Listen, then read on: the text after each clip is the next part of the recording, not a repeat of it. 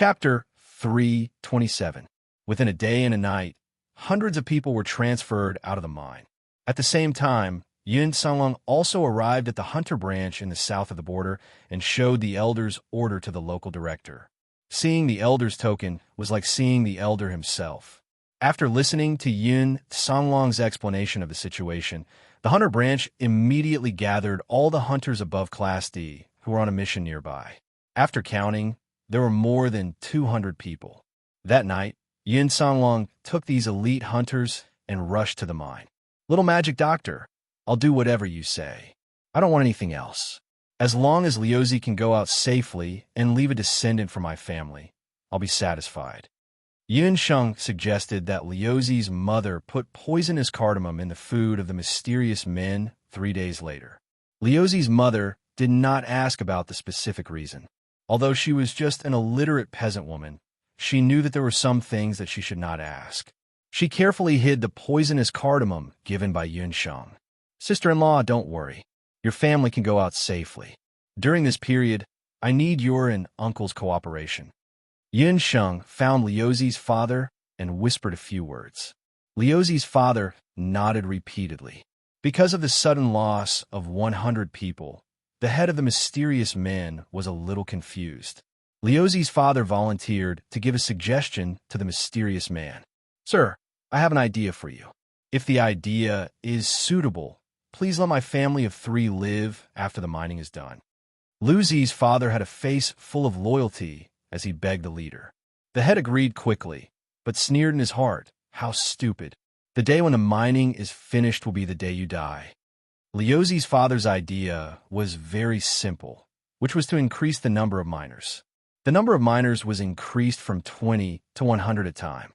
No matter men or women, old or young, as long as they could work, they would be sent to the cave.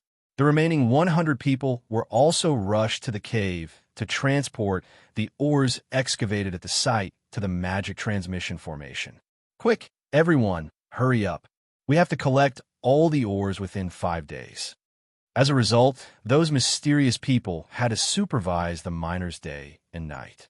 The entire mine was caught in an unprecedented high-intensity labor.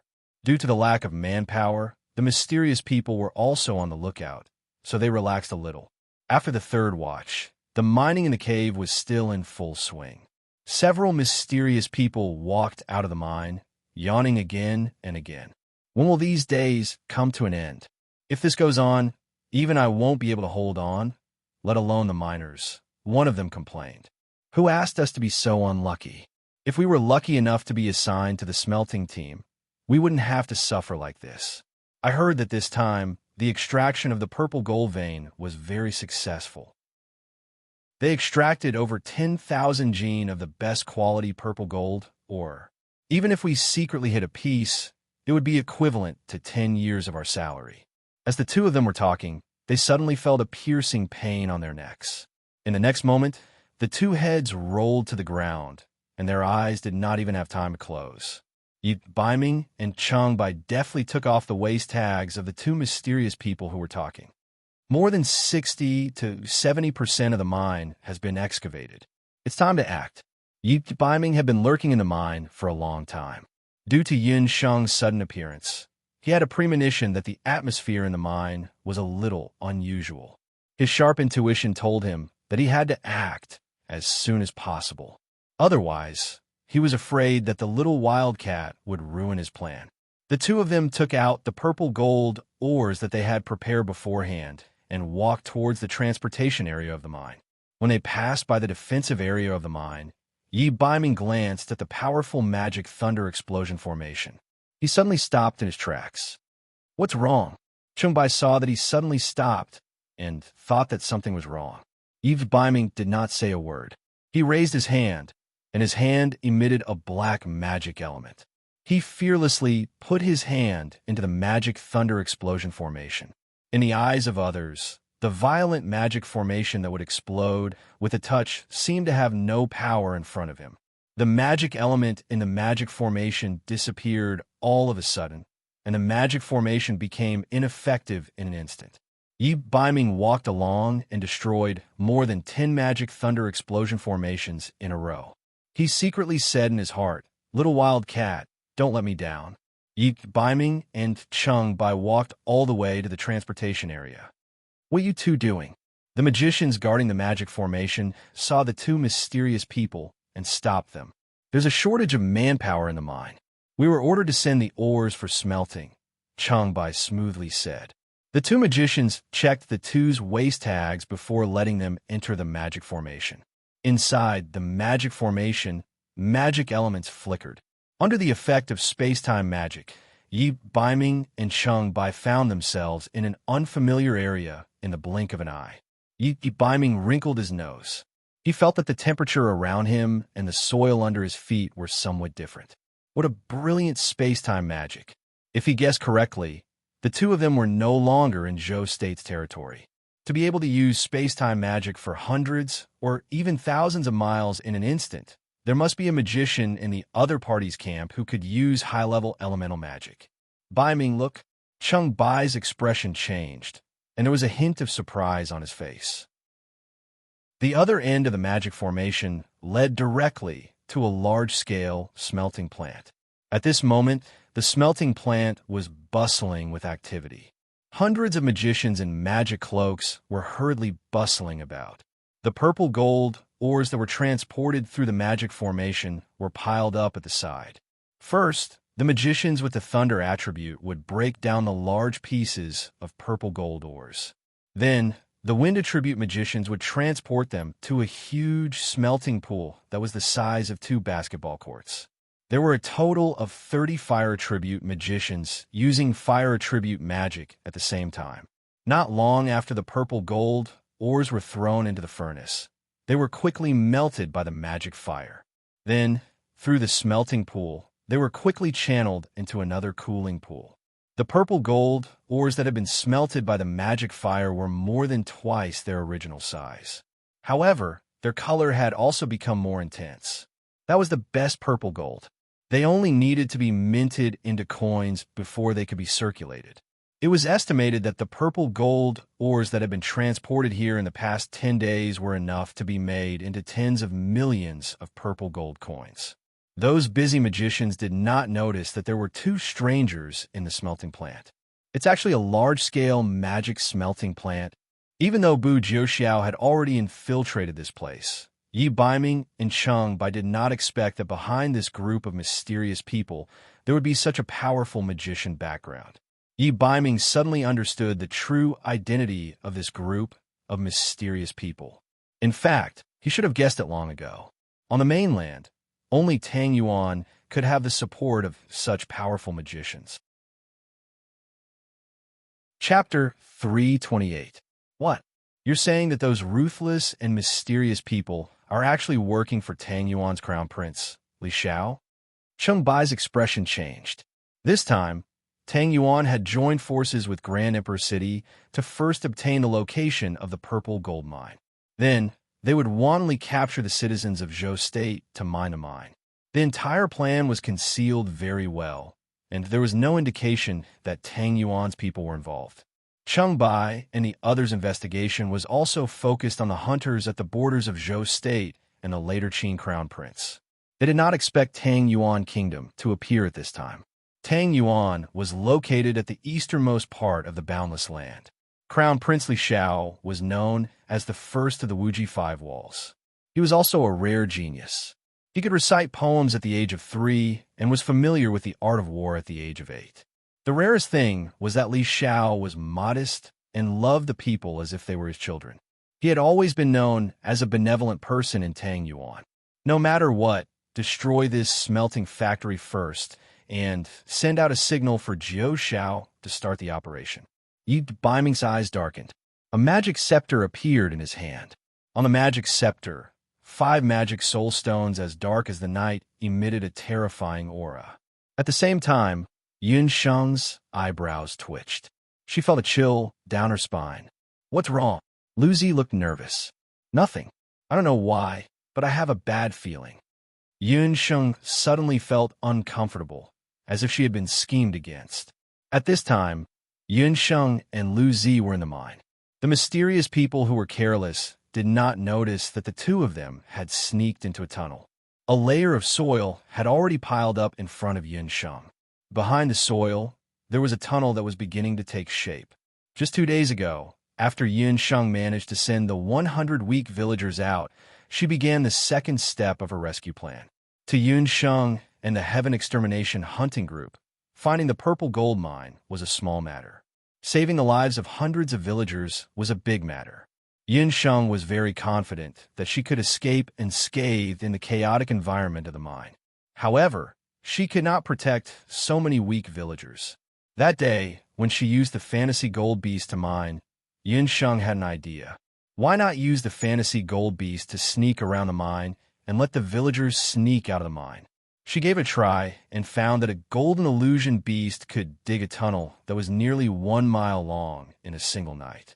She had obtained a total of 5 fantasy gold beasts from the Beast Corps. Yun Sheng had been controlling the 5 fantasy gold beasts for 2 consecutive days and nights. Just now, the fantasy gold beasts had informed Yun Sheng that they had successfully dug out a passageway to the outside of the mine. There's no time to lose. The tunnel is almost finished. Tonight, when the villagers have a short rest, I'll ask your mother to poison them. Yin Sheng had been waiting for this moment. Zhongxi had already brought back news that the 100 over villagers had been safely settled in southern Cliff Town.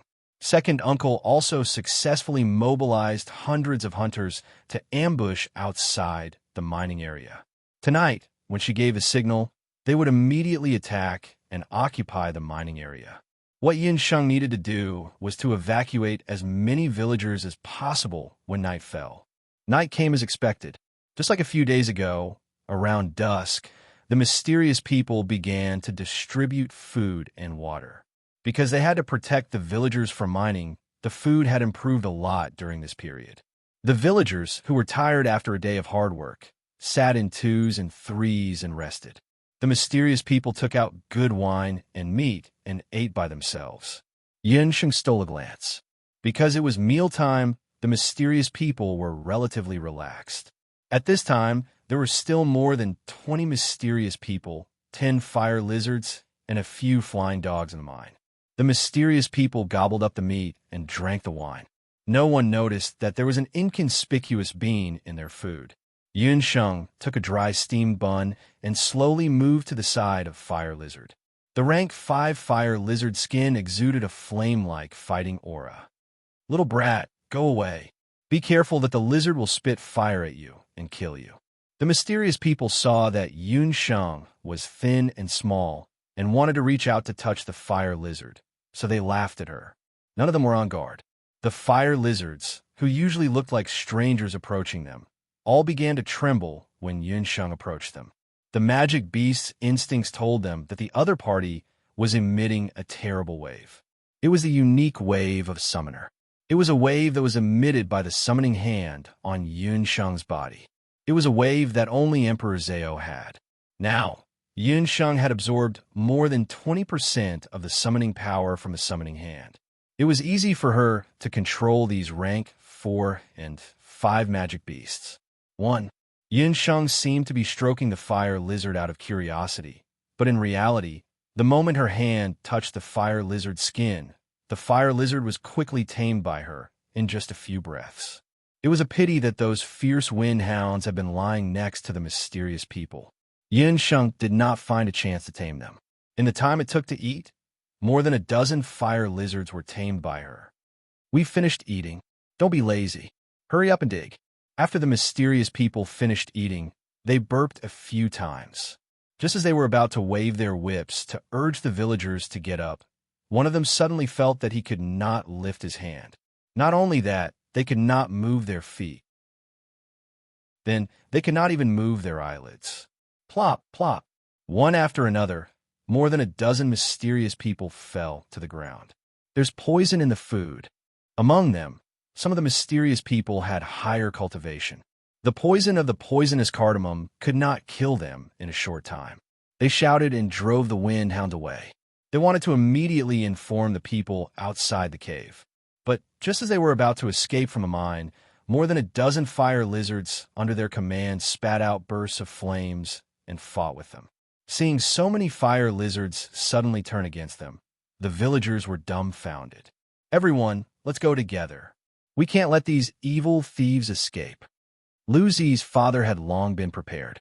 He and the villagers had long hated these mysterious people who killed people without batting an eyelid. Seeing that they had been poisoned and their limbs were weak, the villagers all took this opportunity to rush forward. They lifted the rocks and threw them at the group of mysterious people. A large number of villagers surrounded the remaining mysterious people. In just a moment, those mysterious people who had done evil were smashed all over the ground, and their heads were bleeding. Little Magic Doctor, what should we do next? After smashing those evil people to death, Lu Zi's father and the villagers were relieved. But at the same time, they were very scared.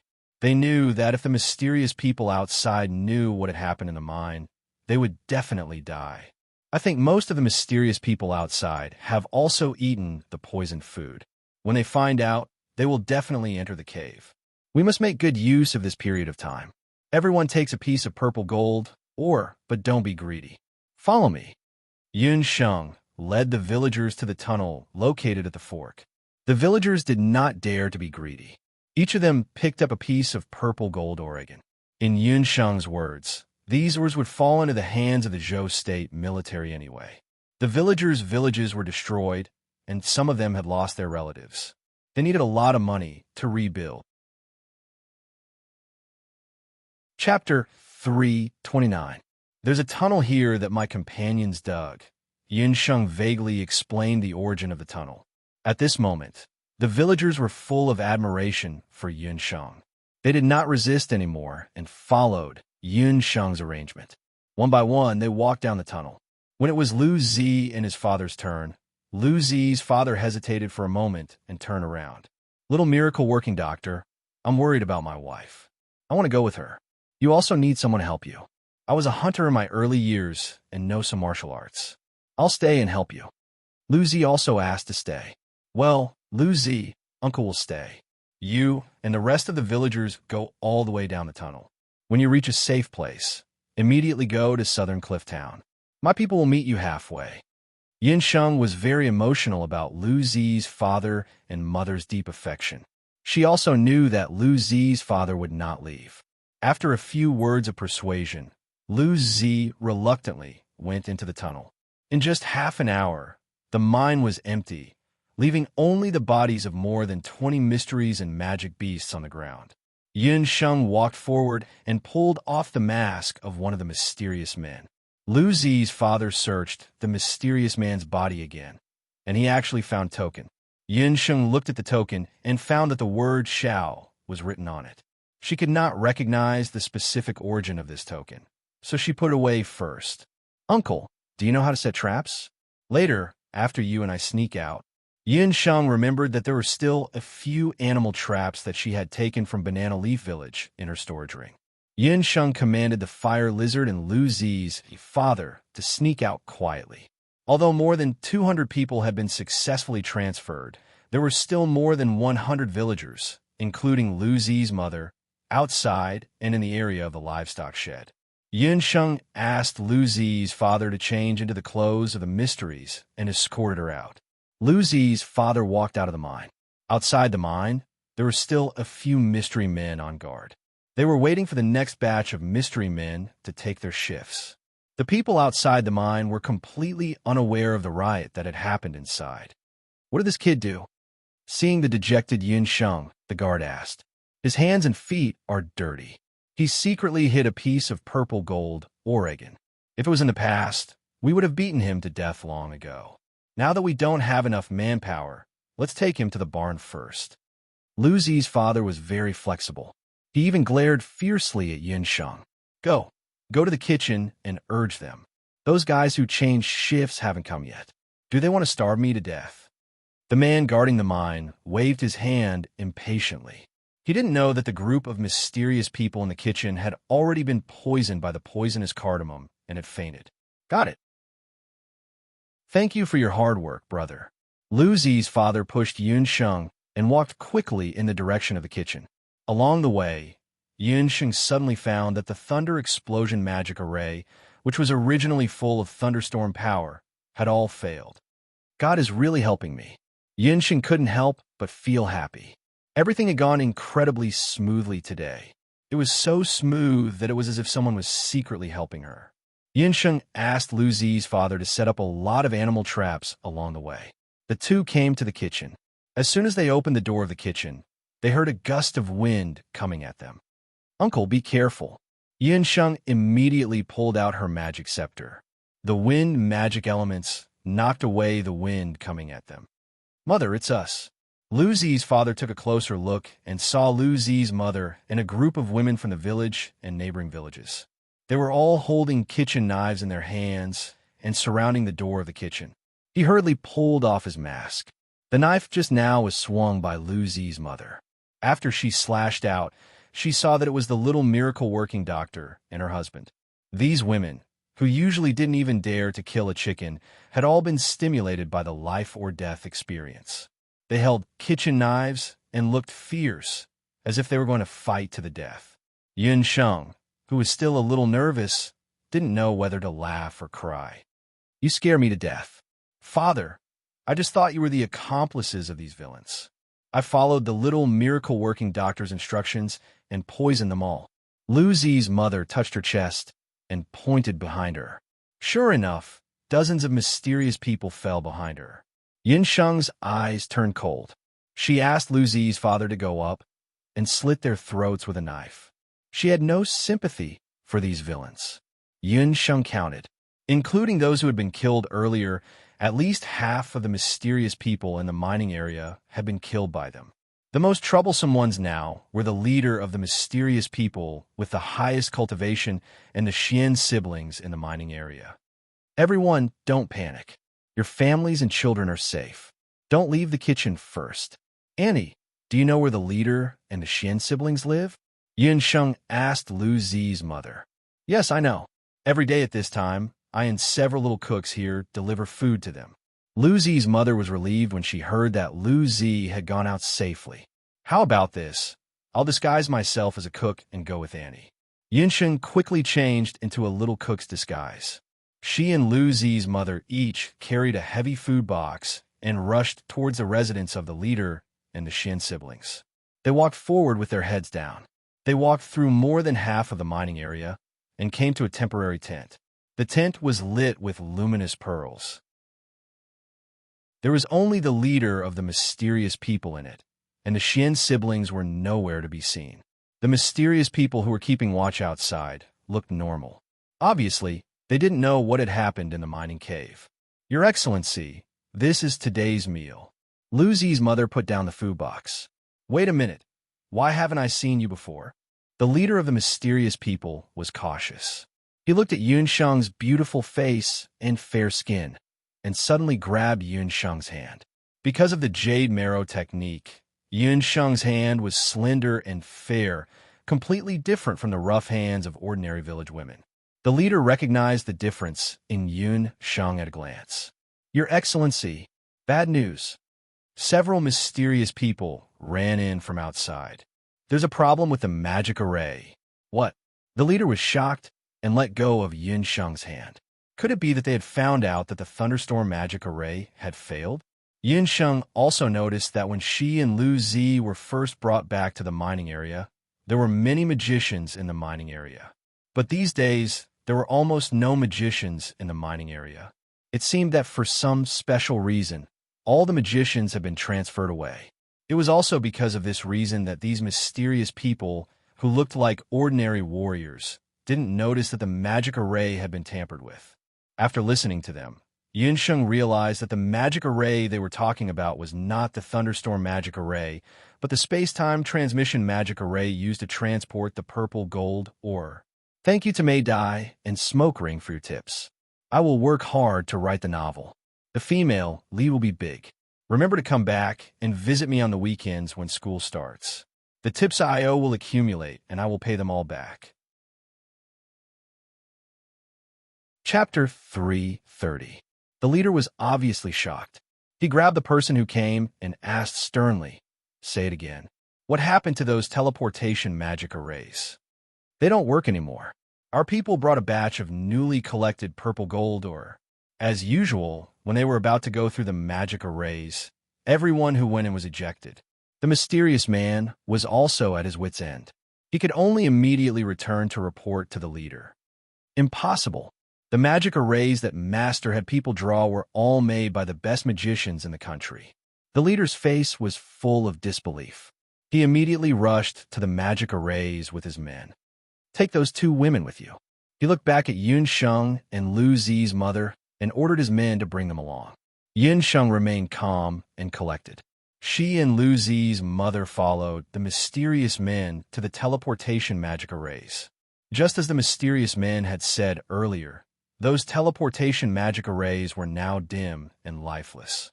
Yun Sheng also noticed that there were no space-time magic elements in those magic arrays. It was as if someone had sucked all the magic elements out of those magic arrays. It was exactly the same as the thunderstorm magic arrays. Yun Sheng could not help but be surprised. Who was the mysterious man who could break such powerful magic arrays at once? The leader of the mysterious men felt that something was wrong. Come, bring all the villagers here. Take those two women and bring them to the cave. The leader of the mysterious men knew very well that these teleportation magic arrays led to the magic smelting field that Master had meticulously set up. Now that the magic arrays had suddenly stopped working, they had lost contact with the smelting field. Something must have happened at the smelting field. Tens of millions of purple gold ore, and nearly 100 magicians from Master's residence. The only thing the mysterious leader could do now was to beg those magicians and the purple gold or to be safe. Otherwise, he did not dare to think further. He thought that no matter what method he used, he had to transfer the remaining purple gold or away. This way, at least he could report back to Master. Is there any movement inside? The team leader and the rest of the mysterious people drove the rest of the villagers to the outside of the mine. There's nothing going on. Everything is very quiet. The few mysterious people guarding outside the mine did not know what was going on when they saw the small leader leading a group of people over. I suspect that someone has snuck into the mine. The magic arrays outside have all been destroyed. Drive all these people in. The leader was very shrewd. He was afraid that the enemies who were lying in ambush had already sneaked into the mine. He drove the rest of the villagers into the mine first. Then he waited outside and listened to the movements inside. At this time, Lu Zi's father was waiting in the kitchen.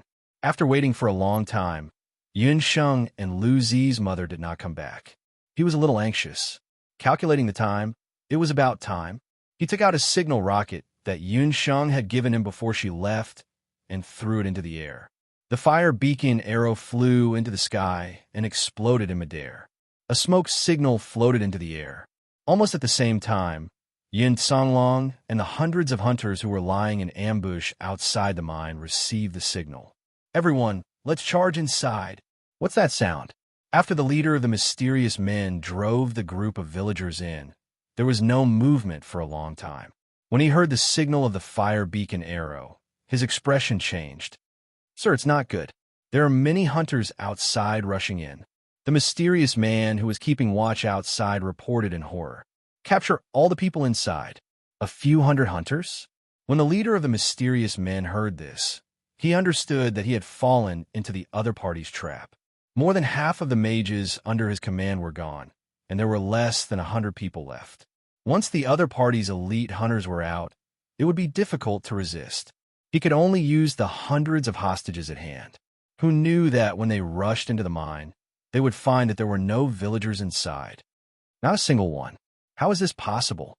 The leader of the mysterious men looked as if he had been struck by lightning. He looked at the empty cave and was speechless. Who said that there's no one left? I'm still waiting for you here. A clear voice came from a corner of the mine. A young man stood in the middle of the deadly purple gold ore. The leader of the mysterious men immediately recognized her. She was the little cook who had delivered food to him earlier. Who are you? The leader of the mysterious men still could not understand how so many villagers suddenly disappeared. Yin Yin from the Heaven Extermination Hunting Corps. Yin Sheng smiled. Although she was young, she was beautiful.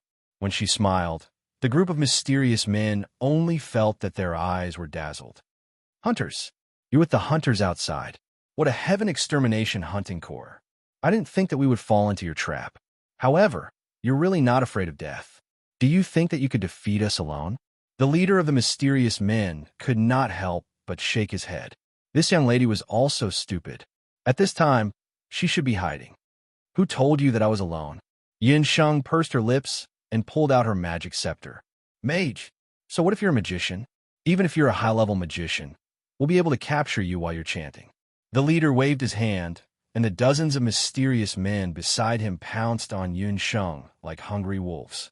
Mages were naturally at a disadvantage. Furthermore, the other party was only a young mage. Never underestimate your enemy, idiots. Yin Sheng's red lips curled up slightly. She pointed her magic scepter at the ground, and a summoning array appeared under her feet. The ground churned, and the purple gold were rolled all over the ground. A terrifying magic beast the size of an elephant with 100 legs emerged from the ground. Magic beast. Could it be that the other party was not an ordinary mage? She was also a summoner?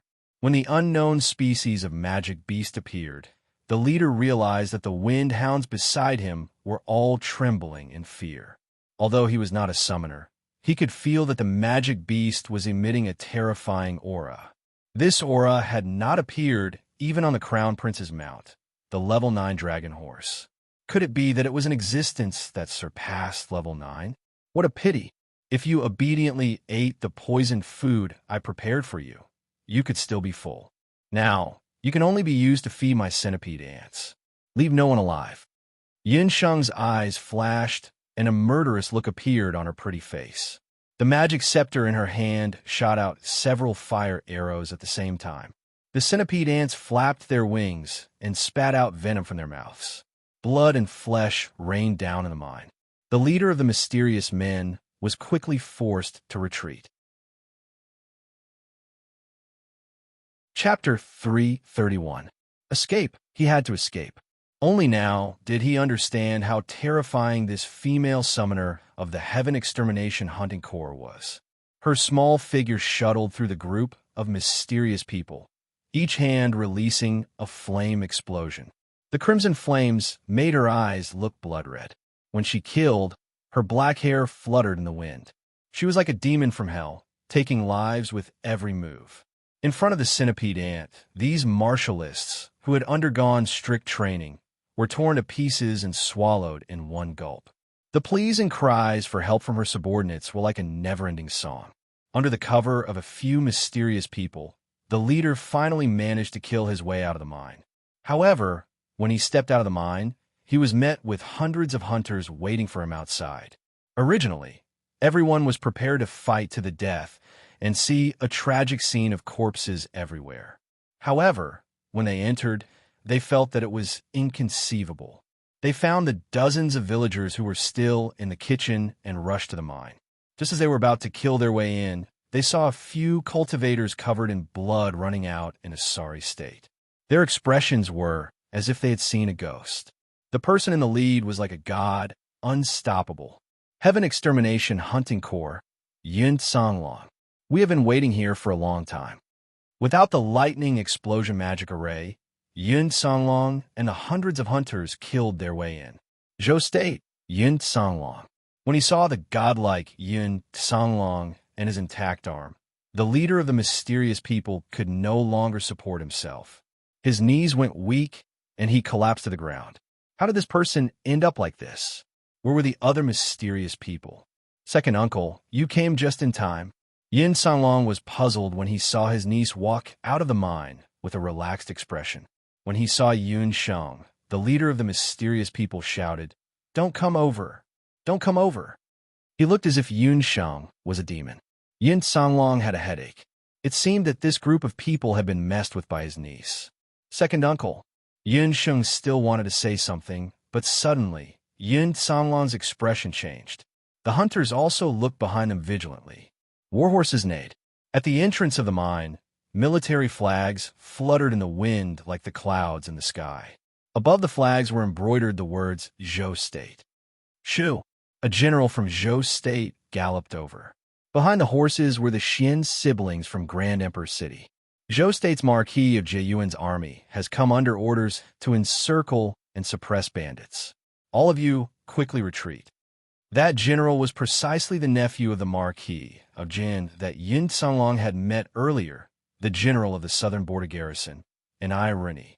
Zhou State garrison? Yin Songlong's expression changed drastically. He looked at the Xian siblings beside enrich and knew that something was amiss.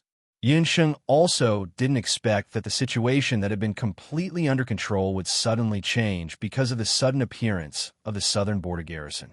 So it's Brother Yin, seeing the group of hunters standing together, then looking at the mysterious person kneeling on the ground, enrich's small eyes narrowed.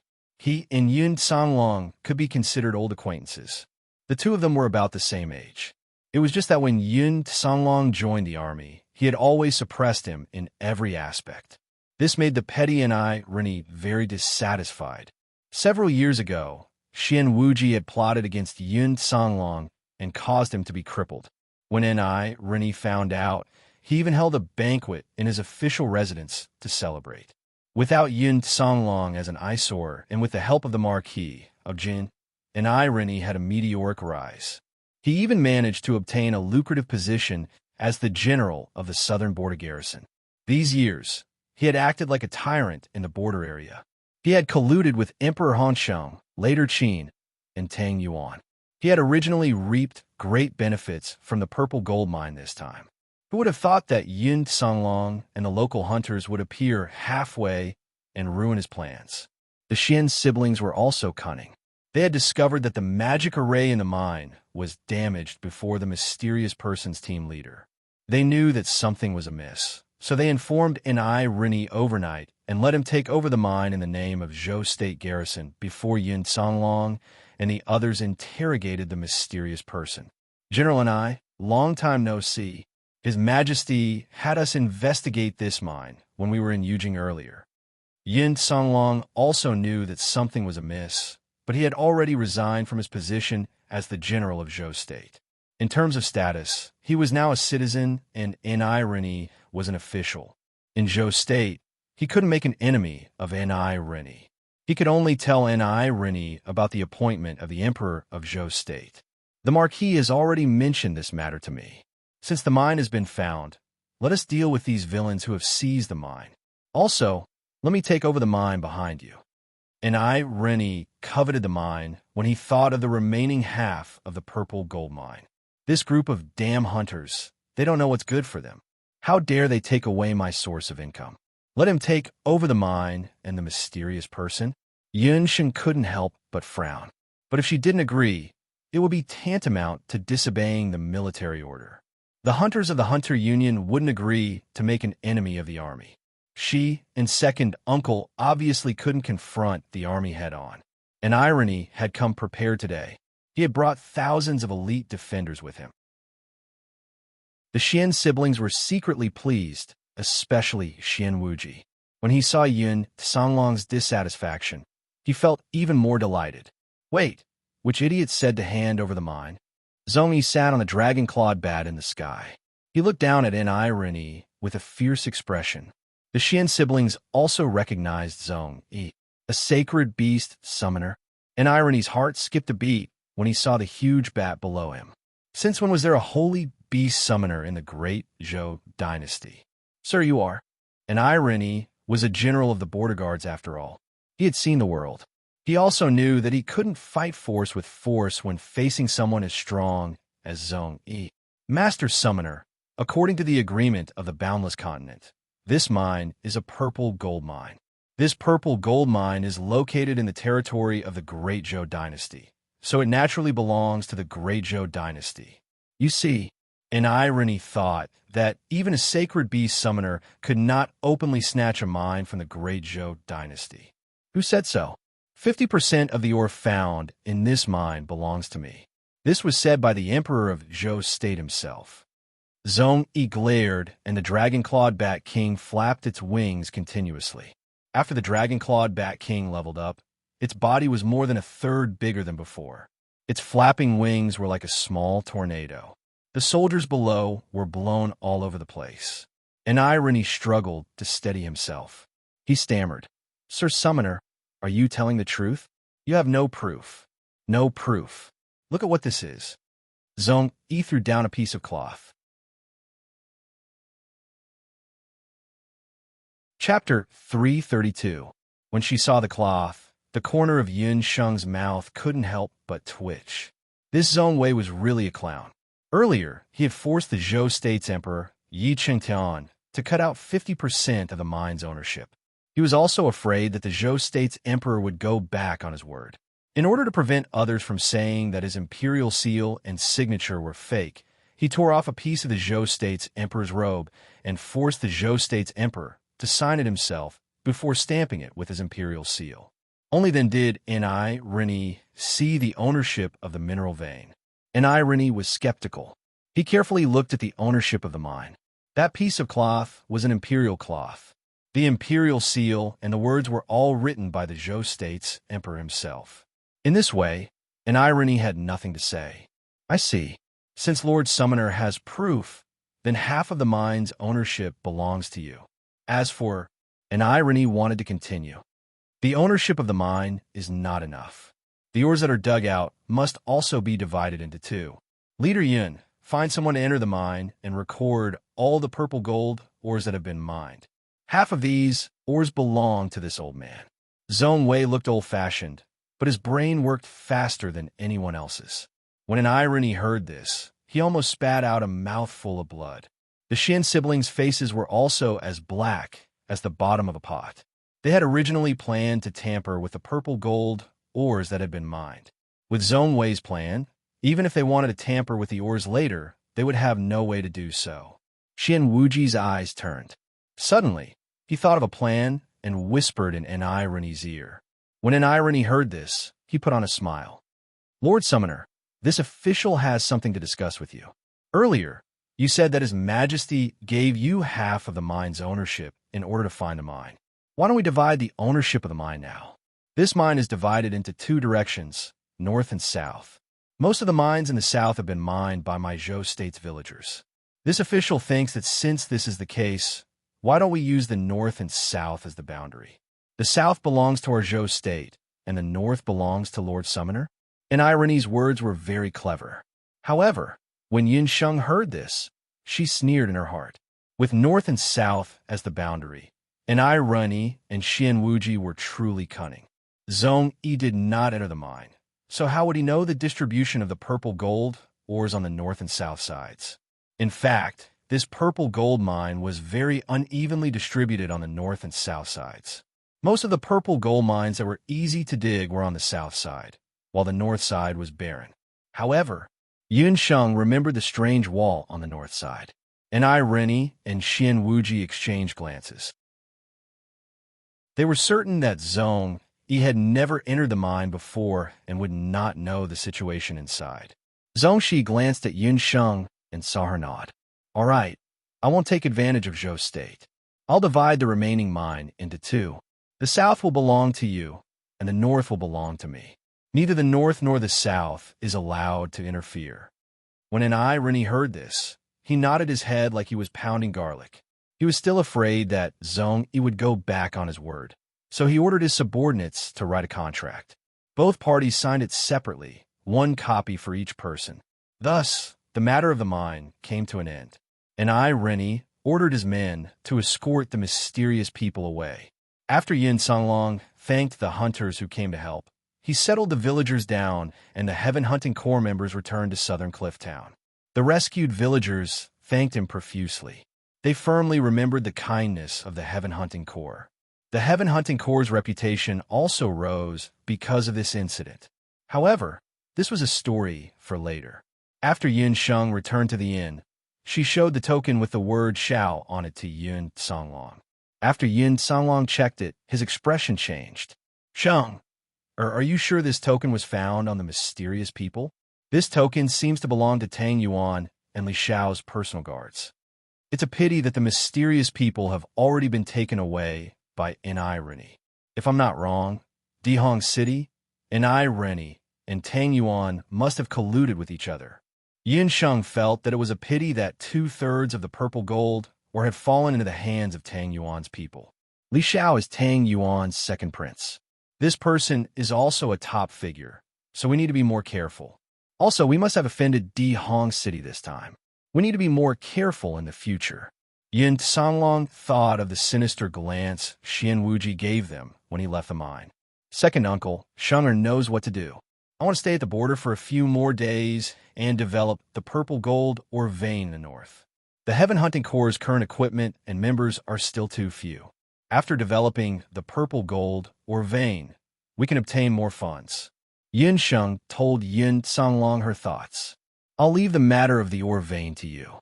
And Irony's men have already started to mine the ore vein. What I mean is that after they've finished mining, we'll go in to investigate to avoid any conflicts. Yin Songlong chose a reliable hunting soldier and handed it to Yin Sheng. The Heaven Hunting Corps' reputation had spread far and wide. During this period of time, many missions had come to them. Two pieces of news quickly came from Irony's side. The first piece of news was about the purple gold ore that had been divided. Yin Sheng and the others had been given a share of the purple gold ore that was worth 1 million. The second piece of news was about the leader of the mysterious people. Not long after that leader was captured by Zhou State's army, he committed suicide with a group of other mysterious people. And Irony even hung his corpse at the entrance of Southern Cliff Town. However, his face had been scratched into a mess. On the night after the corpse was hung up, a few fast horses crossed the southern border and headed towards Tang Yuan. Late at night, 3 days later, in the capital of Tang Yuan, the most powerful country in the east of the Boundless Continent. As the country with the most mages on the continent, Tang Yuan was emitting the aura of magic everywhere. In the population ratio here, the ratio of ordinary people to mages was as high as 3-to-1. This ratio meant that 1 out of 4 people was a mage. There was a record of the continent's historians.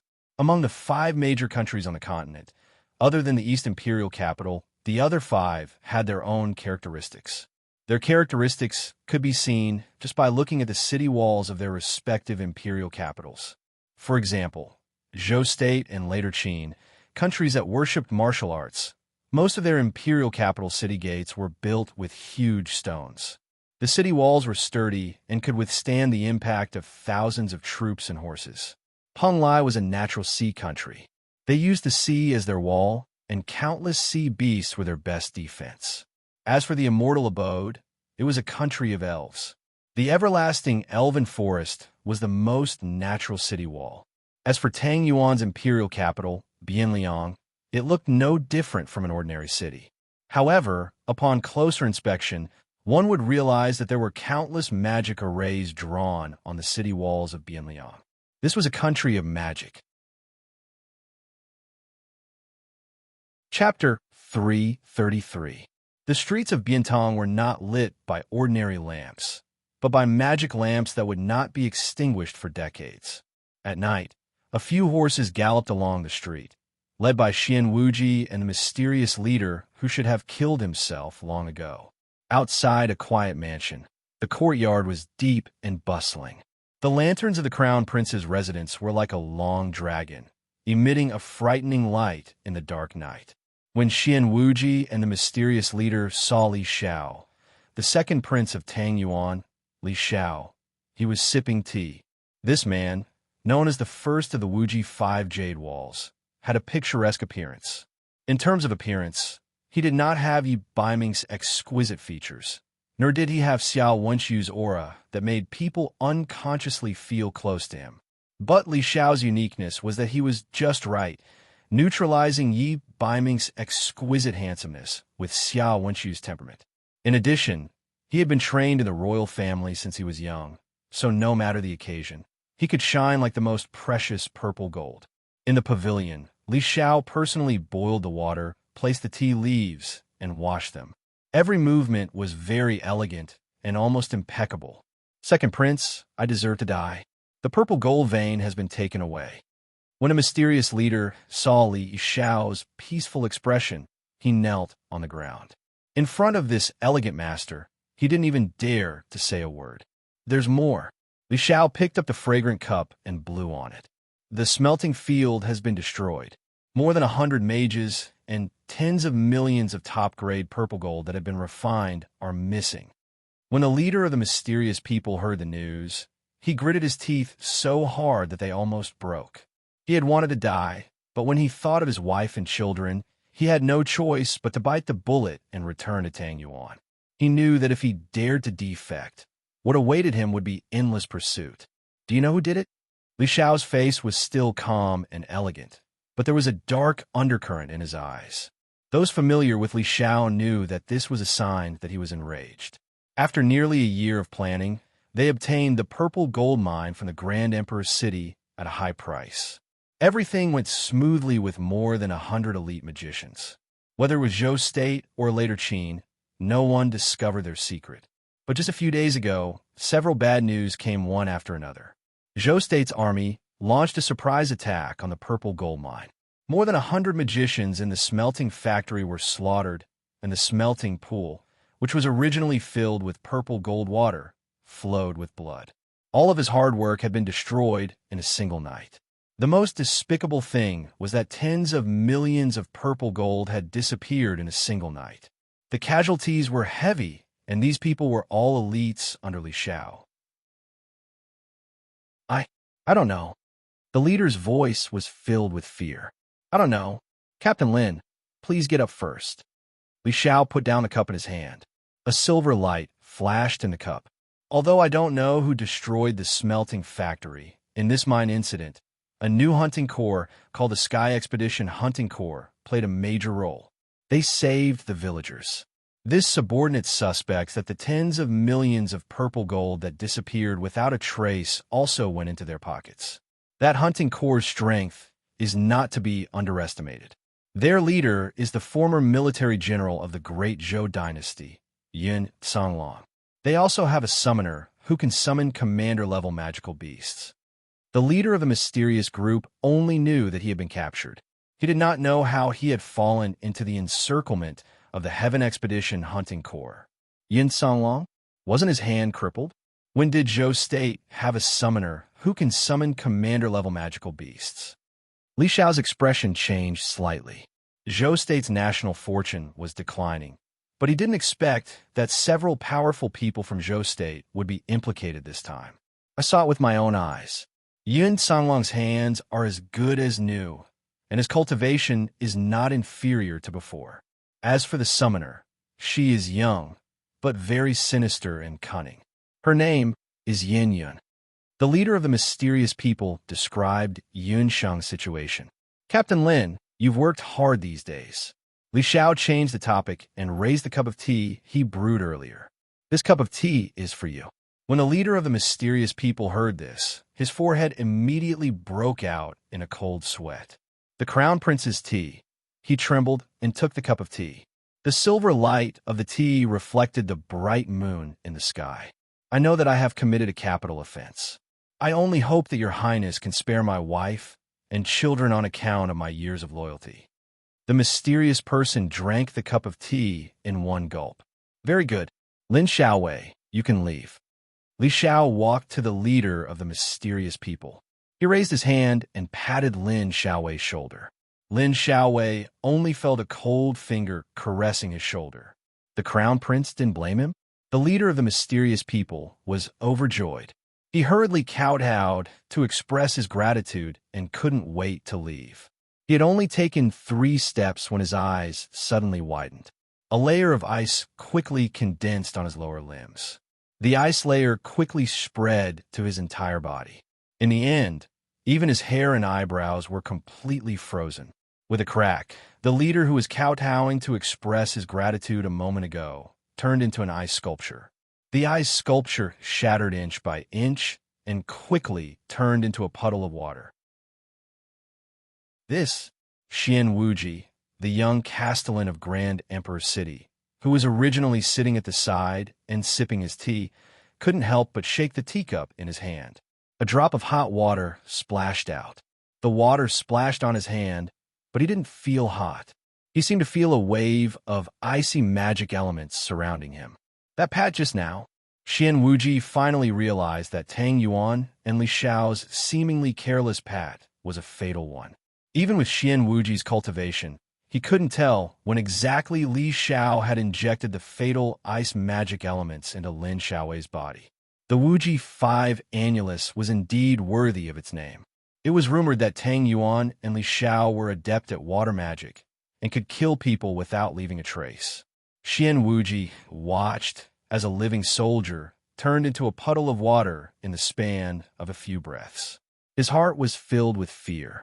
He coughed and put down the teacup in his hand. Speaking of which, the cooperation between Grand Emperor City and Tang Yuan was carried out in secret. Xian Wuji had originally planned to take advantage of this opportunity to make a huge profit. Who knew that the Heaven Extermination Hunting Corps would suddenly appear and disrupt their plans? Xian Wuji was still depressed.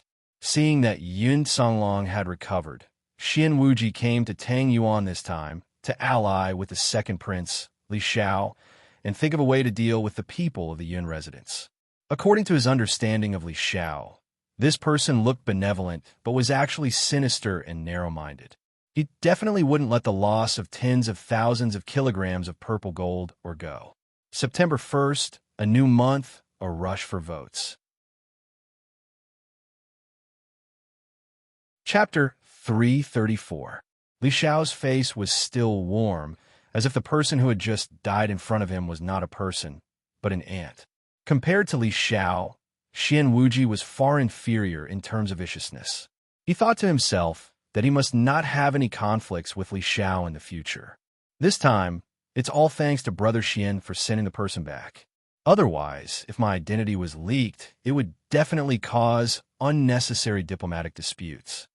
Li Xiao sipped his tea as if he did not notice the change in Xian Wuji's expression. He still had a modest smile on his face. Your Highness is too polite. The relationship between Dihong City and Tang Yuan has always been good. This time, if it wasn't for Yun Songlong and his damned hunting corps, we would have already succeeded. Xian Wuji's face was filled with indignation when he thought of his love rival, Yun Songlong. He had been busy and wanted to take advantage of this opportunity to obtain a windfall. Who knew that Yun Songlong and those damned hunting corps would ruin his plan? Xian Wuji had never thought that the ones who had really hindered his entire plan were Yun Sheng, whom he had ignored, and Yi Baiming, who was hiding in the shadows. Brother Xian, do you want to permanently eliminate Yun Songlong? Li Xiao raised his eyebrows slightly. His tone was very amiable, as if he was not discussing killing someone. Of course I do, but it's easier said than done. Back then, I had such a good opportunity, but I didn't get rid of Yun Songlong. Now that his hands have recovered, his cultivation is even stronger than before. Xian Wuji hated Yun Songlong to the bone. A few years ago, Yun Songlong had caused him to lose his fiancée and his prestige in Dihong City. Now, he had also caused him to lose a large amount of purple gold coins for no reason. Xian Wuji wanted nothing more than to drink his blood and eat his flesh. On the other hand, the Heaven Expedition Hunting Corps had earned their reputation and half of the Orvain. Brother Xian, you're wrong. Dihong City can easily eliminate a mere Yun Songlong. The terrifying one is not Yun Songlong, but the martial saint of Zhou State, Yun Ba, Li Xiao said. A large part of the reason why Zhou State was able to stand tall on the boundless continent was because of the martial saint of Zhou State, Yun Ba. As long as Yun Ba was killed, the residents of Yun and Zhou State would be in imminent danger. But Yun Ba's martial realm had already reached the level of a saint. Back then, I spent a lot of money to invite Tian Kezi, but he defeated him with half a move. Later Qin had no choice but to retreat. Where am I supposed to find a martial saint expert to kill Yun Ba? Zuan Wuji also recalled that back then, he had almost been able to kill Yun Songlong. It was that old bastard Yun Ba who had single-handedly killed thousands of Grand Empress City's warriors. Coupled with Yuan Shahua's death threat, Grand Emperor City had no choice but to give up on the plan to kill Yun Songlong. I have a plan. As far as I know, Yun Ba's vitality was greatly damaged in the battle between him and the martial saint of later Qin, Tian Kezi. After all these years, his martial realm cultivation has not improved. As long as we use some methods to make Yun Ba. If someone were to challenge Yun Ba at this time, what do you think the result would be? Li Xiao said slowly. What do you mean, Brother Li? Zhuan Wuji hesitated. Li Xiao's words were very reasonable. Even the current city lord of Grand Empress City, Zhuan Wuji's father, Xian Wuming, had warned him not to provoke the residents of Yun. Although Yun Ba had not moved around the continent in recent years, he was like a sleeping lion. If he was forced into a corner, even Grand Emperor City would suffer countless casualties. No, I mean to use intelligence and not brute force. Li Xiao took out a crystal bottle and placed it in front of Yun Ba. This is... Zhuan Wuji took the crystal bottle, opened it, and sniffed. The liquid inside was colorless and odorless. At first glance, it looked like ordinary water. This is one of my, Tang Yuan's, secret medicines. It is a slow-acting poison. As long as one takes this poison, no matter how powerful a martial artist is, as long as they are injured, their body will explode and they will die. Think about it. If Yun Ba dies, you can do whatever you want with the residents of Yun and Yun Songlong. Li Xiao's face was still gentle and refined. However, his words were the most vicious in the world. Ordinary doctors and apothecaries would not be able to discover this unique medicine. Once it entered the body, it would immediately invade the blood vessels and tendons. Even if someone discovered it, it would be very difficult to detoxify. Is this medicine really effective? Zhuan Wuji was still somewhat apprehensive. If you don't believe me, Brother Xian, you could try it. You only need to find someone Yun Ba trusts and secretly add this medicine into his daily diet. In less than a month, Yun Ba will become a cripple. At that time, you can ask Tian Kezi to challenge him. Li Xiao pushed the medicine in front of Zhuan Wuji. Zhuan Wuji thought for a moment. When he thought of Yun Songlong's high-spirited appearance, he could no longer hold back and kept the medicine bottle in the purple gold mine. Young master, we can't dig any further after digging to this point. This wall is really too hard. Zhou Quan and the others wiped the sweat off their foreheads. Each of them was as tired as a dog. They were just short of lying on the ground. A few days ago, he and more than 20 other hunters were gathered by Young Master. At that time, Young Master had seriously told them that he was going to give them a particularly difficult task. At that time, they were all excited, thinking that they were different from the rest and had been chosen by Young Master for a special task. Who would have thought that Young Master would lure them to the purple gold mine and make them dig up all the ore veins in the north of the mine like groundhogs? Later on, when they asked around, it turned out that their miserly Young Master Yun had said that it would cost money to hire miners. Since the hunting corps had limited funds, they might as well pick a few strong hunters to do the mining. Everyone had cried out in grief at that time. When they had heard that Grandmaster Zhong Run had obtained half of the purple gold mine, the hunters of the Heaven Extermination Hunting Corps had rejoiced for a while. Everyone thought that they would be able to live a good life from now on. Later on, they found out that this mine was the leftover or from Zhou State's army. There wasn't much purple gold or left in the north of the mine. They didn't know what the shrewd young master was planning to do this time. He had actually asked for such a waste mine. Fortunately, young Master Yun held a high position in the hearts of all the hunters. No one dared to disobey his orders. Zhou Quan's face was covered in dirt as he worked for a few days. Finally, he had dug out more than half of the mine. After digging, Zhou Quan realized that a starving camel was still bigger than a horse. They had dug out about 1,000 caddies of purple gold ore from the waste mine. After refining it, they should be able to get a few 100,000 Empire purple gold coins. Who would have thought that when everyone continued to dig towards the north of the mine, they would encounter a strange wall? Chapter 335. After Zhou Quan and the rest told their young master about the situation, he stared at the wall and pondered for a long time. Have all of you tried? You can't even dig 3 feet into the ground? Yin Sheng looked at the hunters behind her, who were all sweating profusely. Yes, we have. Look at our shovels. We have changed a few pairs. I can guarantee that the stone of this wall is the hardest I have ever seen in my life. Zhou Quan was afraid that the young master would blame them for not doing things quickly, so he brought out the few pairs of shovels that had been dug out. Yunsheng took a look. Without exception, every tool was broken. All right, that's all for today. You guys prepare some food and water for me. I will be staying in the mine for 3 days. Remember, don't come in and disturb me if there is nothing important. Also, unless I look for you, don't pay attention to any movements in the mine. Yunsheng waved her hand and sent a group of hunters out. Zhou Quan and the rest did not know what Yunsheng's intention was, but what their young master said was the truth. No one dared to ask and obediently prepared the food and water, leaving Yunsheng alone in the mine. The mine returned to silence. Yunsheng sized up the wall. She had felt that this wall was unusual the last time, but unfortunately, she did not have the time to study it in detail. On the first day, Yunsheng was in the mine, repeatedly experimenting with all kinds of magic. She used the 4 magical elements of wind, earth, water, and fire respectively. Whether it was burning with fire, piercing with water, blowing with wind, or piercing with earth, she tried every method. However, the wall in front of him was extremely stubborn, and no magical element could cause the wall to change in the slightest. On the second day, Yunsheng changed her plan. Since magical elements did not work, she tried to use the second combat technique of combining with a puffed egg to try to break the wall with monstrous strength. But even after using 500 kilograms of monstrous strength, the wall still did not move. On the third day, Yunsheng decided that if she still could not find a way to solve the secret of the wall, she would use a magic array to temporarily seal the wall. She would try again in the future when her cultivation level improved. Failed again. Yunsheng dejectedly withdrew the power of the Jade Marrow technique.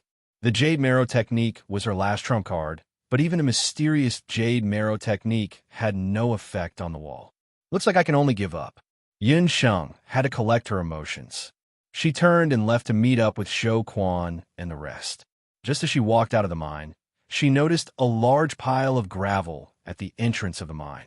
When Tang Yuan's mages and mysterious people found this mine, due to time constraints, they directly set up a thunderstorm magic array at the entrance of the mine. The thunderstorm had the magical elements of a thunderstorm, was similar to a bomb in the modern sense. Explosion? Why not try the magic of lightning?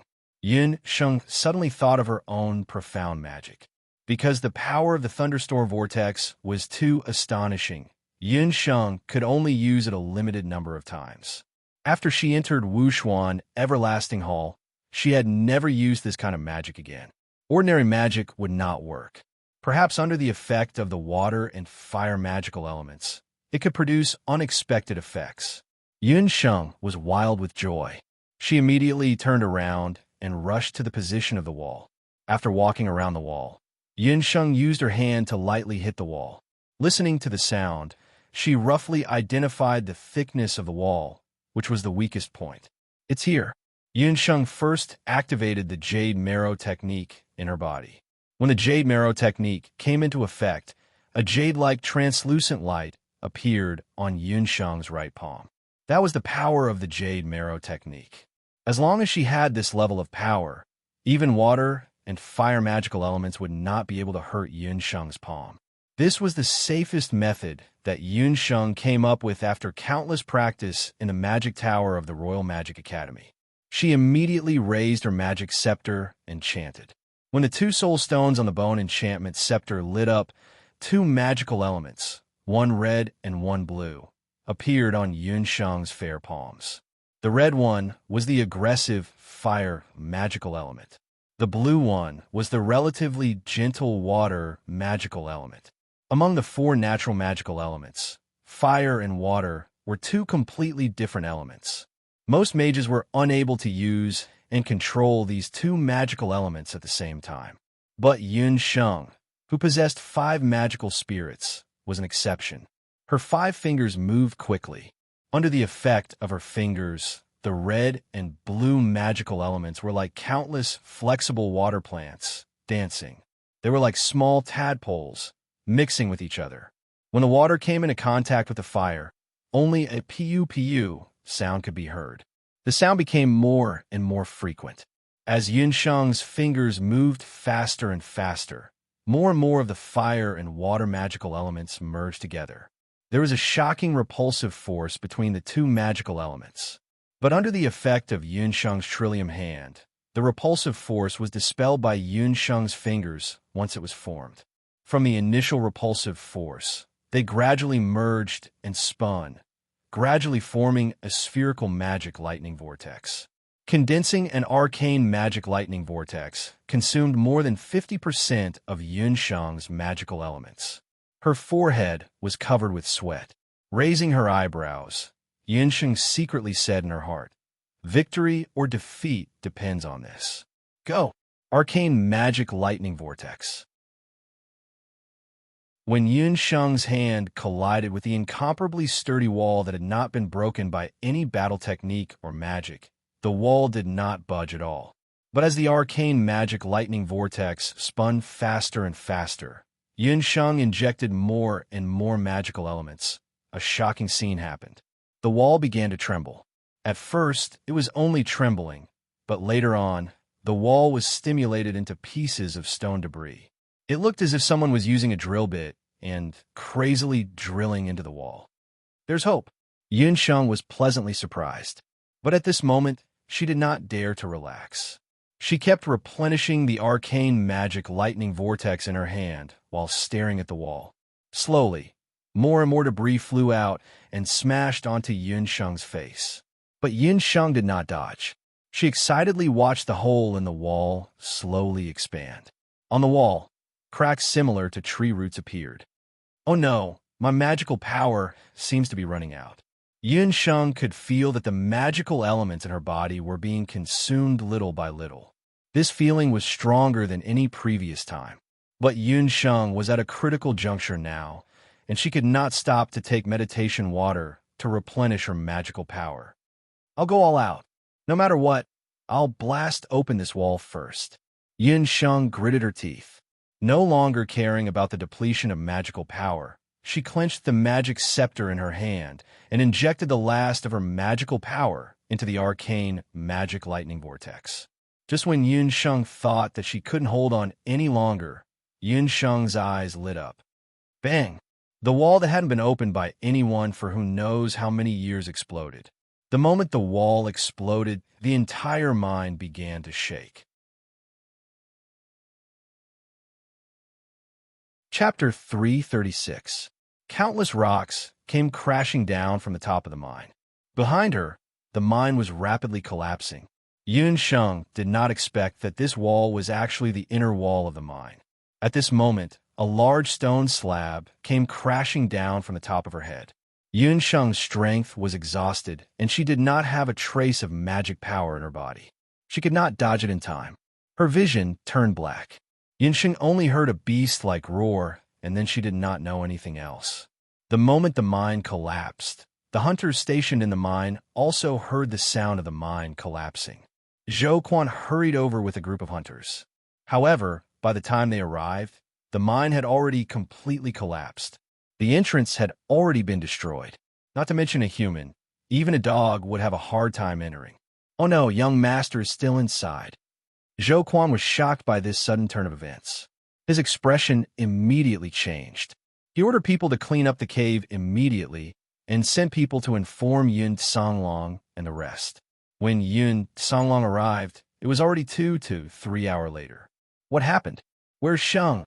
Looking at the messy mine and the surroundings, Yun Songlong's expression changed greatly when he did not see Yun Sheng's figure.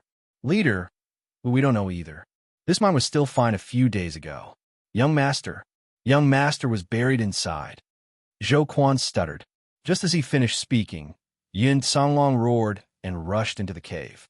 Who knew that there was a figure who was even faster than him? That person grabbed Zhou Quan. What did you say? Yun Sheng. She was buried inside the mine? Zhou Quan was dumbfounded. The man in front of him was handsome, and his entire person emitted a powerful aura. This aura was different from Yun Songlong's. There was a noble air in his aura. Duke Baiming. Zhou Quan stuttered. He recognized the man in front of him. He was Yi Baiming, who had accompanied Yun Sheng to Luoxia City. He vaguely remembered that between Duke Biming and young Master Yin. He seemed to be young Master Yin's retainer. Your Highness, please release him first. Zhou Quan, tell me, why is Yun Sheng alone in the mine? Didn't you send someone to tell me earlier that the mine has been emptied? Yin Songlong was also very worried that Yun Sheng was trapped in the mine, and it was unknown whether she was dead or alive. However, he knew that the more it was like this, the more he couldn't lose his composure. On one hand, he ordered the hunters to immediately find tools and deploy manpower. On the other hand, he asked Zhou Quan in detail about the whole situation. Zhou Quan told Yun Sheng about the discovery of the wall. Yun Sheng insisted on staying in the cave alone for 3 days and 3 nights. A few days ago, everything was fine, but in the afternoon, a loud noise suddenly came from the mine. By the time they arrived, the cave had already collapsed. After hearing all of this, Yi Biming's usually calm face had a hint of anxiety. How could something like this happen in just a few days? Yi Biming couldn't help but blame himself. He should have rushed over earlier. If it weren't for the purple gold, or he would have accompanied the little wild cat. She also wouldn't have stayed in the mine alone. The outside of the mine was already in ruins, and it was very likely that a small-scale collapse was occurring inside. It would be very dangerous to enter the mine at this time. Your Highness, your body is priceless. The situation in the mine is unknown, and it is very likely to be dangerous.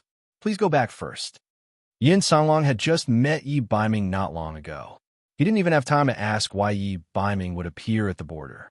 Yun Sheng's accident made Yin Songlong extremely anxious. He commanded the hunters and planned to personally join the rescue team. I'll go with you. Yi Biming rolled up his sleeves. Ignoring Yun Songlong's dissuasion, he started to move the boulder. The sky gradually darkened. 3 hours had passed since the mine collapsed. The hunters were still moving the boulder. There were countless boulders of various sizes that had collapsed in the mine. Some of the boulders even weighed more than 1,000 pounds. During this period, there were several aftershocks. Yi Biming didn't care about his own safety. He carried the boulder like a madman. His hands were abraded in many places, but he still refused to stop. His silver-gray eyes flashed with a stubborn light. His actions made Yin Songlong couldn't help but look askance. His Highness and Sheng. Yin Songlong seemed to see his past self in Yi Biming. He sighed and no longer tried to dissuade him. Together with Yi Biming, he moved the boulder one by one. When the hunters saw the dignified Lord Biming and Yun Songlong working so hard, they didn't dare to be negligent. It wasn't until the moon set in the west, around dawn, that the boulder at the entrance of the mine was removed. A narrow passageway appeared in front of them. With Yi Biming and Yun Songlong's height, they could only barely pass by climbing. Your Highness, let me go in first. Yun Songlong saw Yi Biming walking in first and hurriedly stopped him. No, I want to be the first to find her. Yi Biming bent down and went into the passageway. It was pitch black in front of them. Yi Biming was the first, Zhou Quan was the second, and Yun Songlong was the last. In order to prevent another accident in the cave, Yun Songlong didn't let anyone else follow in. With only 3 people, the space seemed very narrow. Inside the mine, after a cave-in, the interior was gray and hazy. But Yi Biming could already clearly see everything in the cave. Although Yi Biming was very confident in his little wild cat, after seeing the situation in the mine, his heart couldn't help but tighten. His hands were stained with blood, but for the first time he actually felt fear. He thought of Yin Sheng's thin and weak body. She was only a magician. With so many boulders, did she still have a chance of surviving? No, she must still be alive. Again and again, he confirmed and denied. Zhou Quan, who was walking behind Yi Biming, also faintly felt the hesitation of the man in front of him. Every step he took was very careful and heavy. He was worried that if he took another step forward, he would see a corpse that was smashed beyond recognition. Little wildcat, nothing can happen to you. It's in front. This young master is on that wall. Under Zhou Quan's guidance, Yi Biming finally reached the end of the mine. The area in front of them opened up, and the three people hurriedly stood up. How is this possible? There was clearly a wall here. Where did the wall go? This young master is also gone. Zhou Quan hurriedly ran forward and looked around. He was certain that this was the place where he and this young master had found the strange wall earlier. But now, there was nothing around. There were no corpses, no bloodstains. Other than the collapsed rocks around them, there was nothing here. Yi Baiming heaved a sigh of relief. But then, his gaze darkened, and he picked up a piece of rock on the ground. Zhou Quan, look at that wall. Is it this kind of rock? Yi Baiming held a rock that was as sharp as a knife. Just by feeling it, Yi Baiming could confirm that this rock was very hard, comparable to any metal or on the continent. It's this kind. Hey, why is it broken? Could it be that this young master found a way to break this wall? But we tried all of them earlier, and no matter how hard we tried, we couldn't break that wall. Zhou Quan touched his head with a look of disbelief. Yi Baiming turned over the rock and narrowed his eyes. The back of the rock was actually emitting a strong, magical wave. Chapter 337. Yi Baiming clenched the stone. This is not only a wall, but also a magic array. Magic array? How can there be a magic array in the mine? Where did Shang'er go? After discovering that Yun Sheng was not dead, Yun Songlong was relieved. But when he heard that Yun Sheng had triggered a magic array and her whereabouts were unknown, his heart was raised again. If I'm not wrong, this is a space-time magic array. The magic array has existed for a long time. Little Wildcat triggered the magic array. At this moment, I'm afraid she has already been transported to an unknown magic space. Yi Baiming held the stone tightly. The sharp stone pierced his skin and fresh blood dripped down. Little Wildcat, where are you now? Yi Baiming's eyes turned cold, and he repeated in his heart again and again. Somewhere. Pain. Her whole body hurts. After an unknown amount of time, Yunsheng woke up under the double encirclement of pain and hunger. The moment she woke up, Yunsheng felt pain all over her body, as if she had been crushed. She discovered that there was a layer of small blisters on her hands, feet, and body. The cause of these small blisters was the environment she was in at this moment. Yunsheng quickly realized that she was no longer in the mine. She recalled the moment before she fell into a coma. The wall shattered, and then the entire mine collapsed. Just at the moment of the collapse, she seemed to have seen something behind the wall. What was it? A thought flashed through her mind. Magic array. She saw a magic array. It was very similar to the magic array she saw in the transportation area of the mine earlier. It was also a magic array that exuded a space-time magic aura. It was also this magic array that allowed her to luckily escape the collapse of the cave and the misfortune of being crushed to death by the boulder. But it was also this magic array that brought her to this unfamiliar area. Yun Sheng composed herself and first looked at her body. Fortunately, other than the blisters on her body, there were no major injuries. However, due to the blisters, her original appearance was almost disfigured. She looked like a toad now. Yunsheng didn't care much about it. If she could leave this place, she had plenty of ways to restore her appearance. However, if she couldn't leave this damn place where not even a ghost could be seen, it didn't matter if she restored her appearance or not. After confirming that she wasn't seriously injured, Yunsheng looked at her clothes and couldn't help but smile bitterly. Due to the high temperature, she realized that most of the clothes on her body had been burned away. Only a few pitiful pieces of cloth were left, covering her vital parts. Yunsheng's attire at this moment was comparable to that of a primitive man. The only fortunate thing was that the Shun Nong medical bracelet, the beast language ring, and a magic scepter were still intact. Fortunately, there was no one else around. Yunsheng was embarrassed. She wanted to take out new clothes from her storage ring to change into. But when she looked, she found that everything in her storage ring had been burned to ashes. Even the first few limitless purple gold cards were not spared. All the food and herbs were burned. What the hell is this place? The heat here was actually able to pass through the beast language ring and melt the supplies in it. This was the first time Yunsheng encountered such a situation. After discovering the situation with the beast language ring, Yunsheng was even more suspicious. Licking her dry lips, Yunsheng thought to herself that the most important thing now was to find food and water. Yunsheng secretly tested it and realized that in such an environment, other than the fire element, her other major magic elements were so weak that they were almost non-existent. However, there was still some dark element left. Yunsheng felt a burning sensation under her feet. She activated the Jade Marrow technique. The Jade Marrow technique was originally a Taoist breathing technique. It had a calming effect to a certain extent. After adjusting her breathing, Yunsheng felt that the ground under her feet wasn't as hot as before. She then walked forward slowly. Gudong, gudong, gudong. The sound of boiling bubbles bursting could be heard. Liquid like lava flowed in the ditches on both sides. Streaks of unknown flames rushed out. Yunsheng had only walked for a while when she realized that the environment she was in was very harsh. After walking for such a long time, she didn't even find any plants or weeds, let alone animals. The environment here was even harsher than the desert.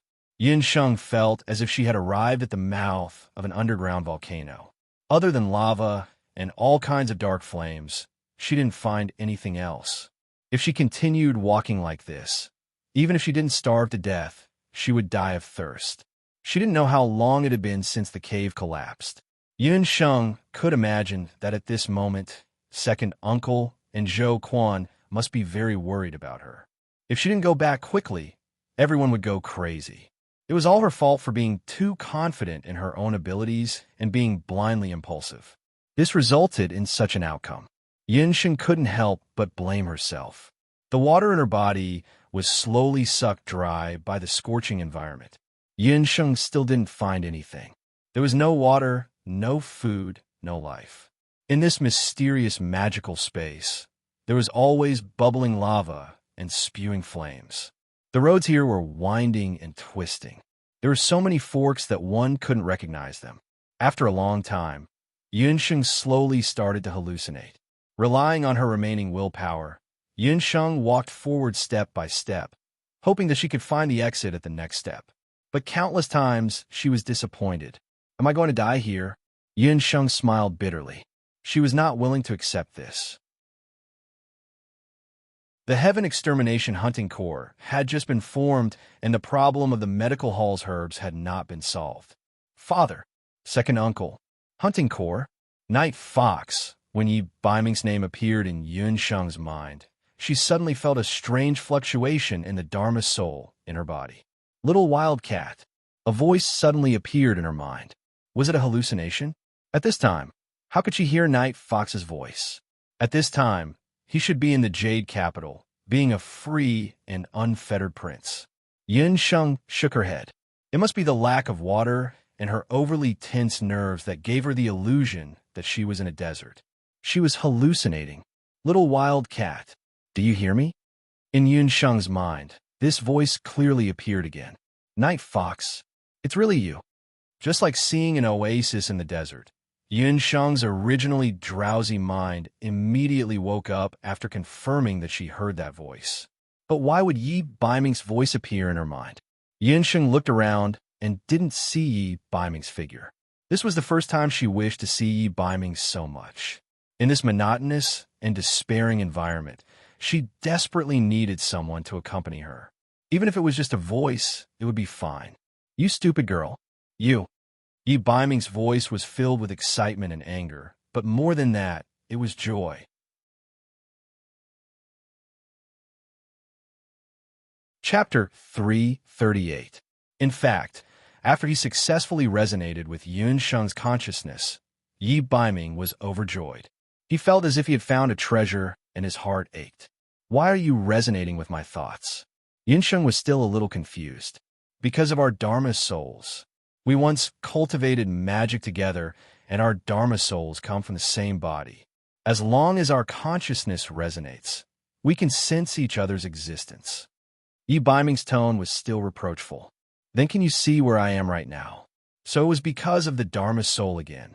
Yunsheng couldn't help but feel like she was being peeped at. I can roughly see it. Yi Baiming coughed softly. He could see where Yunsheng was in her current sorry state. Yunsheng lowered her head and looked at her almost exposed body. Her face flushed red. On the other side of the mine, Yun Songlong, who was with Yi Baiming, also saw Lord Baiming suddenly cough violently. His handsome face was suspiciously red. "Your Highness, you said just now that you have a way to find Sheng Er's whereabouts. Is that true?"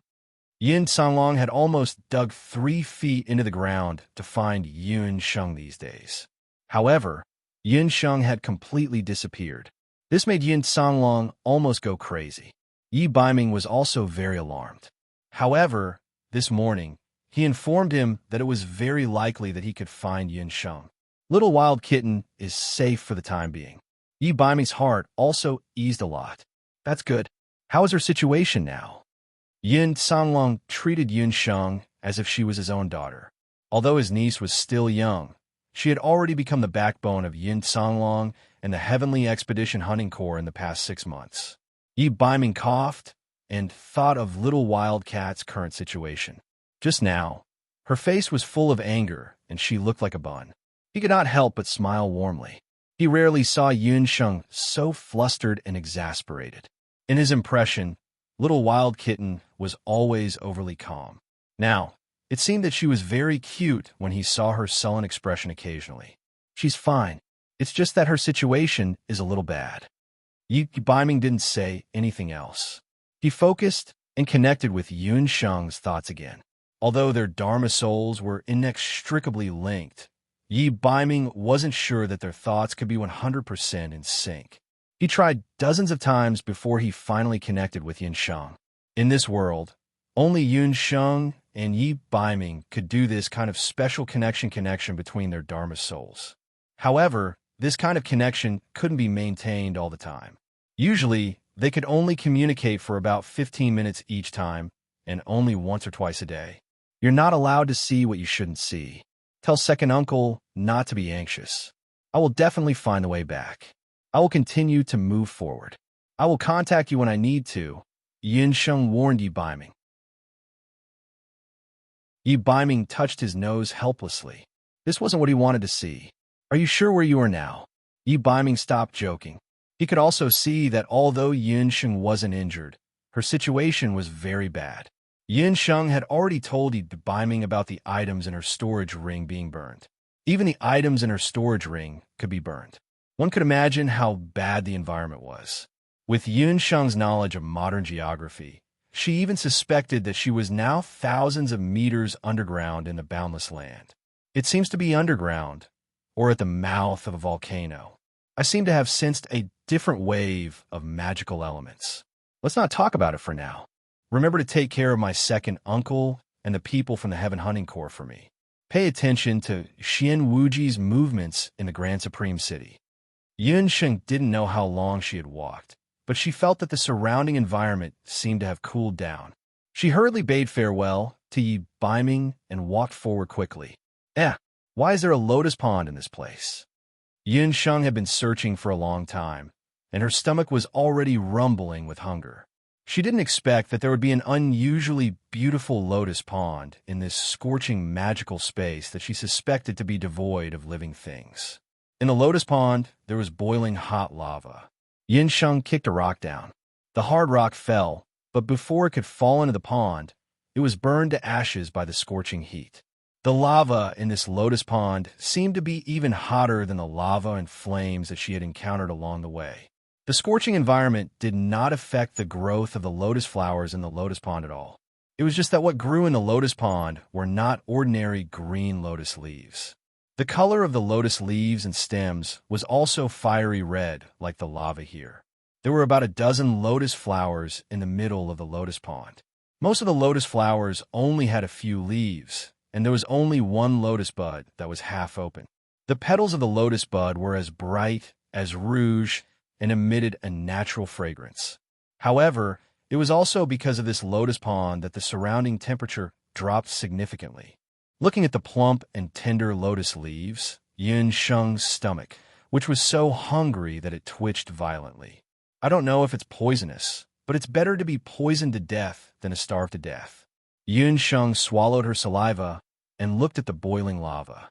She mobilized the remaining wind magical elements in her body and aimed at the nearest lotus leaf. With a slash of the wind blade, the lotus leaf immediately broke out of the water and fell to the bottom of the water, bringing out a white and tender lotus root. After pulling out the lotus root, Yinsheng took a few steps back and started chewing on the lotus root without caring about whether it was dirty or not.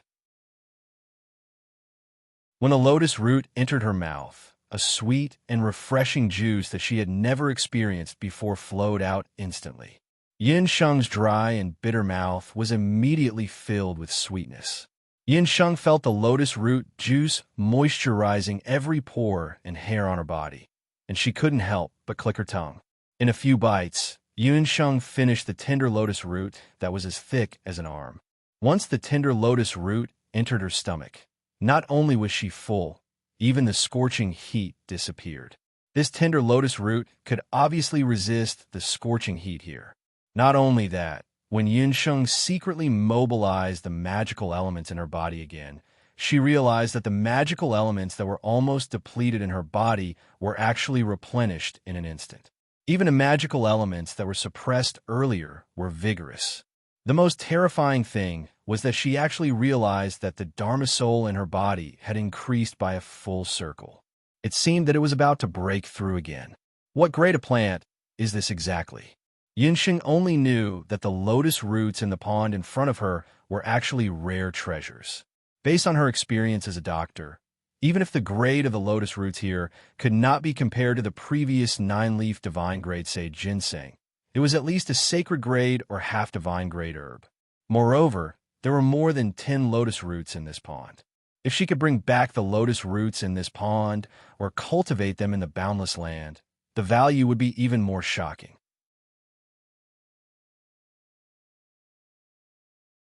Chapter 339. It's a pity that I can't even find a way to leave this godforsaken place. I'm afraid I can only use this pond of lotus roots as food to appease my hunger, Yinsheng lamented. Her gaze landed on the only stalk of flower in the pond. She could faintly see the outline of a lotus seed. Yinsheng's heart skipped a beat. Lotus seed? If she could wait until the lotus seed matured and harvest the lotus seed inside, wouldn't that be enough? Yinsheng quickly made a decision. Hence, she did not walk forward blindly. Instead, she sat cross-legged on the spot and slowly digested the miraculous effects of the lotus roots in her body. At the same time, she waited for the lotus seed to mature. Time passed by slowly. There was no distinction between day and night in this mysterious space. According to the agreement between Yinsheng and Yi Baiming, the two of them contacted each other once a day. Yinsheng could roughly deduce that she had already spent 5 days in the magical space. The lotus in the pond had also gradually bloomed from its initial bud. The lotus seed inside had also grown quite a bit. Yinsheng pondered. In another 1 or 2 days, the lotus seed would mature. In these few days, she ate another stalk of lotus root. However, compared to the first time, she realized that the lotus root's effects were almost non-existent. It seemed that this miraculous herb could only be consumed once. However, on the day before the lotus seed matured, Yinsheng had just finished her meditation when she heard a series of footsteps in the quiet mountain path. There's someone. Yinsheng did not expect that there would be someone in such a desolate place. The footsteps got closer and closer. From the sound of the footsteps, Yinsheng could determine that there were about 2 people. As she walked closer, she heard a crafty female voice. Brother Bupo, if you dare to leave me behind again, I will definitely tell Uncle Yuan and Aunt Yuan when I return to Grand Emperor's City. Aren't you annoying? You're like a fly circling around me all day long. Why don't you follow Xian Wuji to Jade Capital? An impatient male voice sounded. Yinsheng recognized the voices of the 2 people. They were Yuan Bupo and Xian Mimi from Grand Emperor's City. How did he meet them? Yinsheng couldn't help but frown. Did Xian Mimi just say that Xian Wuji was going to the Jade Capital? Although Yun Songlong was still at the border because of her, Yinsheng did not know why, but she felt a sense of unease. She was alone now. If the 2 of them joined forces, she would definitely not be a match for them. Fortunately, the blisters on her face had not healed yet. coupled with her disheveled appearance. Even if the two of them met her, they would not be able to recognize her. Yunsheng simply stood up and walked out. After taking a few steps, he saw a man and a woman. It was Yuan Bupo and Xian Mimi. Both of them didn't expect to meet a living person in such a place, so they were both shocked when they saw Yunsheng. Why was there someone here? Who are you? Xian Mimi noticed that Yunsheng was carrying a magic scepter. She immediately became alert. This place was very secluded. Even for them, it took a Herculean effort to reach this place. Mimi, don't be rash. Yuan Bupo was much calmer than Xian Mimi. He held Xian Mimi down. The two of them carefully sized up Yunsheng. Xian Mimi saw Yunsheng's naked body and then looked at her ugly face. Joy flashed across her face. If the girl in front of her was beautiful, she might have killed her immediately. However, she was an ugly girl. This made Xian Mimi very satisfied. Although Yuan Bupo stopped Xian Mimi, he was still very wary of Yunsheng. This time, he came to the mysterious geocentric ancient smelt cave. It was a secret. As soon as he saw it, his face flashed with embarrassment, and he turned his head away awkwardly. It turned out that Yunsheng's clothes were burnt into charcoal in the scorching environment. Apart from her face, the blisters on Yunsheng's skin had disappeared because she used the tender lotus root. Her skin looked crystal clear. Her figure was also very slim. Although her appearance was a little scary, her healthy figure gave Yuan Bupo a strange feeling. He felt a heat in his abdomen and did not know where to look. Shameless. Xian Mimi was glad that Yunsheng was ugly. At the same time, she also noticed that this female sorcerer's skin was unbelievably good. Moreover, when she got closer, she could smell a clear fragrance from her body. This fragrance was a special fragrance that was produced when Yunsheng ate the tender lotus root these few days. Yuan Bupo and Xian Mimi obviously came prepared. Their clothes seemed to be made of special bee skin. In such an environment, they were still intact. Miss, you should wear my clothes first. Although Yuan Bupo did not know who she was, he still took off his clothes and passed them to Yunsheng. Bupo, why are you giving her the icicle toad clothes? You spent a lot of effort to kill those icicle toads and made them from their skin. Xian Mimi raised her eyebrows and glared at Yunsheng when she saw it. Yuan Bupo was usually cold to people. Why would he be so nice to an ugly girl whom he met for the first time? This made Xian Mimi even more furious. Yuan Bupo had been preparing for a few years to enter the geocentric ancient smelt cave. In order to resist the heat wave underground, he went to the dangerous Ice Peak Island and killed a few level 7 icicle toads. Icicle toads were powerful magic beasts that were proficient in water magic.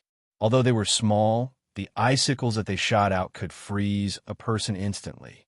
At that time, Yuan Bupo was on the brink of death to obtain enough icicle toads to make this set of clothes. Who knew that he would give it to someone else? It's just a set of clothes. Aren't you annoying? You're even more nosy than my mother. If you make any more noise, I'll throw you out, Yuan Bupo said angrily. He was really unlucky. When he left the Grand Emperor's city this time, he did everything he could to get rid of Xian Mimi. Who knew that she would still pester him? If she did not make a fuss along the way, complaining about being tired and thirsty, he would not have wasted so much time rushing here. Yunsheng did not refuse. It was awkward for her to walk around in front of people like this. The clothes made of icicle toad skin were very soft. Yuan Bupo was about the same size as Yi Baiming. A set of clothes was enough for Yunsheng to wear as a dress. The loose clothes hung on Yunsheng's body. It made her skin look like jade and her legs look slender. She had an indescribable charm. Yuan Bupo felt hot in his throat as he looked at her. Vixen. Xian Mimi stared at Yunsheng and scolded her angrily. It could be seen that although the eldest daughter of the Grand Emperor's city was unruly, she did not have any temper with Yuan Bupo. She was really afraid that Yuan Bupo would throw her out in anger. It was not easy for her to find out from her father that Yuan Bupo was leaving the Grand Emperor's city for the geocentric ancient smell cave. Her jade bone mermaid robe, which was immune to fire magic elements, was something that her mother had put in a lot of good words for. Miss, who are you? Why are you in the geocentric ancient smelt cave? Yuan Bupo looked at the magic scepter on Yun Sheng's waist.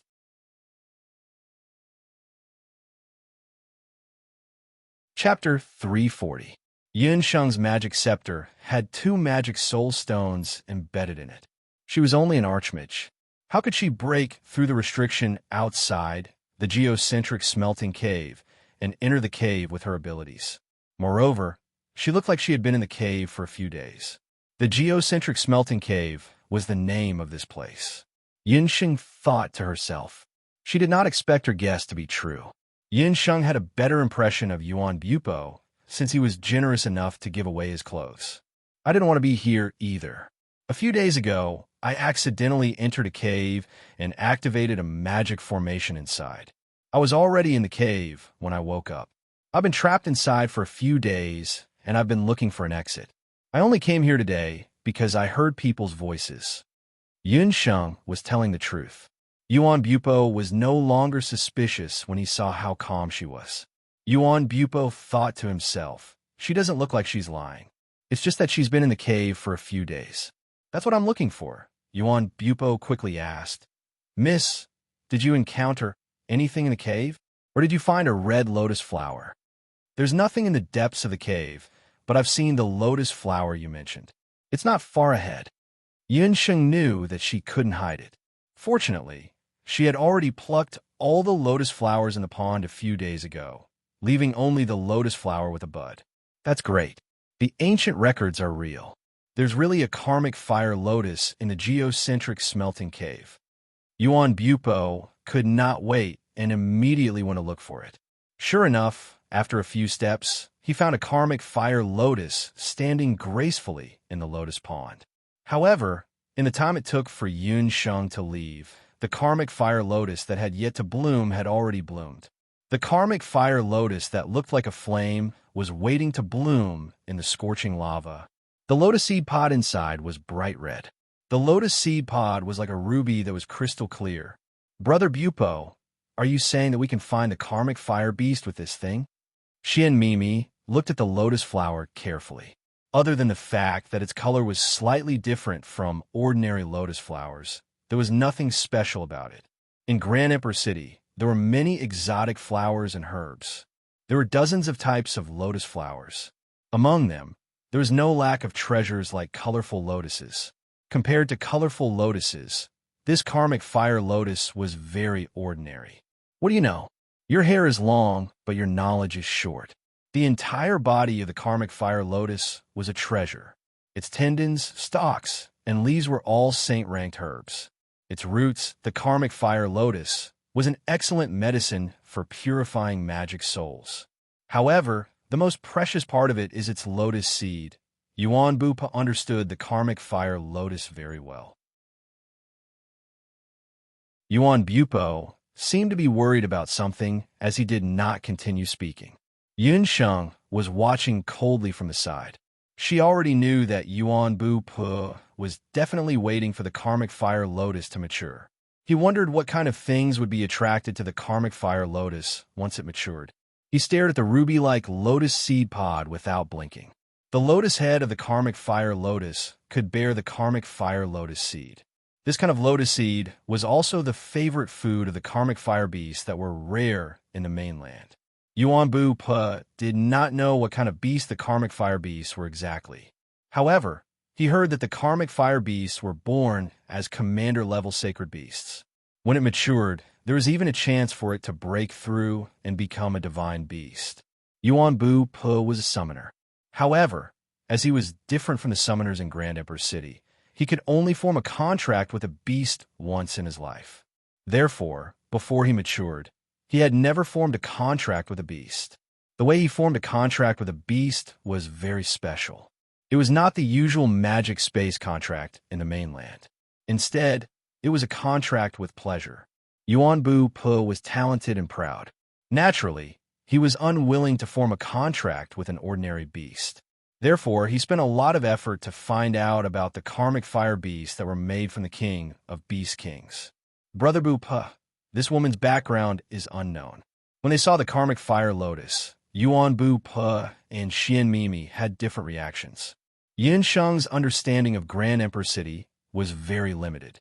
She did not know that her unintentional intrusion into the Earth's core smelted cave had directly led to a shocking change in Grand Empress City.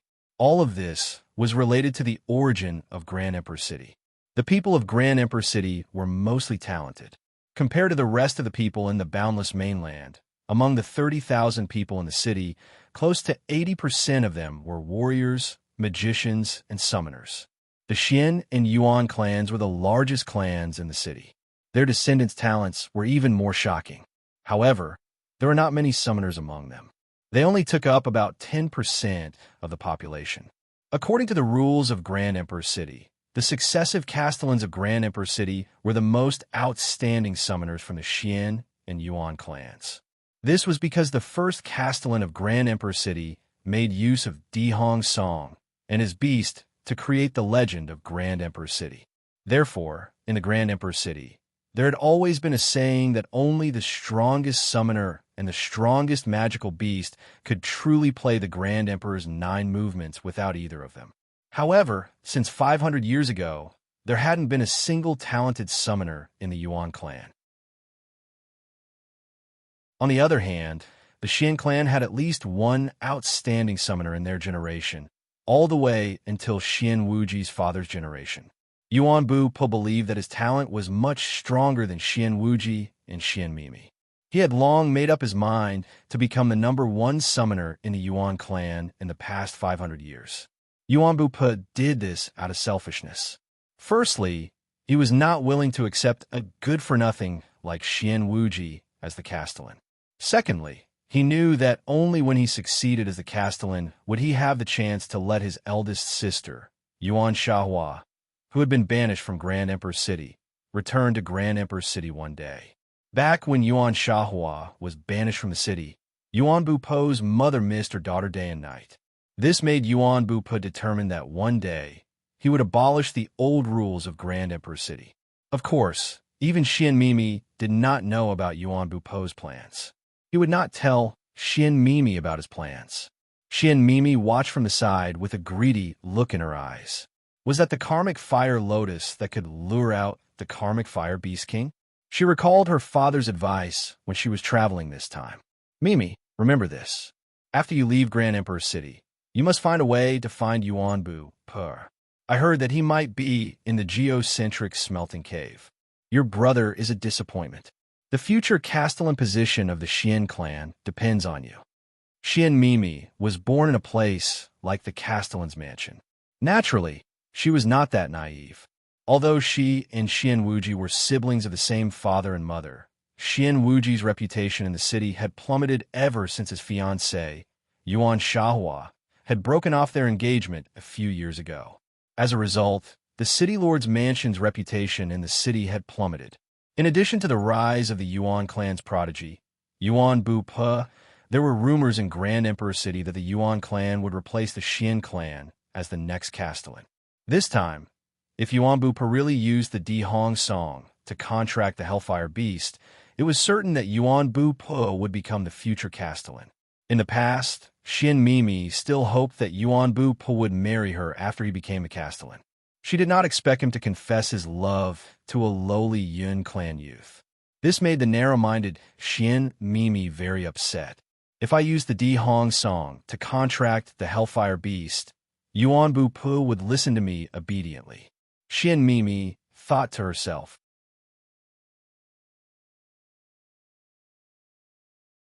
Chapter 341.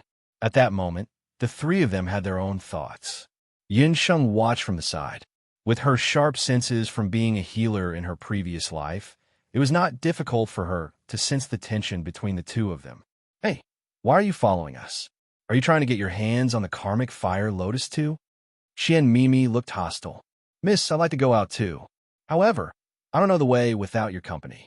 There's no water and food in the cave. Wouldn't I die if I get lost?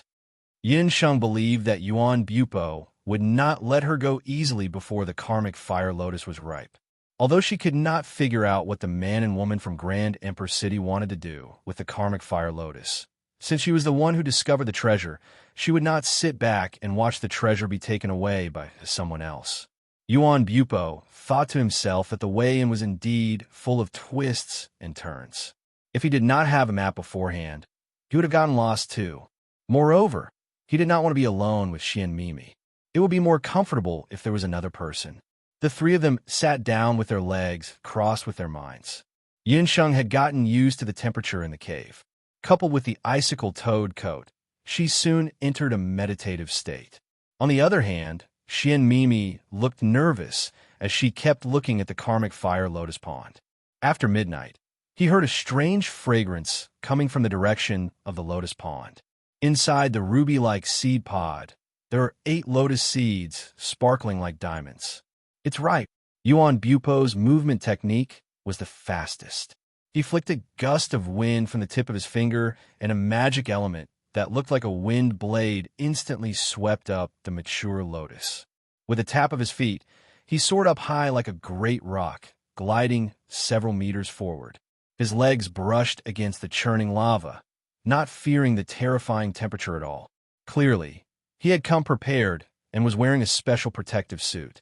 Yinsheng was not in a hurry to attack. She frowned and watched the show from the side. Xian Mimi was also watching from the side. Her eyes shone with the longing of a young girl. Yuan Bupo did not know what to do next after the lotus was attacked.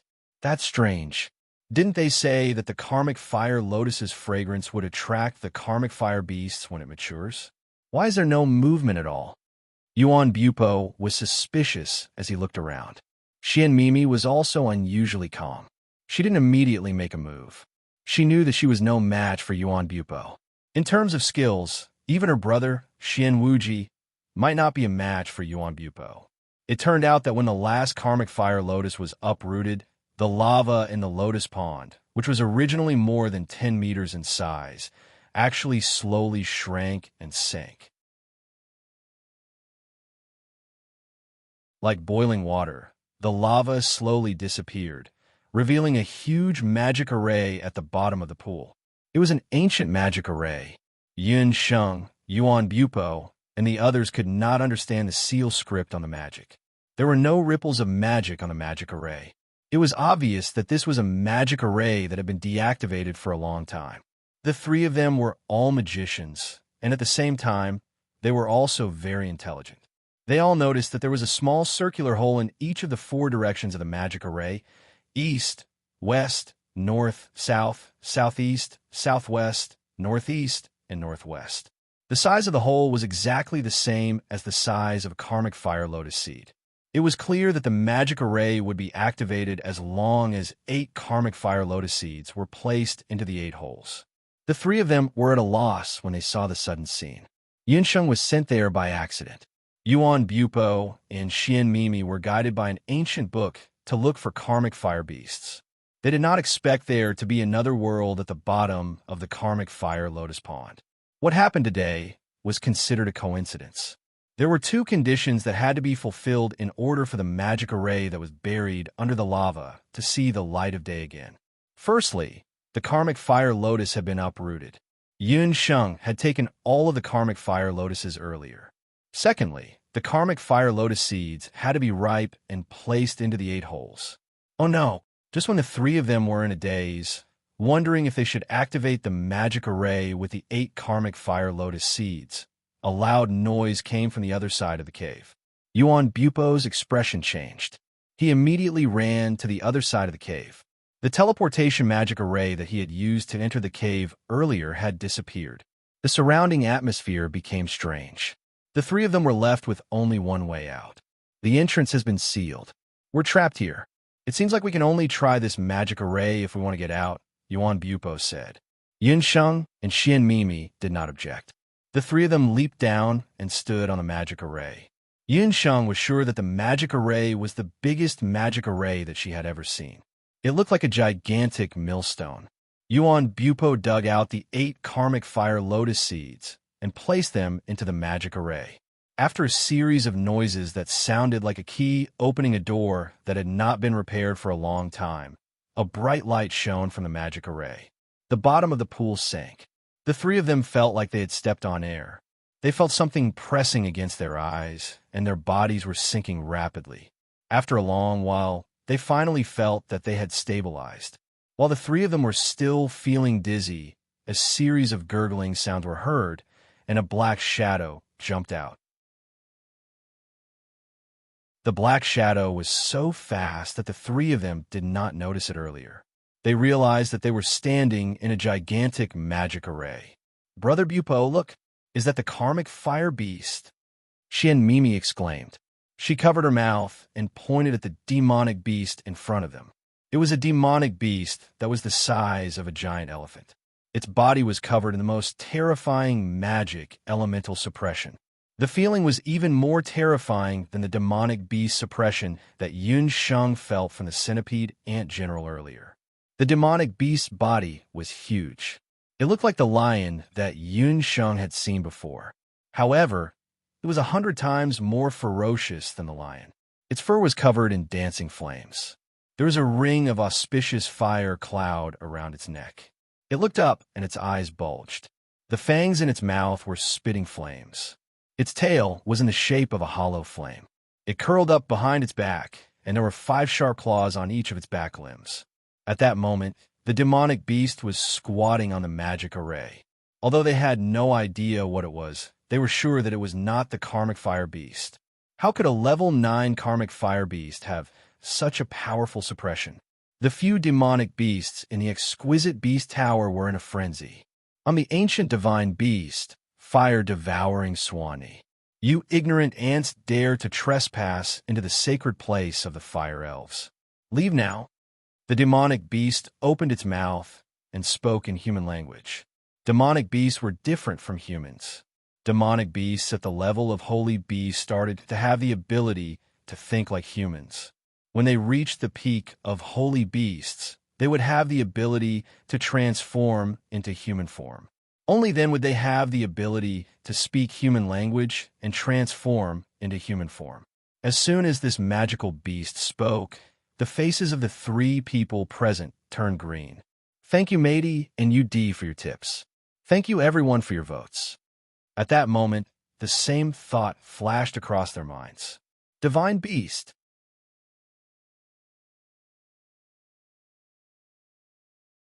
Chapter 342. It was a divine beast. What a bullish *T legend. Yuan Bupo almost vomited blood. What level 9 karma fire beast? It was a divine beast that could crush them into dust instantly.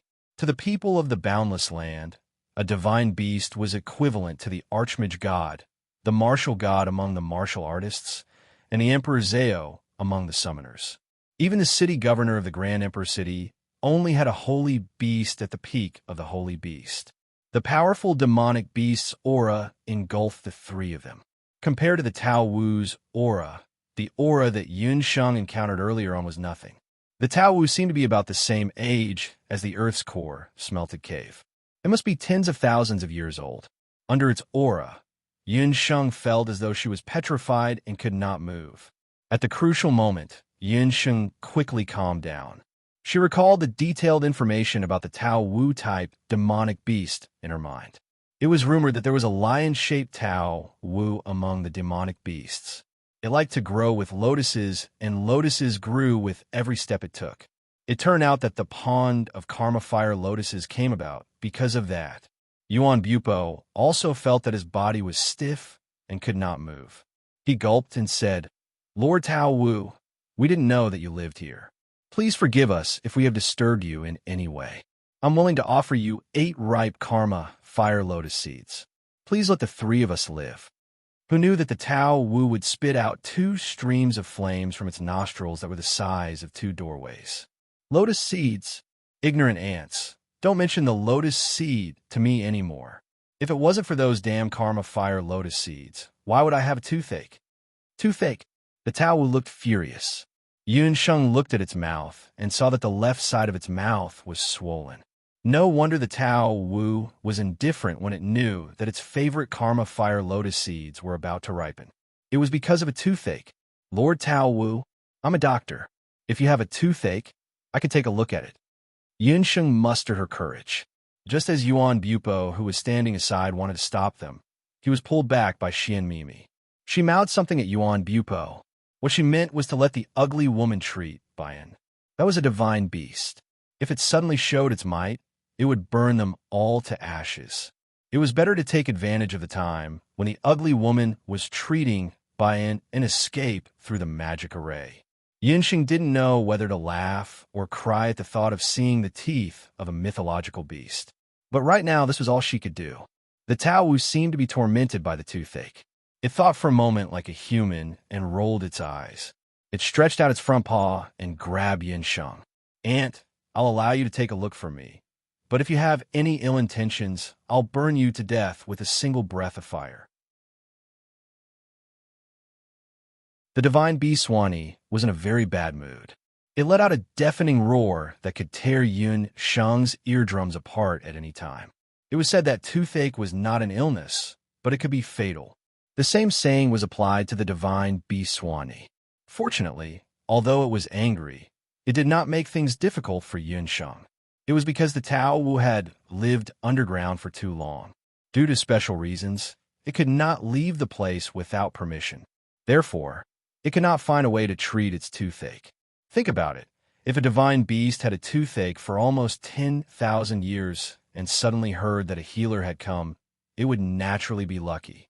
When she heard the deafening roar of the beast, Yun Sheng's heart unconsciously thumped. "I'm going to die from the pain. Hurry up and treat me," Bayan immediately urged after putting Yun Sheng down. Then the Tao Wu opened its mouth.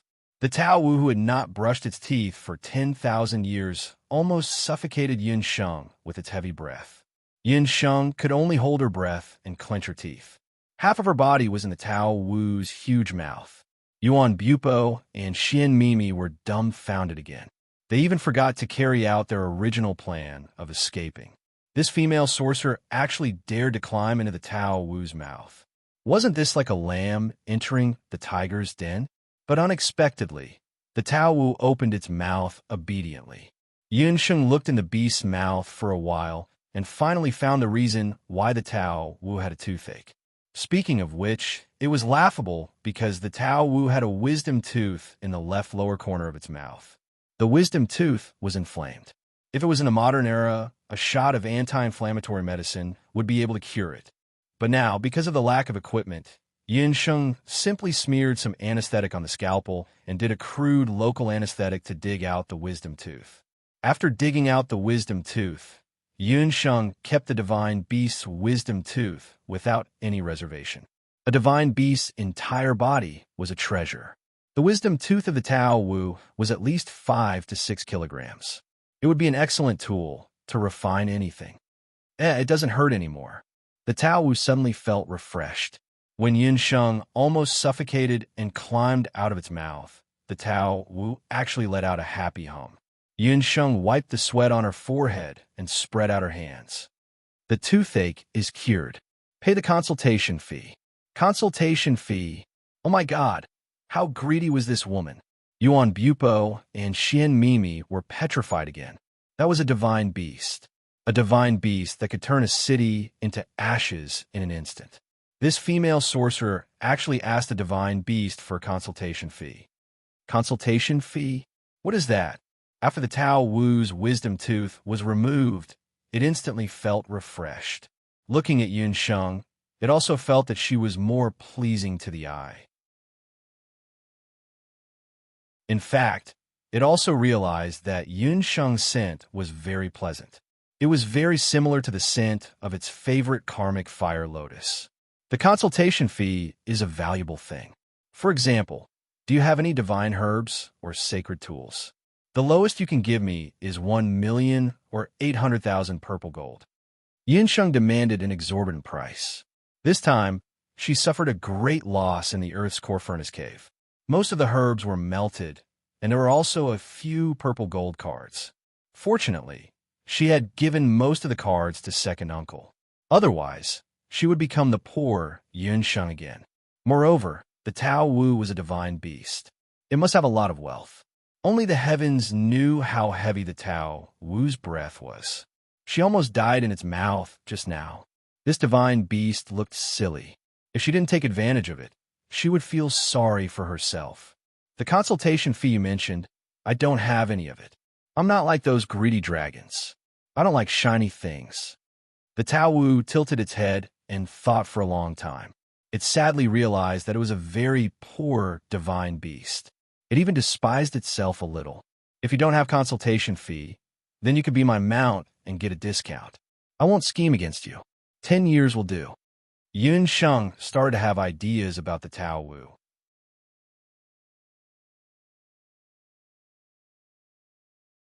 Chapter 343. Yuan Bupo and Xian Mimi's mouths were wide open, and the expression on their faces could no longer be described as simple shock. Only Yun Sheng could think of using a mythical beast as her medical fee for 10 years in the entire boundless land. That won't do. I'm a mythical beast, and you're just an archmage. I can't lower myself to be your mount. However, if you become an archmage in the future, I can consider it. It was rare for Tao Wu to not get angry. He was a fire elemental magical beast, and compared to the other 3 natural magical beasts, his temper had always been fiery. However, because Yun Sheng had helped him heal his teeth and relieved him of the pain he had suffered for 10,000 years, he was surprisingly good-tempered towards Yun Sheng. How about this? I don't like to owe people favors. You said that you wanted something precious. Right now, I only have one precious thing. If you have it, just take it. Tao Wu's eyes bulged as he looked around Yun Sheng. The other party's appearance was ruined, but her jade-like eyes that could still shine in the dark night revealed a calmness and composure that did not match her age. Just the aura she had when facing him just now was enough to be comparable to some of the legendary peak powerhouses in the boundless land. The vision of a mythical beast was amazing. How could Tao Wu not see that although Yun Sheng was just an archmage, she had a rare, multi-elemental magic soul? The rarest thing was that other than the aura of a fairy, there were at least 2 other mysterious forces on her body, especially the jade bracelet on her hand, and the strange force that was faintly fluctuating from her body. Tao Wu could not help but think, could it be that he had been guarding here for 10,000 years? Waiting for this female mage in front of him? After saying that, Tao Wu moved a few steps away. The magic array that had been under its body was exposed. This magic array was very similar to the one that Yun Sheng and the rest used to enter Tao Wu's territory, but there were some differences. The entire magic array was emitting dense, fire elemental magical elements. This is the power of the origin of fire. It is a sacred fire seed left behind by the former spirit king of fire. It is called spirit fire. For a few tens of thousands of years, I've always been guarding this place while waiting for someone with intent to come here and obtain this wisp of elven karmic flames. Unfortunately, no one has entered the geocentric cave until now. As a proud divine beast, it had been trapped underground for tens of thousands of years for the sake of the hellfire. His loneliness and helplessness cannot be described in words.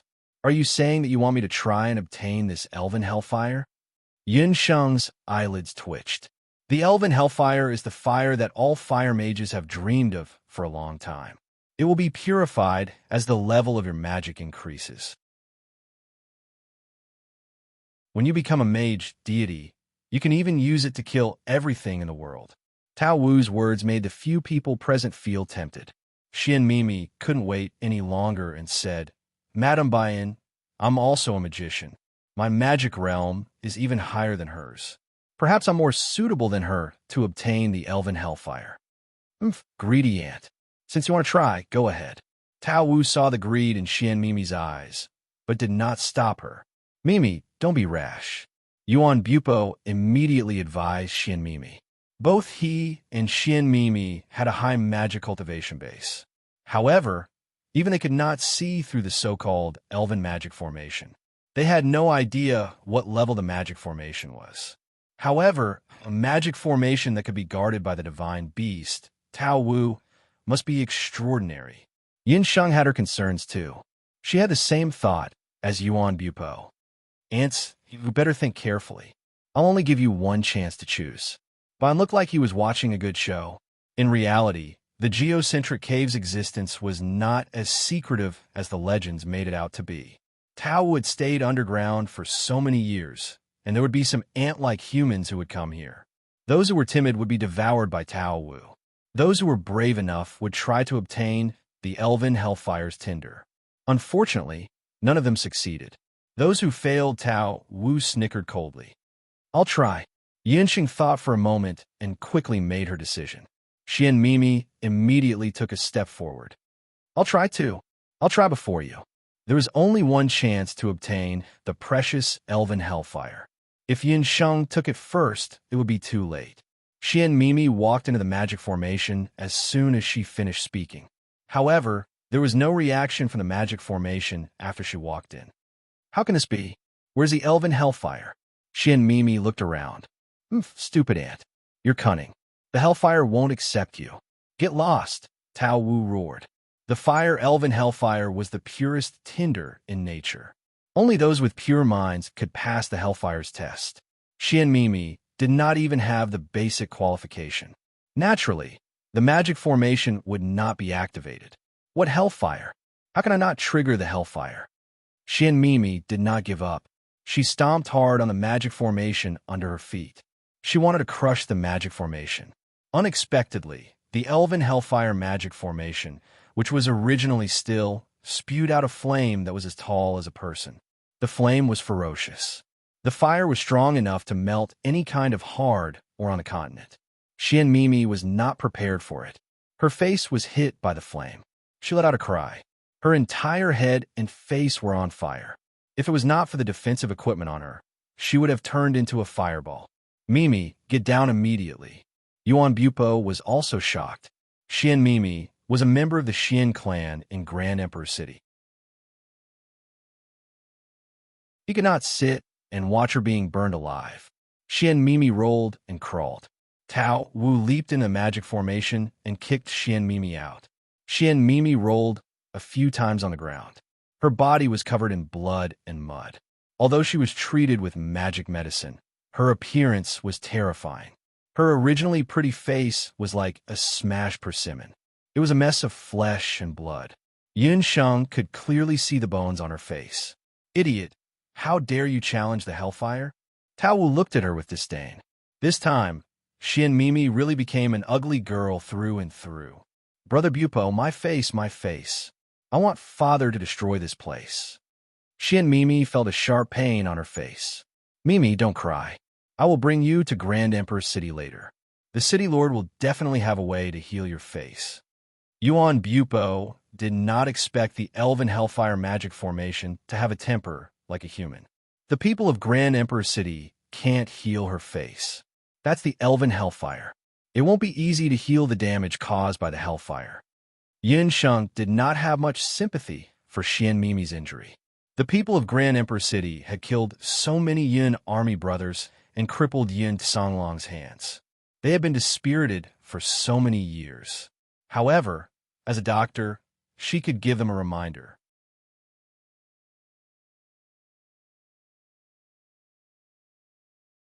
Chapter 344. You ugly woman, you're gloating. I knew that you wouldn't dare to enter the fire of El's formation. Otherwise, your ugly face would definitely be burned by the fire of elves until it's 1,000 times uglier than mine. Upon hearing that her face might not be cured, Xian Mimi's first reaction was not to blame herself for her foolish actions, but to regret not letting Yun Sheng enter first. "Mimi, don't say any more. Apply some ointment first. I'd like to try entering the fire of the elves formation too." Yuan Bupo was not frightened by Xian Mimi's condition. Any mage would give their all to try the fire of the elf formation if they encountered a top-notch fire magic element. Although Yuan Bupo could not find a suitable warsong beast this time, it would be a worthwhile trip if he could obtain the fire of the elf formation. "Miss, can you let me try first?" Yuan Bupo was much more generous than Xian Mimi. Yin Sheng was not in a hurry to return the favor. She nodded and agreed. Yuan Bupo walked into the fire of the elf formation. As soon as he stepped in, circles of fire of the elves emerged from the magic formation. It was different from when Xian Mimi entered. A large amount of fire of the elves formation soon formed a fire circle and surrounded Yuan Bupo. The divine beast Tao Wu watched from the side and thought to itself, This fella is much more powerful than the ant-like human just now. It's just that he's still lacking. Yuan Bupo felt his skin burning as soon as he came into contact with the fire of the elves. He was the most outstanding genius in Di Hong Yuan's generation. Although he was a mage, his parents and other elders in the clan were strict with him since he was young. They requested him to strengthen his physique while practicing magic and the elves' formation. That was the difference between Di Hong City and other places in the mainland. They thought that a good physique would bring a mage a better physique. It would also give them an advantage when practicing magic. Therefore, Yuan Bupo's physique was on par with an ordinary warrior. Even so, the fire of the elves was extremely painful. The fire was tricky. It seeped into his skin bit by bit, as if it was going to burn all the blood in his body dry. Yuan Bupo immediately felt his mouth dry up. He felt like he was going to explode. He didn't panic and sat down cross-legged in the middle of the fire circle. He pulled out the purple flute from his waist. He aimed his lips at the flute hole, and a melodious flute note flowed out from his lips. The melodious sound of the flute drifted into the ears of the crowd, and by like the sound of nature. The Di Hong song was indeed a marvelous song. Under its influence, the heat of the karmic fire was greatly reduced. Yun Sheng glanced over and saw that the flames in the Hellfire magic array seemed to have shrunk a bit. Good lad, you actually know how to use the flute to expel the karmic fire. Bayan watched from the side and could not help but shake his huge head. However, just when Yuan Bupo thought that he was about to subdue the karmic fire magic formation, the karmic fire in the magic formation grew a little taller all of a sudden. Boom! A flame that was on par with Yun Sheng's fiery explosion flew towards Yuan Bupo. The purple flute in Yuan Bupo's hand paused, and he left the magic formation by instinct. Yuan Bupo stumbled as he retreated. There was still fear on his face. It's a pity that you've only passed the first test. Although you have a pure heart, you can't resist the fear of the karmic fire.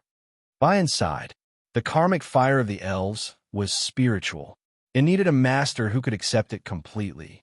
Due to what happened to Xian Mimi earlier, Yuan Bupo was subconsciously afraid of the karmic fire. That was why he failed at the last step. Yuan Bupo was ashamed. But don't be too disappointed, lad. I can see that you're quite talented. If you can continue your Di Hong song, I believe that you won't be inferior to your ancestors in the future. Bayan had lived for tens of thousands of years. He had met the couple who founded the Di Hong city. You and I are fated. After you leave the Earth's core Karst Cave, head to the Ice Fire Trench. You'll find a warsong battle beast that belongs to you there. Bayan's words made Yuan Bupo, who was initially depressed, feel better. A battle beast that Bayan personally taught must be extraordinary. It was worth it this time. You're the only one left. You've seen what happened to the other two. Do you want to try again? Bayan looked at Yun Sheng. In fact, Bayan was looking forward to Yun Sheng the most. This female sorceress seemed to have the lowest cultivation level among the three of them. She did not seem to care about the other two's setback at all. Yun Sheng nodded. She took a deep breath and held her magic staff tightly. Then, she slowly walked into the karmic fire formation. Yun Sheng walked into the magic formation. Unexpectedly, the magic formation did not react at all. Haha, see that? You're the same as me. The karmic fire of the elves doesn't care about you at all. Xian Mimi, who had medicine on her face, mocked. Her smile froze on her face. At that moment, the magic formation seemed to have been poured with gasoline. The entire magic formation was ignited like a brazier. The fire was at least 10 times more intense than when Yuan Bupo had entered the formation earlier. She's dead. She's dead. Xian Mimi cursed viciously. However, Yun Sheng's expression remained unchanged. She did not even lift her magic staff. The fire spread rapidly on her body like wild grass in a prairie. The fire engulfed Yun Sheng's flesh and blood. Her skin cracked piece by piece while the veins in her body exploded. The pain was enough to break a person down. Even so, Yun Sheng still wore a smile on her face and allowed the fire to engulf her. Bayan's beast eyes shone with a strange light. Her! Yuan Bupo opened his eyes wide. His handsome face was filled with shock. Hee hee, What a smart little girl. She learned from your lesson and didn't resist the karmic fire at all. She planned to accept the karmic fire's baptism wholeheartedly. However, it's not enough to resist the first karmic fire's trial. Bayan wagged his tail and said with interest. As soon as Bayan finished his sentence, the karmic fire gathered in the magic formation. A sacred fire fairy with fiery red hair and an enchanting figure appeared inside the magic array. The sacred fire fairy's entire body was covered in blazing flames as she looked at Yun Sheng, whose body was in tatters. Ignorant ants! How dare you disturb my sleep? You'll have to pay with your life for this. The sacred fire elf's body was like a tower. She opened her arms, and a few fire dragons flew out from her hands and pounced on Yun Sheng. It looked like it was about to swallow Yun Sheng in one gulp. Yuan Bupo stood aside and watched in fear. The female sorcerer did not dodge at all. Was she not afraid of death? Was it really worth sacrificing her life for the tinder? Yun Sheng looked calm on the surface. However, when she saw Yi Huolong appear, she was a little nervous. Just when she was hesitating whether she should dodge the fire dragon's attack, Yi Baiming's deep voice echoed in her mind. It turned out that the two of them had agreed that it was time for their consciousness to resonate. Yi Baiming did not expect Yun Sheng to encounter a situation that was much more dangerous than before in just one day. Little wildcat, activate your Dharma soul secretly. Don't dodge, Yi Baiming reminded Yun Sheng. Yun Sheng heard him and clenched her teeth. She did not dodge anymore and activated her Dharma soul secretly.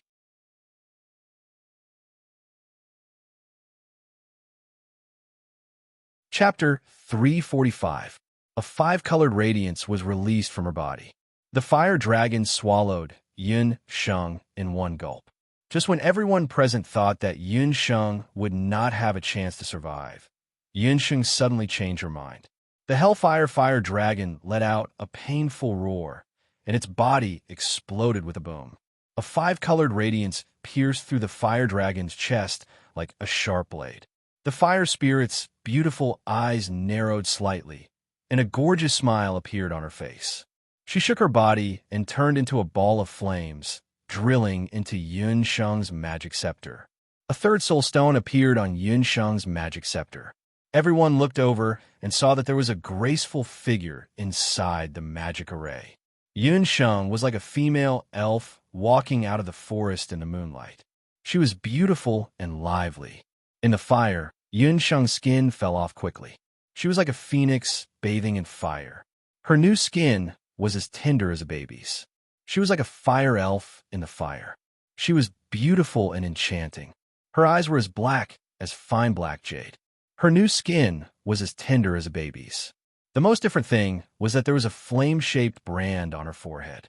That flame-shaped brand made Yun Sheng lose some of her youthfulness and become more enchanting. The fire elves were the most enchanting and passionate elves among the four elves. Yun Sheng was still unaware of the changes on her body. She touched her forehead subconsciously and realized that there was a flame-shaped brand on her forehead. There's an extra thing? Yun Sheng frowned. Looks like I should trim my bangs. This thing is too eye-catching. If the fire elves knew that this female sorcerer despised their precious fire elf brand, they would probably fight Yun Sheng to the death. It's you, they said at the same time. Yuan Bupo and Xian Mimi looked as if they had seen a ghost. They pointed at Yun Sheng. The female sorcerer whose clothes didn't cover her body and whose face was covered with ugly blisters was actually the young master that he had met once before. Yun Sheng's long hair fluttered in the wind. Her beautiful eyes were beautiful. Her facial features were exactly the same as before. The two of them then realized that she was a man in disguise. You're Yin Sanlong's. Yuan Bupo stared at Yun Sheng's face. He then looked at her body. She was still wearing his loose robe. Her beautiful legs were swaying in front of him. He suddenly felt heat coming out of his nose. You must have snuck in on purpose. You. Xian Mimi wanted to tear Yun Sheng's face apart. Yin Sanlong is my second uncle. I'm his niece. Yun Sheng touched her face. She realized that she had earned enough this time. Xian Mimi was so angry that her eyes were on fire. Why was she burned beyond recognition after entering the magic formation? Why was Yun Songlong's niece so beautiful? She was even lucky enough to be recognized by the karmic fire. Is this the benefit you're talking about when you're poor? Why don't I feel like I'm recognized by the karmic fire? Yin Sheng's words almost made Tao Wu faint from anger. Ignorant human, I'm not going to argue with you. Tao Wu rolled his eyes and spat fire from his mouth. The fire was fierce, but Yun Sheng only felt a little warmth. Her skin did not even turn red. Her body only felt a little warmth. Could it be that people who have been baptized by the karmic fire are not afraid of fire? Yun Sheng finally realized the magical effect of the fire. Not only are you not afraid of fire, but as long as it's a fire seed, no matter if it's true fire or fire magic element, it won't cause any harm to you. Tao Wu was annoyed. He had seen bad people, but he had never seen such an ignorant person who looked down on the karmic fire of the elves. Not only that, you're a healer. The pills refined by the karmic fire of the elves will be at least 1 grade higher. Hearing this, Yun Sheng raised her hand and adjusted the fire magic element in her body. Unlike before, the fire magic element that appeared in her hand was colorful like a karmic fire lotus. The magic element contained in it was at least 2 or 3 times richer than before. Yun Sheng secretly checked the magic element in her body and was surprised to find that her cultivation was about to break through again. The appearance of the 3rd soul stone meant that she was about to break through to become a master mage. Although he was complaining, Yun Sheng's appearance still made Feng Wu put down a huge burden. Back then, as one of the 4 magical beasts with natural attributes, he had a duel with someone because he was competitive. Unfortunately, he lost.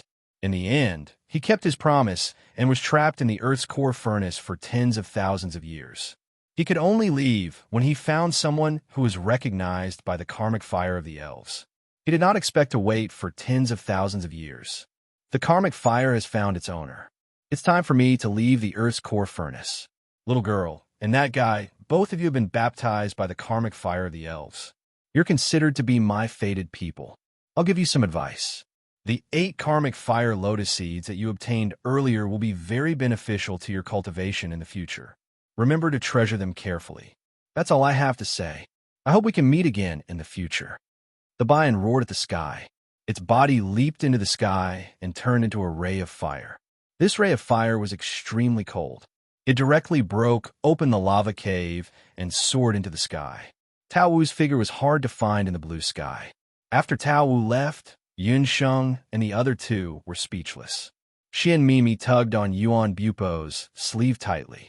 She was wary of Yun Sheng. However, Yuan Bupo had a complicated expression. He would secretly look at Yun Sheng from the corner of his eyes. The 3 of them followed the path that Yuan Bupo took earlier and walked out of the cave. Along the way, Yun Sheng noticed that the karmic fire of the elves' magic formation had dimmed completely. The lava in the entire Earth's core furnace had sunk, and the flames had disappeared because of the karmic fire of the elves' core. The cave was no different from an ordinary underground furnace. After walking for about 3 to 4 hours, a cave entrance appeared in front of them. Yun Sheng walked out of the cave entrance. She noticed that the sky was already dark. The 3 of them were at the foot of an unknown mountain. The Earth's core furnace's entrance was hidden. Yuan Bupo spent a lot of effort to find the entrance. Brother Bupo, bring me back to Grand Emperor's city quickly. My face is going to be ruined. Xian Mimi touched her face. Although she applied some herbs, her face did not look any better. She was afraid that her face could not be saved like what Yun Sheng said. She only wanted to return to Grand Emperor's city as soon as possible. Yuan Bupo took a long look at Yun Sheng. After finding out about Yun Sheng's identity, Yuan Bupo could not calm down for a long time. She was Yin Songlong's niece. Yin Songlong was the main culprit who caused his elder sister to suffer for so many years. Logically speaking, he should be disgusted with Yun Sheng. He even thought that if Yun Sheng was a man, he would definitely teach her a lesson. However, she was a woman. Moreover, she was a very beautiful woman. As they walked, Yuan Bupo looked at the beautiful figure in front of him. He suddenly had a strange feeling. He hoped that there would be no end to the secret cave. If that was the case, he would be able to walk with her forever.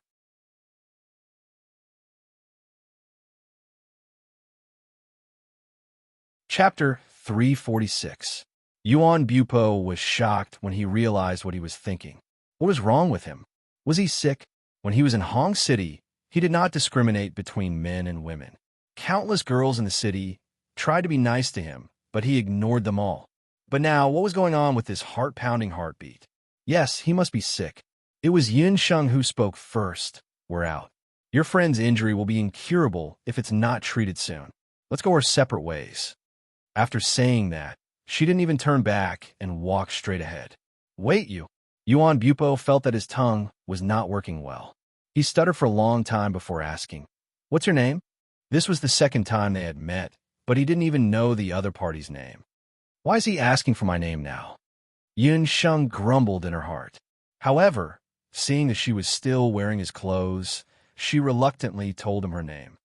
Yun Sheng, Yuan Bupo muttered to himself. He thought about it and took out 4 karmic fire lotus seeds. Fengwu had mentioned earlier that the lotus seeds were beneficial to their cultivation. However, he did not know that Yun Sheng had consumed a large amount of karmic fire lotus roots in the past few days. The plump and round lotus seed lay quietly on Yuan Bupo's hand. His breathing quickened. Xian Mimi, who was standing aside, widened her eyes. "Brother Bupo, why are you giving her the lotus seeds? It's none of your business. I can give my things to whoever I want," Yuan Bupo insisted. Xian Mimi said, and looked at Yuan Bupo. She realized that something was wrong with him. "Brother Bupo." Xian Mimi suddenly understood something. Her limbs turned cold.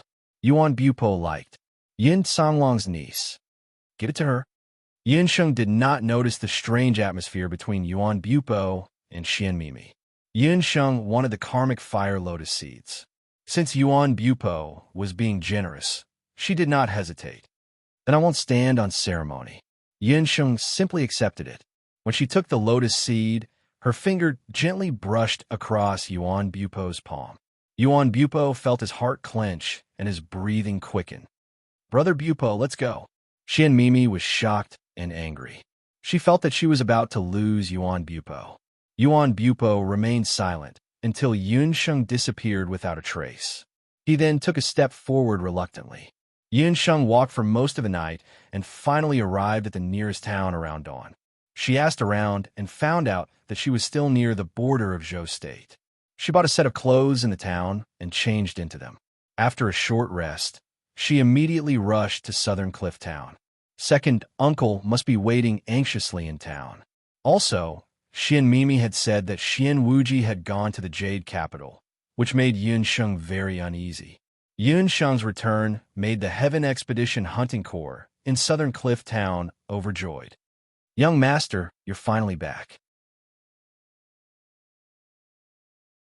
When Zhou Quan saw Yun Sheng, he was overjoyed at first. However, a hint of worry appeared on his face soon after. Yun Sheng looked around and found it strange when she did not see Yun Songlong. Where's second uncle? Logically speaking, second uncle should still be in Southern Cliff Town. Something happened in the Jade Capital. Second uncle rushed back. Zhou Quan's words made Yun Sheng's expression change slightly. Did Xian Wuji make a move in the past few days? What happened? Yun Sheng's heartbeat quickened. She was afraid that some bad news would come. Zhou Quan stuttered and could not say a complete sentence for a long time. Tang Yu caused trouble. Yi Biming walked in. Tang Yu. Yun Sheng was not in a good mood when she heard the name. When Zhou Quan saw Yi Biming, he tactfully retreated. It was that prodigal son again. Yun Sheng could not be bothered with his life or death. However, she thought about it again. In a place like the Jade Capital, if it was a normal matter, the Yun residents would definitely be able to settle it. Why would she need to personally rush back with Yun Songlong? Yun Sheng understood her second uncle. Although he had left the Yun residence after falling out with old Master Yun because of the Yun family army, he still remembered everyone in the residence. Zhou Quan was unwilling to say it because he was afraid that Yun Sheng would be unhappy. Yi Biming carefully sized up Yun Sheng. After not seeing her for a few days, the little wildcat was different again. If the little wildcat from before was like a clear spring, Then the current her was more feminine because of the fairy hellfire. Yi Baiming looked at Yun Sheng's forehead again and noticed that there was a row of freshly cut bangs on her forehead. I still prefer your hairless appearance. Yi Baiming raised his hand and brushed Yun Sheng's bangs aside. When he saw the karmic fire symbol on Yun Sheng's smooth and round forehead, a wisp of pleasant surprise flashed through his eyes. It was indeed the hellfire of the fairy hellfire. His little wild cat did not disappoint him. Yi Baiming's fingers were icy cold. When he touched her forehead, he felt itchy. Yun Sheng quickly covered her forehead and glared at him. Don't touch me. Yi Baiming glanced at the icicle-toed clothing at the side. Throw it away. Why throw it away? That's the icicle-toed clothing. It's hard to find. When Yun Sheng left the cave, she did not have any clothes. Yuan Bupo did not have any intention of asking for the clothes back. Yun Sheng originally planned to modify the clothes. It could be considered a treasure. I don't like the smell of other people on you. Yi Baiming snatched the clothes overbearingly and threw it away without hesitation. You! Yun Sheng was flustered and exasperated. When Yi Baiming saw Yun Sheng stomping her feet, the displeasure in his heart dissipated a little. Due to the connection between their consciousnesses, he had seen Yuan Bupo's reaction to Yun Sheng earlier. How could he let other men covet his woman? He could not even look at her. What's going on with Tang Yu? Yun Sheng was scared by Yi Baiming's stare. She could only ask Yun Songlong about the reason for his departure. Although she did not like Tang Yu, the matter involved her second uncle. She was afraid that it was not a simple matter. That brat never changes. A few days ago, he got drunk and caused trouble on the streets with a group of playboys. He raped a woman, who knew that the woman's background was not simple. It involved a well-known hunting troupe in Zhou State. A few days after Yun Sheng went missing, news came from Yujing. What kind of hunting troupe? Even a Marshal Saint General's residence could not suppress them? Yun Sheng looked at Yi Baiming's serious expression. Only then did she know that Tang Yu had caused a lot of trouble this time. It's an old hunting troupe, Wolf's Fang. At the same time, it's also one of the few A-class hunting troops in Zhou State. Yi Baiming reported the name. Even though she had not been a hunter for long, Yun Sheng knew how terrifying an A-class hunting troupe in Zhou State was. As the saying went, civilians do not fight with officials. However, this did not make sense in the hunting troupe in Zhou State. After all, the hunting troupe in Zhou State was very influential. In Yujing, if an ordinary citizen got into trouble, the first thing they would think of was not the government, but the hunters. Although hiring hunters would cost some money, their efficiency was much better than hiring the government.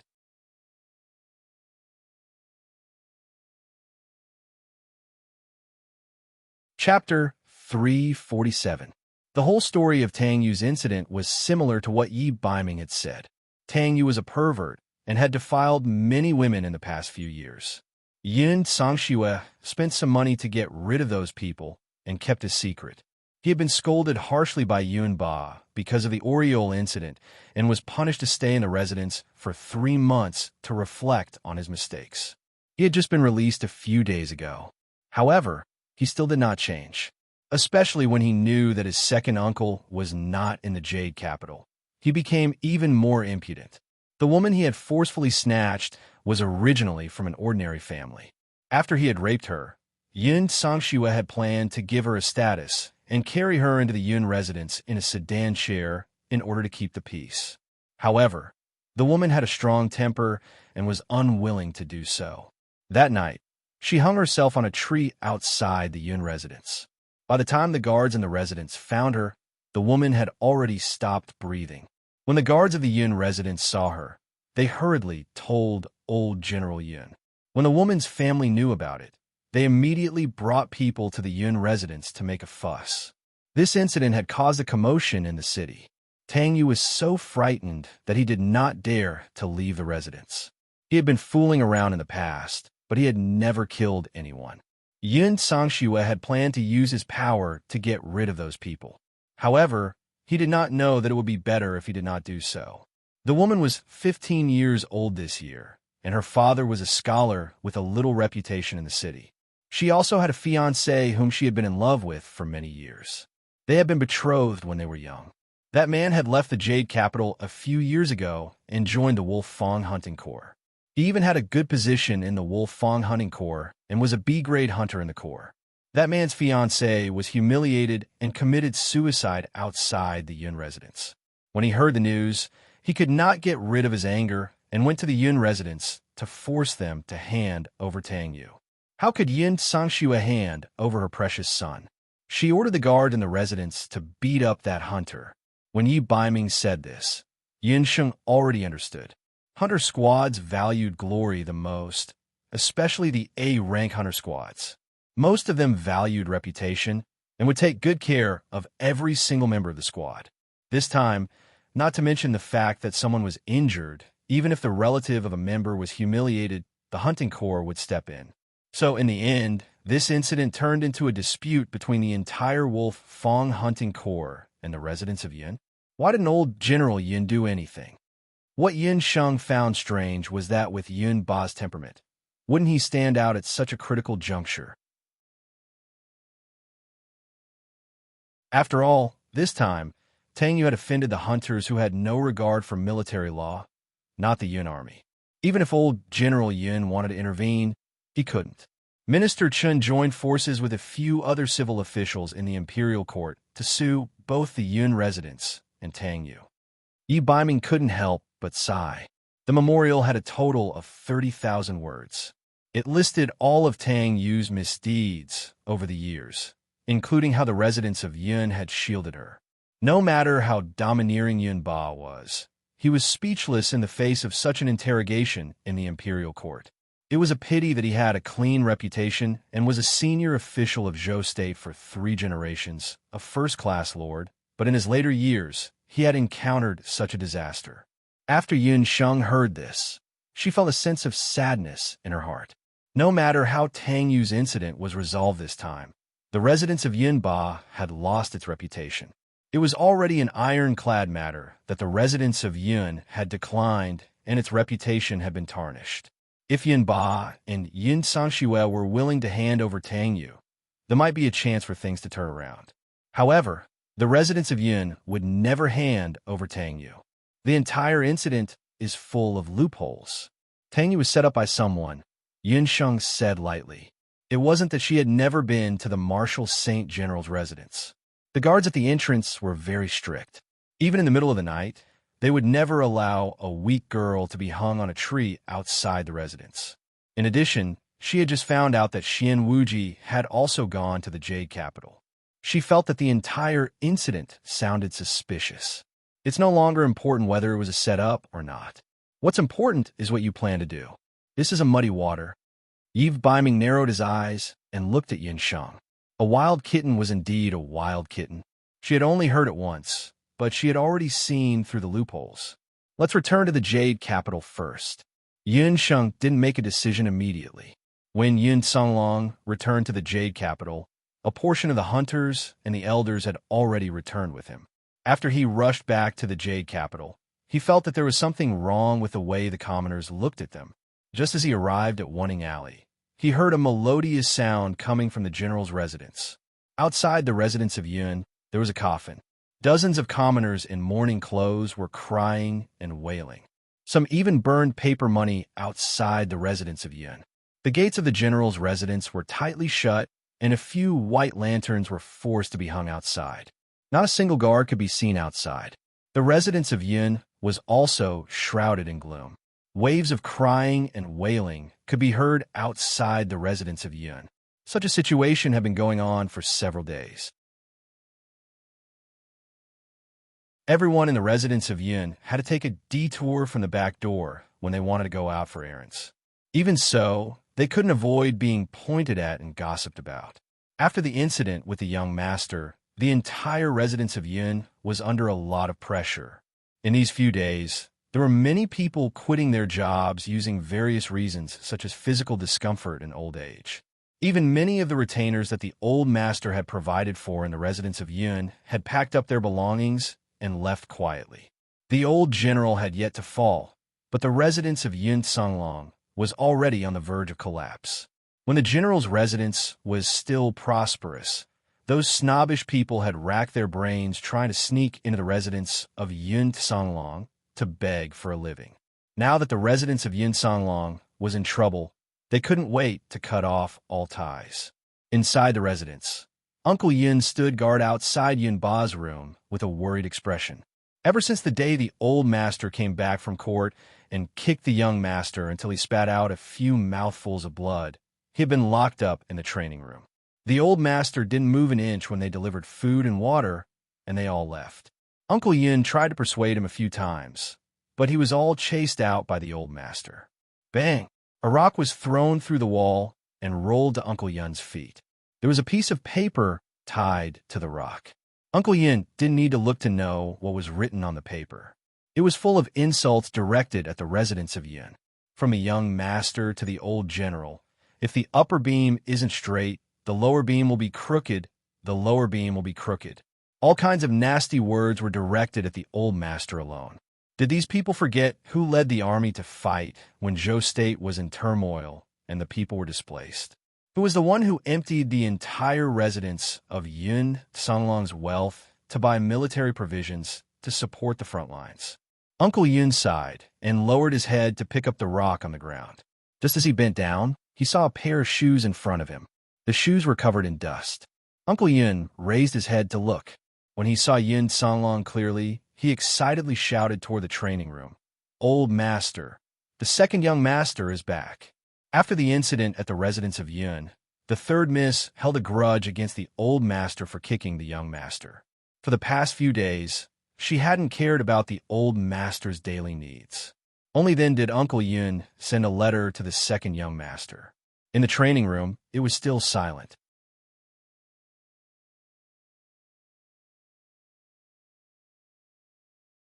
Chapter 348. How long has Father been locked inside? Yun Songlong frowned as he looked at the food placed outside the door. He still remembered that Yun Sheng had said earlier that Yun Ba's health was no longer as good as it used to be. It's been 3 or 4 days. He's been locked inside the entire time and hasn't even changed out of his court robes. Uncle Yun didn't know what his master had heard in court. He only knew that he had never seen his master so angry before. That day, after the old master left the morning court, he rushed into the residence like a furious lion. He pulled up the guard's saber and was about to chop the little young master when the third young mistress hugged the old master tightly. She threatened that if the old master hurt Tang Yu, she would immediately cut her own throat. Only then did the old master suppress his anger. However, he had still kicked the little young master. "Where's that bastard Tang Yu?" Yun Songlong groaned. The entire incident had started because of Tang Yu. When he had entered the residence just now, he had seen the family members of the deceased kneeling outside the door. He had also felt ashamed. Those people had scolded and smashed him, but he hadn't retaliated. The little young master is in the third Miss courtyard. Recently, there have been some unknown assassins sneaking into the residence. In order to protect the little young master, the third Miss hired many hunters to protect the courtyard. Uncle Yin shook his head as he spoke. He had watched the little young master grow up. It was all the third Miss' fault for spoiling him so much that he had developed the little young master's personality. She hired hunters? Does he think he can protect his wretched life? That woman's corpse is still outside. When Yun Songlong entered the residence, he had also seen the coffin outside. In order to protect the woman's corpse, the woman's family had used a special magic array to protect it. Although it had been nearly 20 days since the incident, the corpse was still vivid and lifelike. Yun Songlong could clearly see that there were signs of hanging on the woman's neck. "Second young master, please calm down.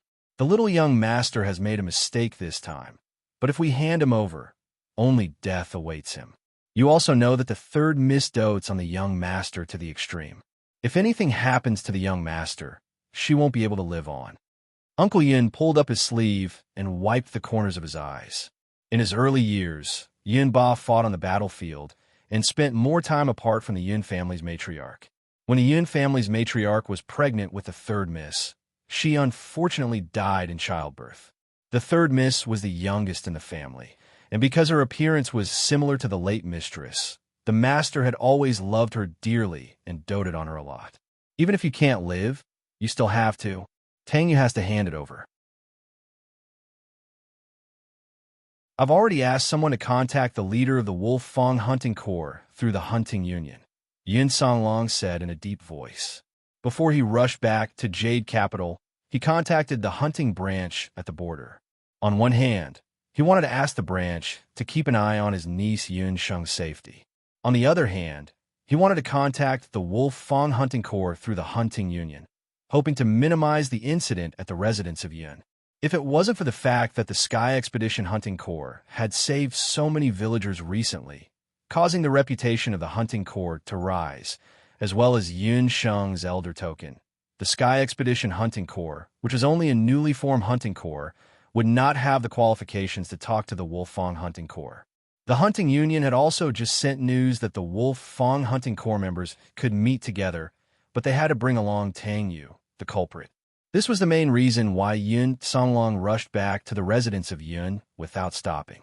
Yun Songlong had good intentions, but who knew that just as he mentioned it, he heard a cold snort behind him. Second brother, you are so vicious. Is your biological nephew, and you want to push him into the tiger's den with your own hands. Yin Songlong walked over with Tang Yu and a few well-equipped hunters. The moment Yin Songlong returned to the residence, Yin Songshue's spies reported the news to Yin Songshue. The news of the Sky Expedition Hunting Corps making a great contribution at the borders of Zhou State and saving hundreds of villagers had already spread to the Jade Capital a few days ago. Yin Songshue thought that since Yin Songlong was now a regiment commander, he might have some say in the Hunting Union. Since he had returned to the residence, he must have a way to help Tang Yu. Thus, she immediately brought people over, who knew that the moment she entered the courtyard, she would hear Yin Songlong saying that he wanted to hand Tang Yu over. She was immediately enraged and questioned him sternly. Vicious? Third sister, even now, you still want to protect that little bastard? A life for a life. If the emperor commits a crime, he will be punished the same as the commoners. He caused someone's death. Doesn't he have any responsibility? Yin Songlong couldn't believe that Yin Songshue was still so stubborn. He was too disappointed in Yin Songshue. Second brother, Yu is in the wrong, but he didn't personally kill anyone. He's young and doesn't know any better. Shouldn't you give him a chance to turn over a new leaf? You keep saying that you want to hand him over, but you're actually biased. If it was Yun Sheng, that wretched girl, would you be willing to hand him over? Yin Songshue was even more furious when she heard this. When he heard Yin Songshue calling Yun Sheng a wretched girl, Yin Songlong felt a surge of anger in his stomach. For Tang Yu's matter, he could only abandon Yun Sheng, whose fate was still unknown. He had rushed back with all his heart, but what awaited him was such an unreasonable tantrum. If it was Sheng, Yin Songshue, are your words even human? She's your niece, big brother's biological daughter. How can she be compared to your bastard son? My niece saves the dying and heals the injured. She never kills the innocent. Yin Songlong was furious. Yin Songshue was speechless. When Tang Yu saw that second uncle had made his mother speechless, he was even more afraid. Mother, I don't want to leave the residence. Didn't you see those people outside? They're so ferocious. If I go out, they will definitely kill me. Tang Yu's appearance did look a little miserable. These few days, he was so frightened that he didn't dare to leave the residence. Furthermore, those people from the Wolf Fang Hunting Corps sneaked into the general's residence from time to time. His grandfather, who had always been his protective umbrella, not only kicked him this time, but he also almost kicked him to death. He completely disregarded his own safety and allowed those people to come and go in the residence. Tang Yu was so frightened that he couldn't sleep well. When he heard that he was going to be handed over, he was so frightened that he almost peed. Be good. Mother will never let anyone bully you. Don't be afraid. Even if I have to use 10,000 pounds, I will hire someone to protect you. Don't worry. Just wait for 5 more days, and the people from the Bloody Hand Tycoon will be back. By then, you don't have to be afraid of anyone. Yin Songshue looked at her son with heartache. These few days, this child was so frightened that he even lost a few pounds of meat. Yin Sangxue, who did you hire? You actually hired people from the Bloody Hand Tycoon? Do you still think that the Yun residence's reputation isn't bad enough? Yin Songlong's mind was blown. The Bloody Hand Tycoon was a very special organization in the Boundless Continent. Its nature seemed to be similar to the Hunting Corps. In the name of receiving commissions, it could complete any mission. These missions included killing and robbing. Under certain circumstances, they could even kidnap and invade. There was nothing that they wouldn't do. In order to complete their missions, the people from the Bloody Hand Tycoon could be said to be unscrupulous and despicable.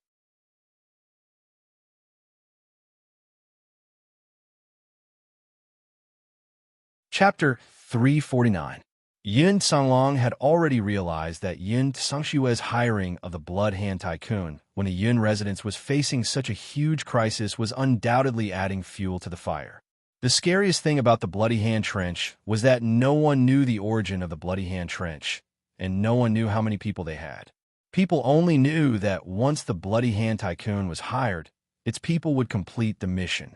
No matter if it was a commoner or even a noble, the Bloody Hand Tycoon would complete the mission without exception. Since the Bloody Hand Tycoon was so mysterious, the reward it demanded was also very special. It didn't accept gold coins, but it demanded the other party to complete a condition of equal value as the reward. If the employer couldn't complete the task, the Bloody Hand Tycoon's people would take revenge at all costs. Within Zhou State, there was once a wealthy family who hired the Bloody Hand Tycoon to kill his competitor due to a business dispute. However, after killing his competitor, the Bloody Hand Tycoon suggested that the wealthy family use his entire fortune in exchange. That wealthy family naturally didn't agree. However, on the second day, his entire family of 63 people, including all his servants and livestock, were all killed. Not a single one was left alive. Since then, the Bloody Hand Tycoon's notoriety quickly spread throughout the Boundless Continent. There were many similar incidents. The Bloody Hand Tycoon was the most notorious assassin organization in the continent in recent decades. Therefore, Yin Songlong panicked when he found out that Yin Sangxue had hired the Bloody Hand Tycoon. It was easy to dodge an open spear, but hard to defend against a hidden arrow. Even Yin Songlong didn't dare to provoke the Bloody Hand Tycoon's people. He didn't expect Yun Sangxue to hire the Bloody Hand Tycoon without discussing with her family. Sangxue, how dare you hire the Bloody Hand Tycoon's people behind my back? Yun Ba rushed out of his room. It had only been a few days, but Yun Ba looked as if he had aged several years. His originally light gray hair had turned white. Father, you can't blame me. These days, those people have been causing a ruckus outside the residence. You hasn't had a good rest for many days. The Wolf Fang Hunting Corps isn't to be trifled with. I only invited the Bloody Hand Tycoon's people to threaten them. Yun Sangxue continued to quibble. Yun Sangxue didn't tell the Yun family's father and son that she had even prepared for the worst. If the Wolf Fang Hunting Corps still didn't rest, she would let the Bloody Hand Trench's men kill the Wolf Fang Hunting Corps' captain. Nonsense. Have you ever thought about whether or not you can fulfill Bloody Hand Tycoon's conditions? Yun Ba let out a long sigh of disappointment and frustration. He didn't expect that Yun Sangxue would cause an even bigger mess while he was in seclusion trying to think of a solution. At most, we'll just give him more treasures and not gold coins. Our Yun residence also has plenty of things for him to choose from.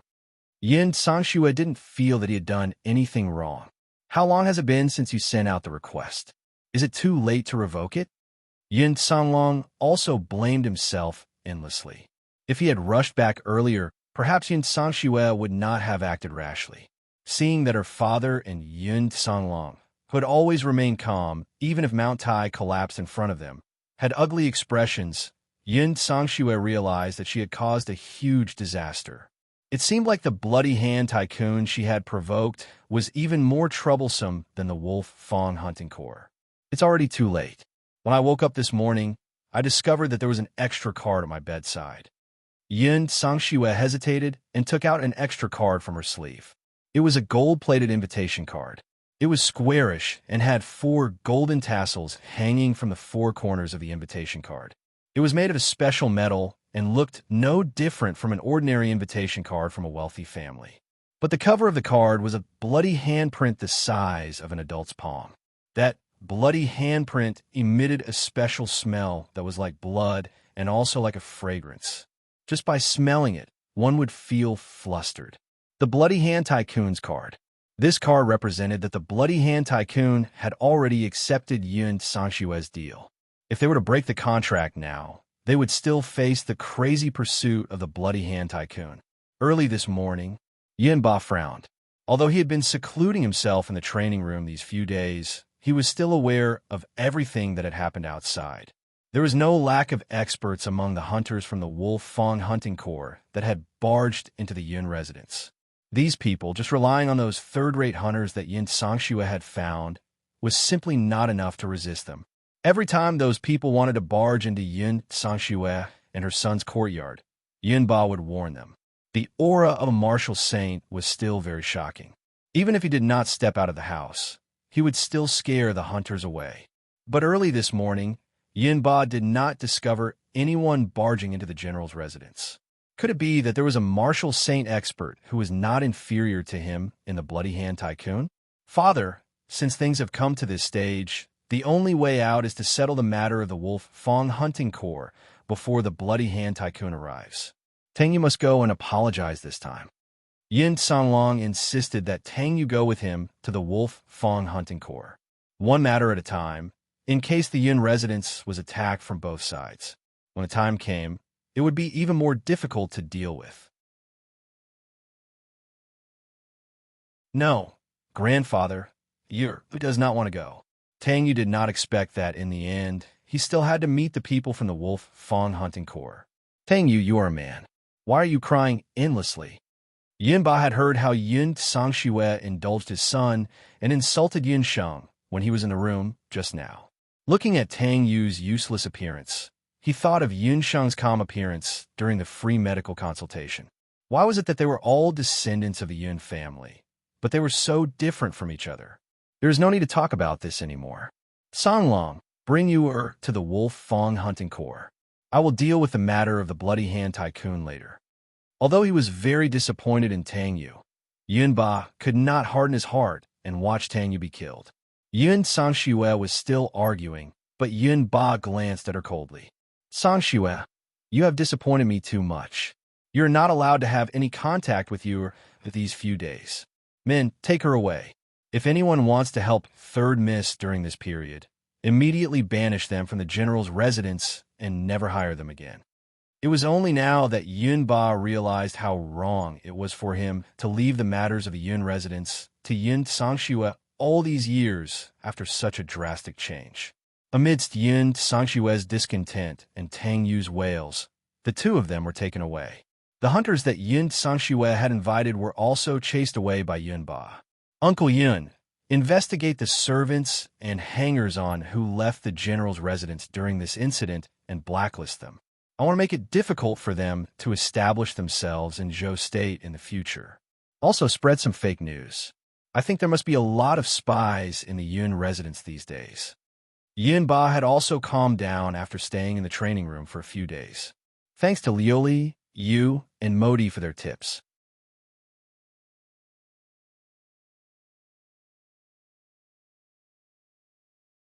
Chapter 350. In the imperial court, Yunba felt helpless in the battle of words between the old officials. This time, the Emperor of Zhou State was also watching coldly from the sidelines. These people were all waiting to see the fall of the Yun residence. He wanted to let these people know that as long as he, Yunba, was alive, the Yun residence would never fall. Didn't you go to the southern border of Zhou State? Why did you come back?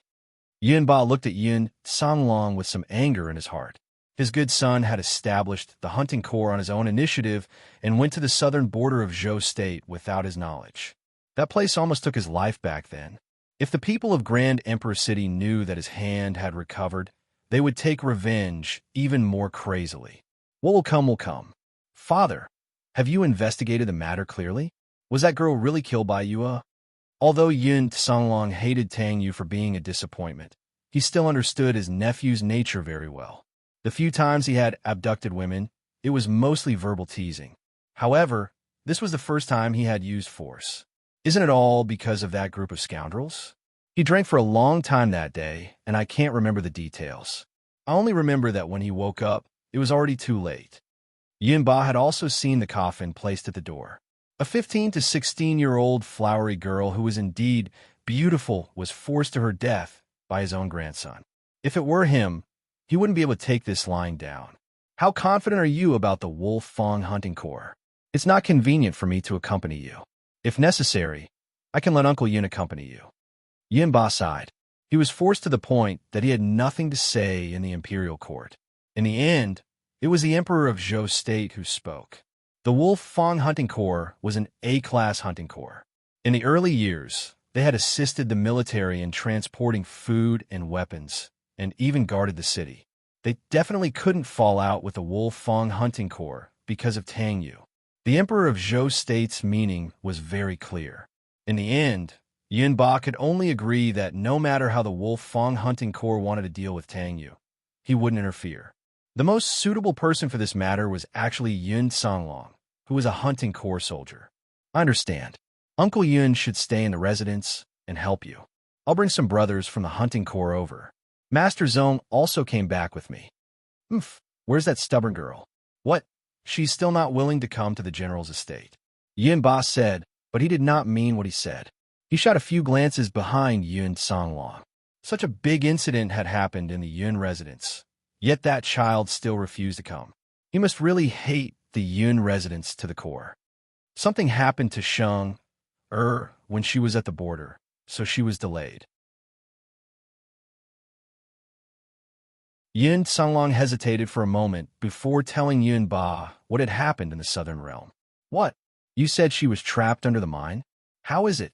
Are you hurt? How could you let a half-grown child stay in the cave alone? Yun Ba's heart burned with anger when he heard this.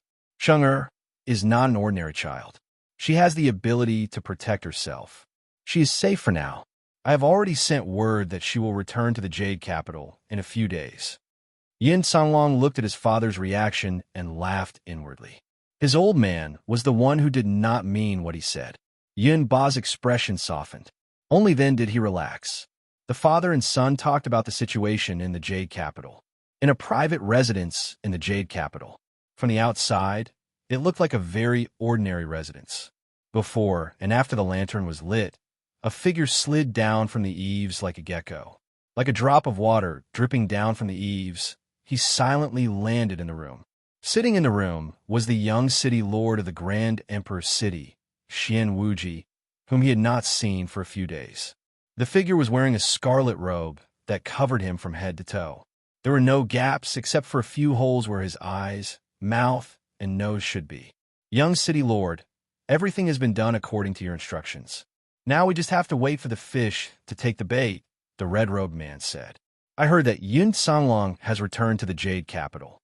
Things are getting more and more lively. This time, you have done well. You have not wasted my years of support for the Bloody Hand Tycoon. Xian Wuji played with a medicine bottle in his hand. Originally, he wanted to poison Yun Ba after entering the Jade Capital. How could he have known that things weren't as simple as he thought? Although Yun Ba was a military general, he was very cautious in his work. His food and clothing were all taken care of by an old servant in his residence, Uncle Yun, and he never left it to others. Xian Wuji used all kinds of methods, even letting people sneak into the Yun residence as retainers and servants, but he could not do anything. However, even someone as sinister as Xian Wuji did not give up on his plan immediately. He sent people to spy on the people in the Yun residence. Very quickly, he found out that there was a huge flaw in the Yun residence. That was Tang Yu, that ignorant and incompetent playboy. As expected, he only needed to do a little trick to catch Tang Yu in the wrong. He then ordered people to secretly approach Yun Songshiwe and threw out the Bloody Hand Tycoon. As expected, the mother and son pair fell for it. Outsiders did not know that the Bloody Hand Tycoon was an organization that the Grand Emperor City had nurtured over the years. More than 50% of the Grand Emperor city's huge expenditure came from the Bloody Hand Tycoon. Don't worry, young city lord.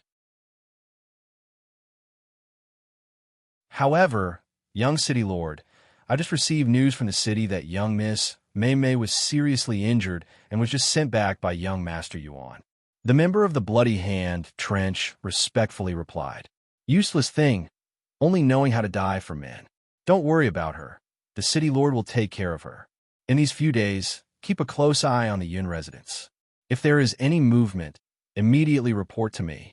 Xian Wuji waved his hand impatiently. The members of the Bloody Hand Tycoon left silently. Xian Wuji looked at the medicine bottle in his hand. This time, no one could save the Yun residence. After traveling day and night, finally, Yun Sheng and Yi Biming returned to the Jade capital 3 days later. This day was also the day that Yun Songlong escorted Tang Yu to negotiate with the Wolf Fang Hunting Corps. The location of the negotiation was chosen by the Hunting Corps. They chose a relatively secluded tavern in the city. This tavern was also one of the taverns under the Hunting Corps of the Jade capital. It was also the place where the hunters drank or made private deals. Yun Songlong received the news that the Wolf Fang Hunting Corps' commander and vice commander, as well as the injured B-grade hunter, would be present. In order to show his sincerity, Yun Songlong brought Tang Yu out early to the tavern. In order to avoid hurting the innocent, a closed today sign was hung outside the tavern. Don't speak later. If you say the wrong thing again, even second uncle will not be able to protect you. Yin Songlong knew that Tang Yu would only cause trouble. At this moment, a few people arrived at the entrance of the tavern. They were dressed very ordinarily, but just by looking at their footsteps and the way they entered the tavern, one could tell that they were not ordinary customers. There were 3 of them, 3 hunters from the Wolf Fang Hunting Corps.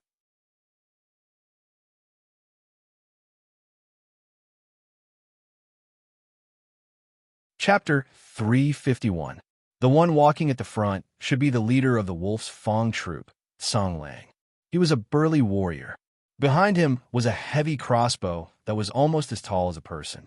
The crossbow was black in color, and it was shining with a light that was not inferior to the sun. The one in the middle was a female hunter, and an extremely outstanding one at that. She was not even 30 years old, and was at the most attractive age for a woman. She had brown hair and held a magic scepter in her hand. There were 4 magic soul stones embedded on the magic scepter. Behind a female hunter was a male hunter who looked a little pale. Among the 3 of them, he was the youngest. When he saw Yin Songlong and his niece sitting in the middle of the tavern, the male hunter's eyes almost spat fire. He subconsciously pressed on the scabbard on his waist, but his hand was pushed away by the female mage beside him with her magic scepter. When Yin Songlong was sizing up the 3 people from the Wolf's Fang troop, Song Lang and the deputy leader of the Wolf's Fang troop, who was also the female hunter Huanu, were also observing Yin Songlong. When they realized that the other party only brought a hunter as an assistant to negotiate, that there were no ambushes near the tavern, and that the martial sage of Zhou State, Yin Ba, was not nearby, the 2 of them relaxed a little. At the same time, their impression of Yin Songlong was much better. It was rumored that Yin Songlong, one of the 2 heroes of Zhou State's military, was a righteous and upright person. Looking at him now, it was indeed so. Even though they were on bad terms with the Yun's residents, the Wolf's Fang troop still avoided Yun Ba's reputation. Leader Yun. Song Lang walked forward and cupped his hands as a form of greeting. The beginning of the negotiation between both parties seemed to be quite harmonious. Leader Song. Yin Songlong also stood up and bowed. Deputy Leader Hua, don't stop me. I want to kill that bastard. Just as the 2 of them were greeting each other, the young hunter suddenly broke free from the magic scepter of the female mage beside him, and his hand went to his waist. The young male hunter's attire was a little special. Most of the martial artists in the Boundless Continent liked to hang their swords on their waists, but on his waist, there was a row of small knives and daggers that were only the length of a finger. With a flick of his wrist, a silver light flashed, and 5 to 6 concealed daggers flew towards Tang Yu. The way he shot out the concealed weapons was extremely fast, It was obvious that he was an expert in this area. Every concealed weapon was wrapped in a layer of doqi. 5 to 6 of these daggers, linked together, were all aimed at Tang Yu's vital acupoints. If Tang Yu was really stabbed, blood would definitely splatter on the spot. On the other hand, Yun Songlong was unhurried. His hand was several times faster than the dagger. He picked up Tang Yu, and the 5, 6, 8 hidden weapons missed their target. The hidden weapon pierced the wall of the tavern, and suddenly, 5 or 6 knife marks appeared on the wall. After Yun Songlong dodged the dagger, he threw Tang Yu back to his original position. The entire process was smooth and fluid. If one were to look at it from the side, it would seem as if Tang Yu's but had never left his seat. If Tang Yu hadn't been so frightened that his eyes had rolled back, no one would have realized what had just happened. Song Lang and Huanu, who were at the side, also looked calm on the surface. However, at this moment, their hearts were in turmoil. Back then, Yin Songlong was considered a top figure in Zhou State. Even Song Lang and the others, who were hunters, avoided Yun Songlong's name. Previously, there was a rumor that Yun Songlong had abandoned the army to become a hunter after being crippled for many years. His originally crippled hands had miraculously recovered. However, Song Lang and the others didn't really believe it. They thought that it was impossible for a broken hand to recover. Even if it recovered, his skills would definitely be greatly reduced. Therefore, this time, when they heard that Yin Songlong had stepped forward to resolve this matter, Song Lang and the others still had some thoughts of testing him. After testing, they immediately realized that Yin Songlong's skills didn't deteriorate compared to back then. In fact, they seemed to have improved. Song Lang pretended to be angry and said, "Lu Hao, who allowed you to make a move? Don't be presumptuous in front of Commander Yin." "It's fine. This must be Brother Lu. This matter is also Tang Yu's fault." Yin Songlong smiled indifferently. Yin Songlong sneered in his heart. What a good wolf Fong hunting corps, they were also cunning enough. Huanu's cultivation was much higher than Lu Hao's. How could she not be able to stop her impulsive subordinate? Tang Yu, who was at the side, wanted to cry, but had no tears. He was really scared to death. Since we agreed to discuss this matter, let's get straight to the point. This matter originally had nothing to do with our wolf Fong hunting corps. However, Lu Hao is a very promising hunter in our group. Commander Yun, you should know that when a member of your group is in trouble, as a commander, you must stand up for him. Song Lang had already found out Yin Songlong's bottom line, so he straightforwardly spoke of the purpose of this trip. Commander Song is right. Tang Yu, this matter started because of you. Brother Lu is also here today. Just tell us directly how you want to deal with this little bastard. Yin Songlong ordered someone to bring wine. When Lu Hao heard this, he glared at Tang Yu. When he saw Tang Yu, he thought of his fiancée who had died tragically.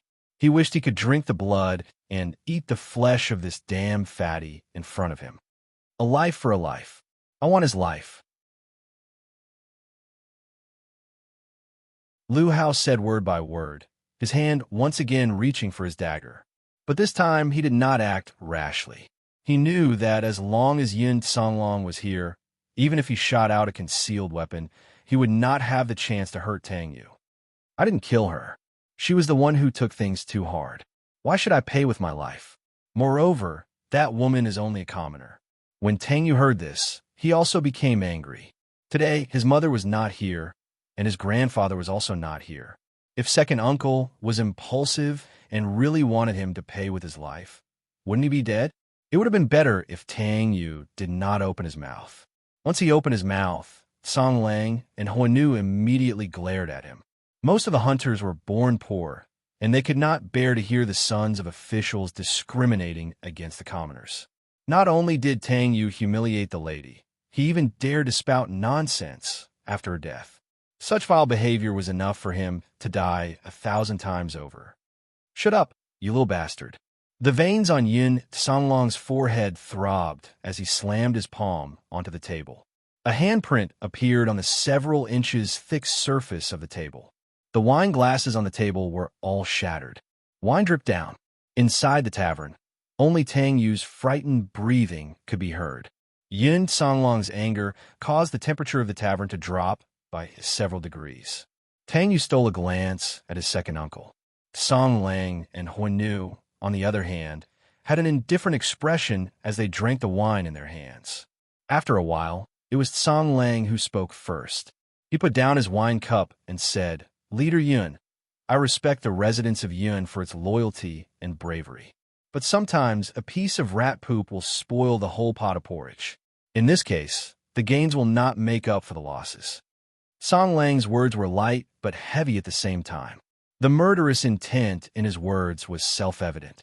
The vice leader of Huanu also sat at the side with a kind smile on his face. But if one took a closer look, one would realize that the magic scepter in Huanu's hand was shining with a moving light. She was already prepared to chant a spell. Song Lang alone might not be Yun Songlong's opponent, but with the addition of an extremely aggressive fire element mage, the outcome would be hard to say. Since we have already spoken to this point, I think Leader Yun should understand our intentions. I will make a decision on behalf of Lu Hao. A life for a life. As long as the residents of Yun agrees, the Wolf Fang Hunting Corps will promise you that we will not cause trouble at the residents of Yun in the future. But if Leader Yun does not agree, then the Wolf Fang Hunting Corps and the Sky Hunting Corps will be mortal enemies. Song Lang's words were resolute and decisive. There was no room for negotiation.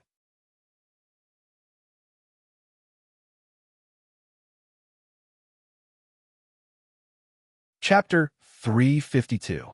The matter had escalated from Tang Yu to the entire Sky Expedition Hunting Corps. It was not enough for Song Lang to become the leader of an A-grade hunting corps based on his cultivation base alone. He was like a wolf king. He was cunning and meticulous. He was the leader of the entire hunting corps and also the one who controlled the entire situation. Yin Songlong had to consider carefully. As the leader of the hunting corps, he could not sit back and watch hundreds of hunters be implicated because of his personal affair. Tang Yu's body of fat was trembling nonstop. He did not even dare to cry or make a fuss. "Leader Yun, I'll give you 3 days to consider. Tell me your answer after you've thought it through. I hope you don't have any other ideas, such as secretly sending them away. The boundless land is huge, but there are traces of the hunting corps everywhere." Song Lang stood up and was about to leave with Huanu and Lu Hao. "There's no need for 3 days. I can answer you right now. We won't hand them over." The door of the inn was pushed open. The owner of the inn hurried forward to stop the guests. "Dear guests, the inn is closed today. We won't be serving any guests." Seeing the guests, Yin Songlong's gloomy face brightened up. Tang Yu, however, twitched as if he was suffering from epilepsy. There were also 2 men and a woman who entered. However, their formation was different from the Wolf Fang Hunting Corps. Among the 3 people who entered, it was obvious that the female sorcerer was the leader. She was the smallest and the youngest, but she was at the front. Judging from the female sorcerer's travel-worn appearance, she had just returned from overseas. However, the bright smile on her face did not make one feel tired at all. She had a pair of unusually clean black eyes. Her hair of the same color was casually tied behind her back with a cat's eye red jade hairpin. There was a slender magic scepter hanging from her waist. She gave off a very comfortable feeling. Of the 2 men behind her, one was a young and tall warrior. The other one was an elegant young master. He did not need to say a word, but he was a handsome man who gave off an oppressive air of nobility. Yin Songlong saw that his niece was safe and sound and smiled in relief. The emotions that had been suppressed by Tang Yu's matter these few days had also faded. He knew that Yin Sheng must have her reasons for coming here, so he didn't say much and let Yin Sheng have the right to speak. Yin Sheng smiled at Yin Songlong. She wasn't here to meet second uncle. Her beautiful eyes seemed to sweep across the people of the Wolf Fang Hunting Corps as she clasped her hands. "This one is Yin Yun, the vice leader of the Heaven Extermination Hunting Corps." Yin Sheng came back around sunrise. She returned to the medical hall first. Over the past few days, the incident at the residence of Yun had been the hottest topic in the city. Lin Yao collected a lot of information. When Yun Sheng heard this, she rushed to the Yun residence without resting. Just as Lin Yao had said, there was a coffin outside the Yun residence. The coffin was open, and inside lay the unfortunate woman who had died tragically. Yun Sheng didn't enter the general's residence. She pretended to be a passerby and looked around the woman's coffin before asking the woman's family some questions. Just as she was asking around, Uncle Yun walked out of the residence. When he saw Yun Sheng, he was overjoyed and secretly pulled Yun Sheng to one side and told Yun Sheng about the negotiation between Yun Songlong and the Wolf Fong hunting corps at the pub. That was why Yun Sheng rushed to the pub. After hearing Yun Sheng's self-introduction, the three people from the Wolf Fong hunting corps were surprised. They didn't expect that the vice leader of the newly established Wolf Fong hunting corps was actually this young female hunter. One had to know that it was a very difficult task to establish a hunter corps on the continent. Most of the hunters had been in the hunter world since they were young. They had to complete countless difficult missions before they could gradually accumulate fame and wealth in the hunter world. After they had enough fame and wealth, some people would form their own hunting squad or even a hunting corps. For those who were lucky, it would take 10 years. For those who were unlucky, it might take 20 years. So the hunting corps leaders or hunting corps leaders in the hunting corps, the youngest one was at least 30 years old. The older ones, like Song Lang, were already 4 years old. Feng Kwa from Huang Tang's trio was already considered the youngest among them. But how old was Yun Sheng? She was really 8 years old, but her appearance was only 12 or 13 years old. No wonder the few people from the Wolf Fong hunting corps were dumbfounded. When they were mumbling about Yun Sheng's age, they suddenly thought of her name. Yin Yun. This name, why did it sound so familiar? Lu Hao, who was by the side, stared at Yun Sheng strangely and cried out as if he had seen a ghost. You are bloody Lolita, Yin Yun of the Huangting hunting troop. The Yin Yun who killed the Dark Guard hunting corps and had a master like Emperor Zhao. Lu Hao's shouting made Song Lang and Huan Nu think of this person. Hunters who had reached the level of Song Lang and Huan Nu would never go to the hunting corps citadel. But their subordinates were different. Usually, after they finished their missions, they would go to the hunting corps citadel to participate in a few fights for a few drinks or to vent their anger. Coincidentally, when Huang Tang's group of 4 was taking part in the B-grade hunter squad assessment, Lu Hao was also taking part in the hunter combat arena with his fellow hunter brothers. Because of the later Qin's Dark Guard hunting corps, the entire hunting corps citadel knew about Huang Tang's fight. The tickets for the last fight were sold at a sky-high price. When Lu Hao went to buy the tickets, they were already sold out. In order to make up for his regret, he had to spend a high price to buy a magic scroll that recorded the fight. The scene where Yun Sheng killed the Dark Guard hunting corps left a deep impression on him. But because Yun Sheng was wearing an illusion earring, he did not recognize her. Now that he heard Yun Sheng's words and looked at the familiar magic scepter in Yun Sheng's hand, he immediately recognized Yun Sheng. Huangting, are you talking about the B-grade hunting corps that has been in the limelight recently? It is said that they have the chance to become the first A-grade hunting corps in the Boundless Continent. Speaking of Huangting, Song Lang had some impression of it. Huanu also had a curious look on her face. She had seen the magic scroll that Lu Hao had bought earlier. Who would have thought that this little girl who looked as fresh as Jasmine was actually the bloody Loli who killed without blinking an eye? It was just that her appearance was not related to bloody Loli. Yi Baiming, who was listening at the side, looked at Yun Sheng from head to toe with a mischievous look on his face. He did not expect that the little wildcat had done so many things before reuniting with him. Yun Sheng felt goosebumps all over her body when he looked at her. She rolled her eyes back at him. I'm indebted to the brothers from the Hunter Union for thinking so highly of me. I seem to have such a nickname in the past. Facing the crowd who looked as if they had seen a ghost, Yun Sheng chuckled and did not shy away, directly admitting her identity.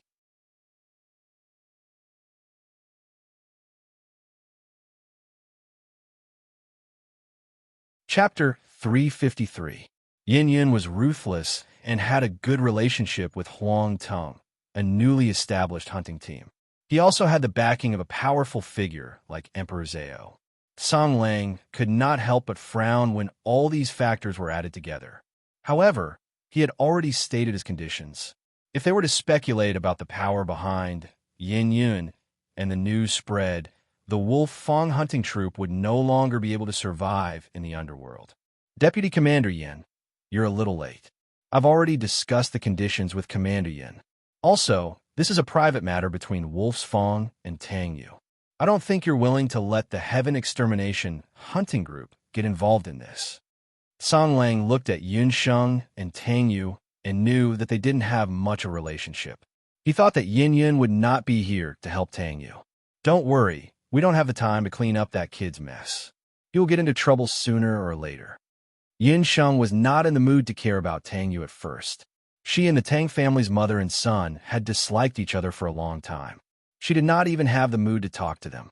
However, she happened to discover something interesting outside the Yun residence. As long as Tang Yu was still a member of the Yun residence, and Yun Sheng still had the blood of the Yun family flowing in her body, Tang Yu's matter would not be unrelated to her. Yun Sheng had always been someone who dealt with matters and not people. Due to the protection of a special magic array, the hanged woman's corpse was still well preserved. Her face was even more lifelike. If not for her cold limbs, one would not be able to tell that she had been dead for more than 10 days. When she saw the woman's death earlier, she was even more disgusted with Tang Yu. However, when she took a closer look at the woman in the coffin, she realized that something was amiss.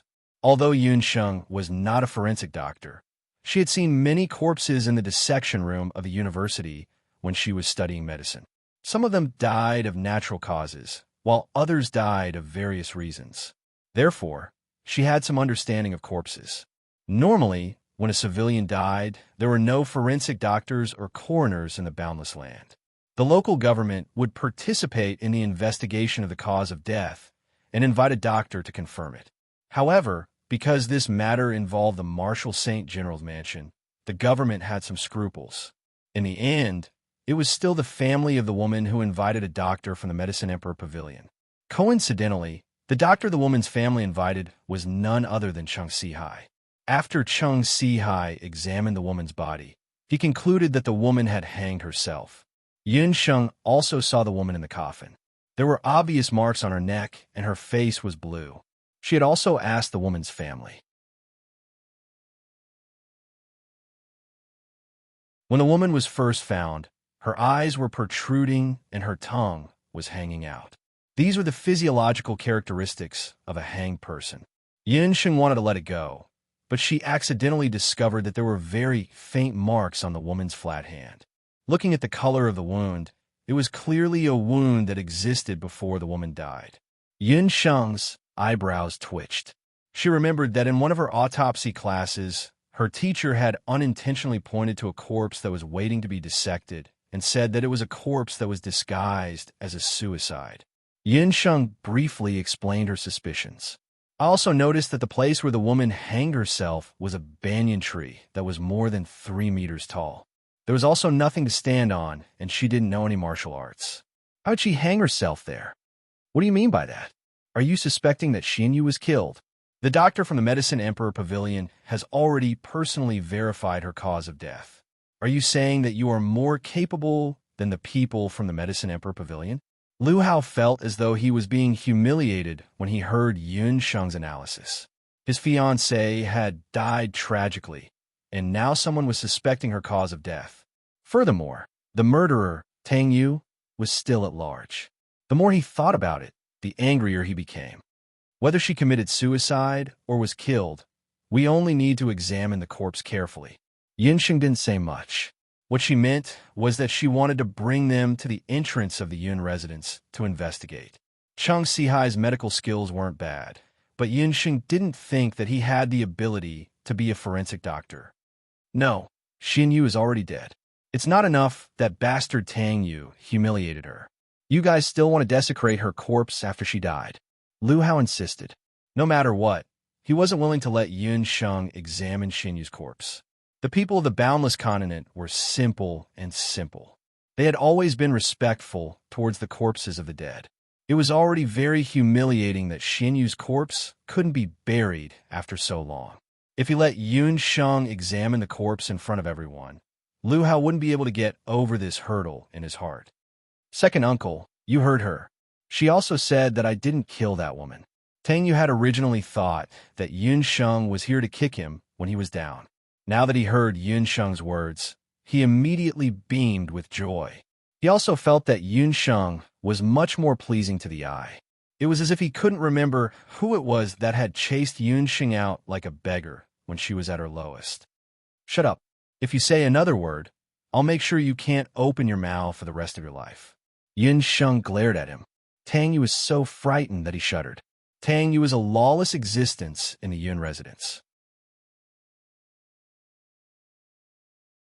His mother doted on him too much. His maternal grandfather Yun Ba was also very protective of him, and his second uncle Yin Songlong was also indifferent toward him. This was the reason why he had become like this today. Yun Sheng was the first person who dared to speak to him in such a tone. However, Tang Yu couldn't refute. He had seen how powerful Yun Sheng was. He heard from his mother that his second uncle's hand was cured by this murderous female jinx. Not only that, his mother also said that her alchemy skills were also very high. Previously, the son of the elder of Wushuan Limitless School's medicine hall was said to have offended this little jinx and was thus poisoned to death. Yinsheng naturally didn't know that in the outside world, other than her superb medical skills and bloody lowly, she also had the title of poison doctor. Although Tsang Lang and Huan Nu weren't medical practitioners, they also felt that Yun Sheng's analysis just now was reasonable. However, Lu Hao was emotional and refused to agree to the other party's autopsy no matter what. Deputy Commander Yin, you also saw that Lu Hao has a bad temper. If he doesn't want to, none of us can do anything to convince him. I have an idea that may be able to calm both sides down. Huan Nu saw a group of big men staring at each other for a long time without a result, so she simply walked out and acted as a peacemaker. Yinsheng looked at Huan Nu and saw that she was gorgeous and spoke quite appropriately. She was a woman and a magician, but she could be called an A-level hunter in the hunting world of Zhou State, where warriors were respected. If the other party was not outstanding in magic, then she must have some skills. Sometimes, compared with men, women could indeed play a different role. Deputy Commander Hua, what's your plan? Yinsheng didn't know the other party's intention, so she followed Huan Nu's meaning and said, everyone is a hunter. There's always been only one rule for hunters to speak and do things. Whoever is stronger will have the final say. There are people from the Wolf Fang Hunting Corps and the Sky Hunting Corps present. Why don't we choose 3 people and have a competition? 3 wins and 2 losses. Whoever wins more will have the final say. Huan Nu chuckled, and her pair of charming eyes lingered on Yun Songlong for a while.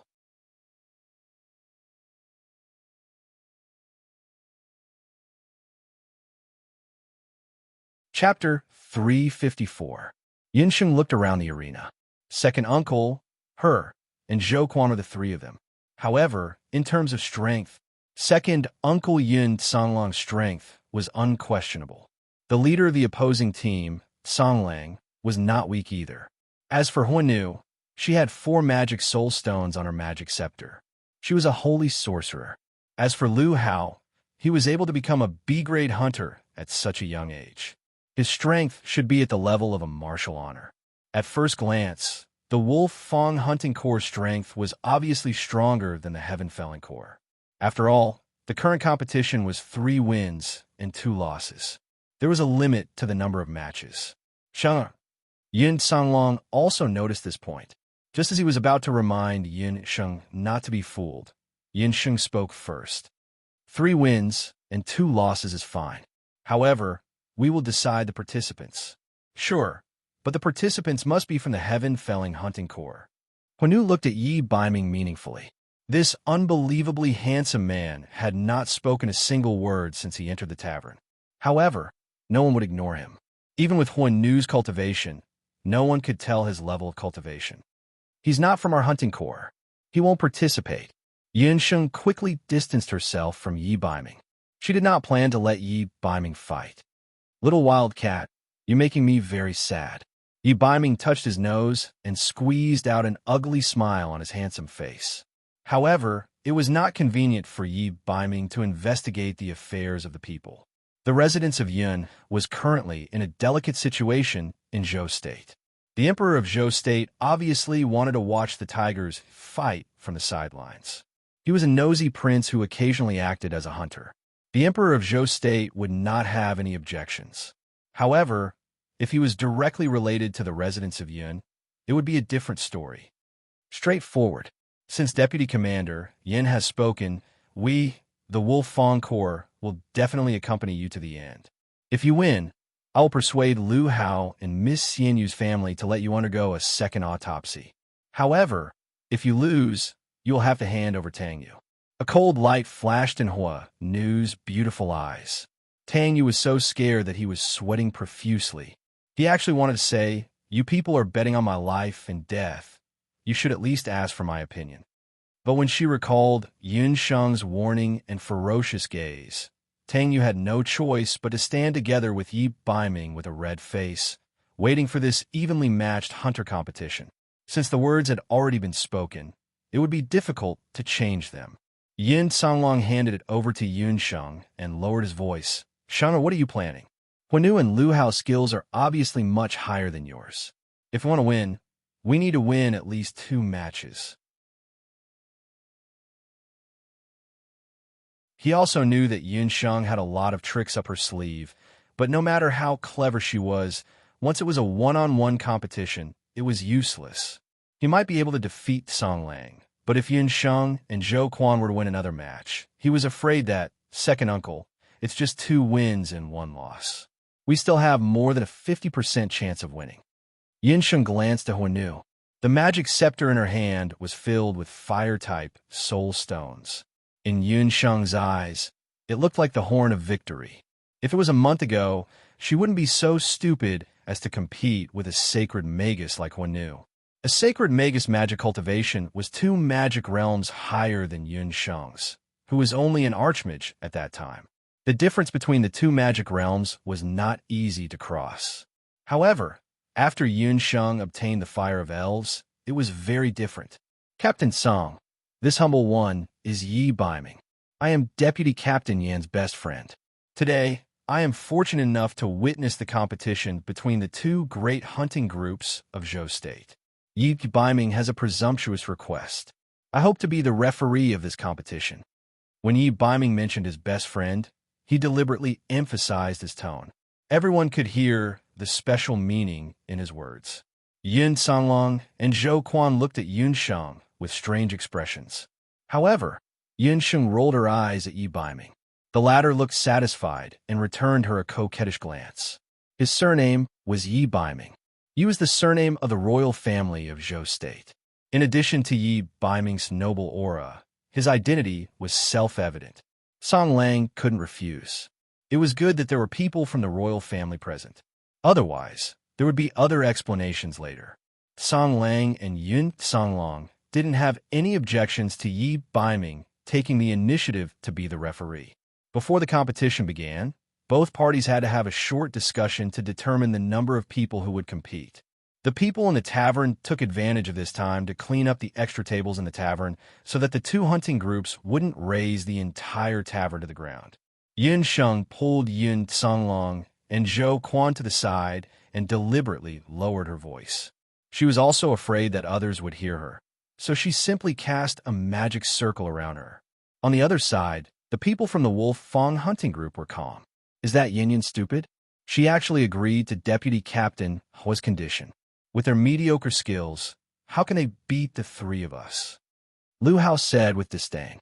At this moment, he even suspected that the Yin Yun who shocked everyone when she started a massacre in the Hunter's Ford on Mount Daoi that day was really the harmless-looking girl in front of him. After all, from the looks of it, it had only been a year. How could there be such a huge change in the other party's body? Don't underestimate her. Huanu didn't let down her guard because of Yun Sheng's straightforwardness. On the contrary, she felt that there was something hidden behind Yun Sheng's smile. "I think so too. Didn't you guys notice that even though Yun Songlong is the group leader, including Yun Songlong himself and another hunter. After Yin Yun came, they all followed her lead. As the group leader, Song Lang was even more considerate. If the young hunter listened to Yin Yun, it would make sense. However, even Yun Songlong, who had been on the battlefield for a long time, did the same. That was strange. All right, Lu Hao, the scene recorded in your previous magic scroll shows that Yin Yun is a summoner, right? When Nu thought left and right, then looked at Yun Sheng's magic staff that was only inlaid with 2 soul stones. She couldn't understand where Yun Sheng's confidence came from. The only possibility was Yun Sheng's summoned beast. However, she didn't see Yun Sheng's summoned beast. Yes, I remember.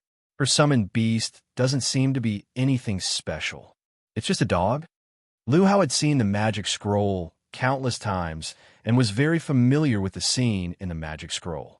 Then when the time comes, I'll make sure she doesn't even have time to summon. Huan Nu was a sacred magus. Her chanting speed was more than 10 times faster than the average magus. If Yun Sheng still expected to be able to summon a summoned beast during a battle, then she was gravely mistaken.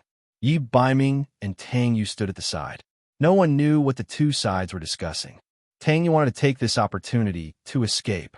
However, when he looked at Yi Baiming next to him, he didn't have any thoughts of running away.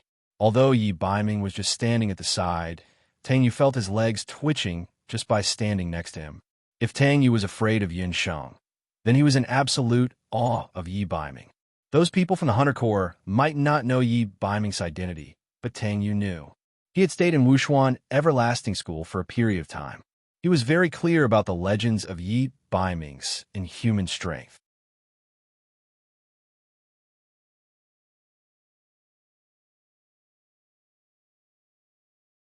Chapter 355. The former crown prince who came out of the cold palace, after being imprisoned for many years, shocked the world with a single feat and joined the Wushuan Limitless School. Although he was a prince, he had entered the Wushuan Limitless School at about the same time as Tang Yu. No matter who it was, they treated everyone equally. Tang Yu and Yi Baiming both started for the outer hall and participated in the morning, afternoon, and night training. However, Tang Yu did not last for a year and left the Wushuan Limitless School. Yi Baiming, on the other hand, rose from the outer hall to the inner hall like a rocket in more than a year's time, and finally became the #1 expert in the inner hall.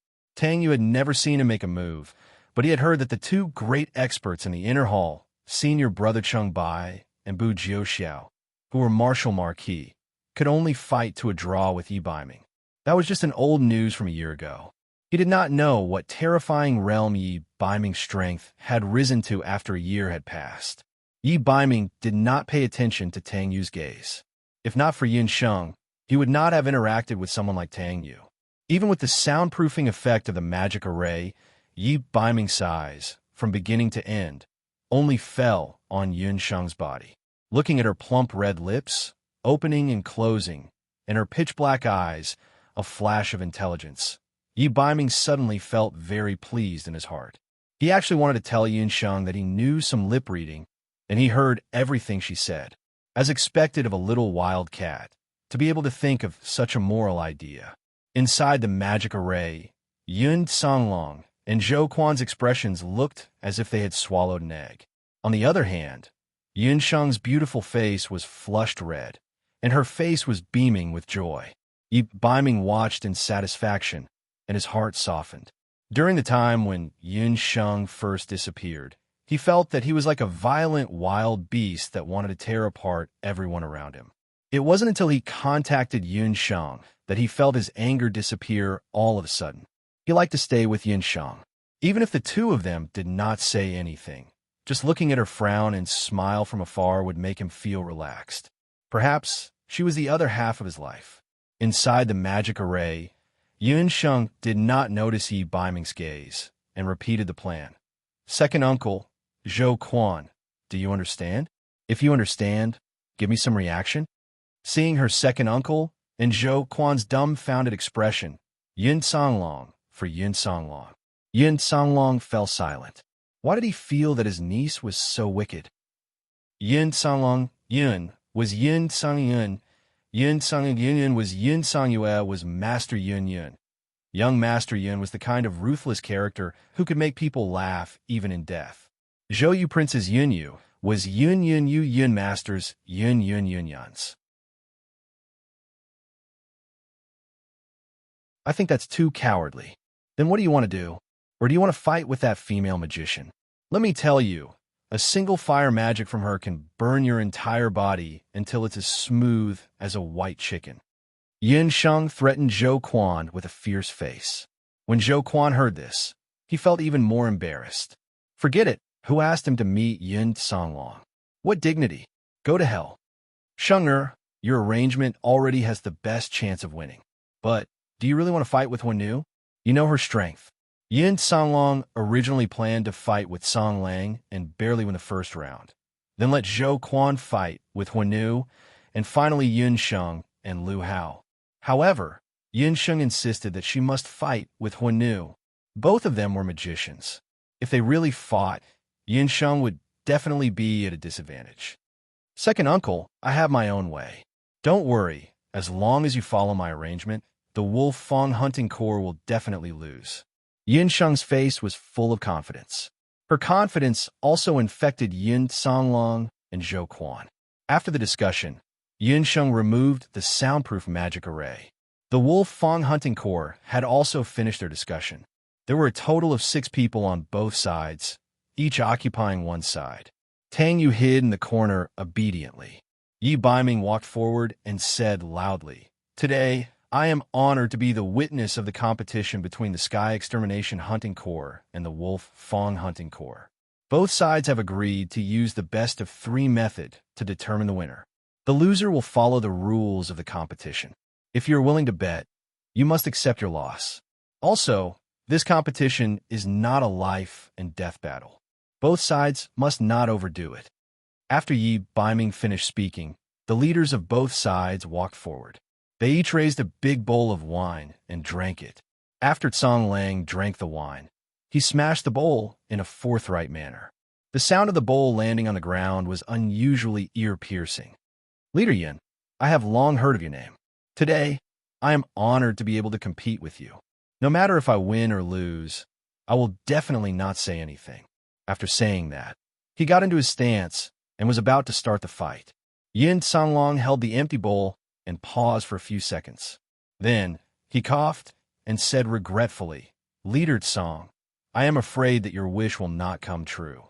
I will not be the one to compete with you in the first round." Yin Songlong braced himself and took a step back. Under Yin Sheng's gaze, Zhou Quan, who had a long face, took a step forward and faced Song Lang. Zhou Quan's voice trembled. "I am sorry, everyone. I am Zhou Quan, an E-class, no, a D-class hunter of the Sky-felling hunting corps. I just advanced a while ago." With every word that Zhou Quan said, the veins on Song Lang's arm, which were popping out due to anger and humiliation, squirmed like earthworms. "Yin Songlong, what do you mean by this? You sent a D-class hunter to fight with me. You are humiliating our Wolf Fong." Song Lang went berserk on the spot. He did not expect that the leader and vice leader of the Sky-felling hunting corps would not be willing to compete in the first round. An ordinary hunter, a D-class hunter that even Lu Hao could not defeat. Huanu and Lu Hao were also shocked, especially Lu Hao. Zhou Quan, who was obviously the weakest in the Sky-felling hunting corps, was going to compete. Then, the remaining 2 people. Did that not mean that he would most likely be competing with Yin Songlong? With Yin Songlong's skill, he could easily swat away his concealed weapon like swatting a fly. What was the point of competing? The smile on Huanu's face could no longer be maintained. She glared angrily at Yin Sheng. What a cunning little girl. No wonder she agreed so readily. Yi Baiming, on the other hand, shook his head and laughed. He had seen everything that Yin Sheng had mouthed just now.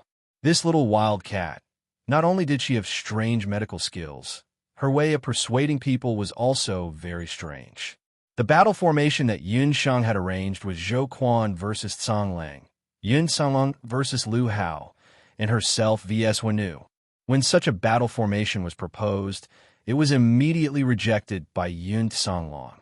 Yun Songlong had his own set of theories. He believed that the battle between hunters was like going into battle to kill the enemy. The first round was the most crucial. The first round must be won. Only then would they be able to achieve a record of 3 wins and 2 losses in one go. However, Yun Sheng completely rejected Yun Songlong's point of view. She believed that in a situation where the enemy was strong and they were weak, they had to show weakness to make the other party lower their guard. She even gave a very simple story. It was a story called Tianji's horse racing.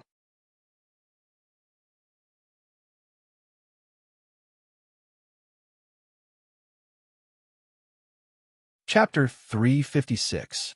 It was about a minister called Tianji who had a horse race with the emperor of his country.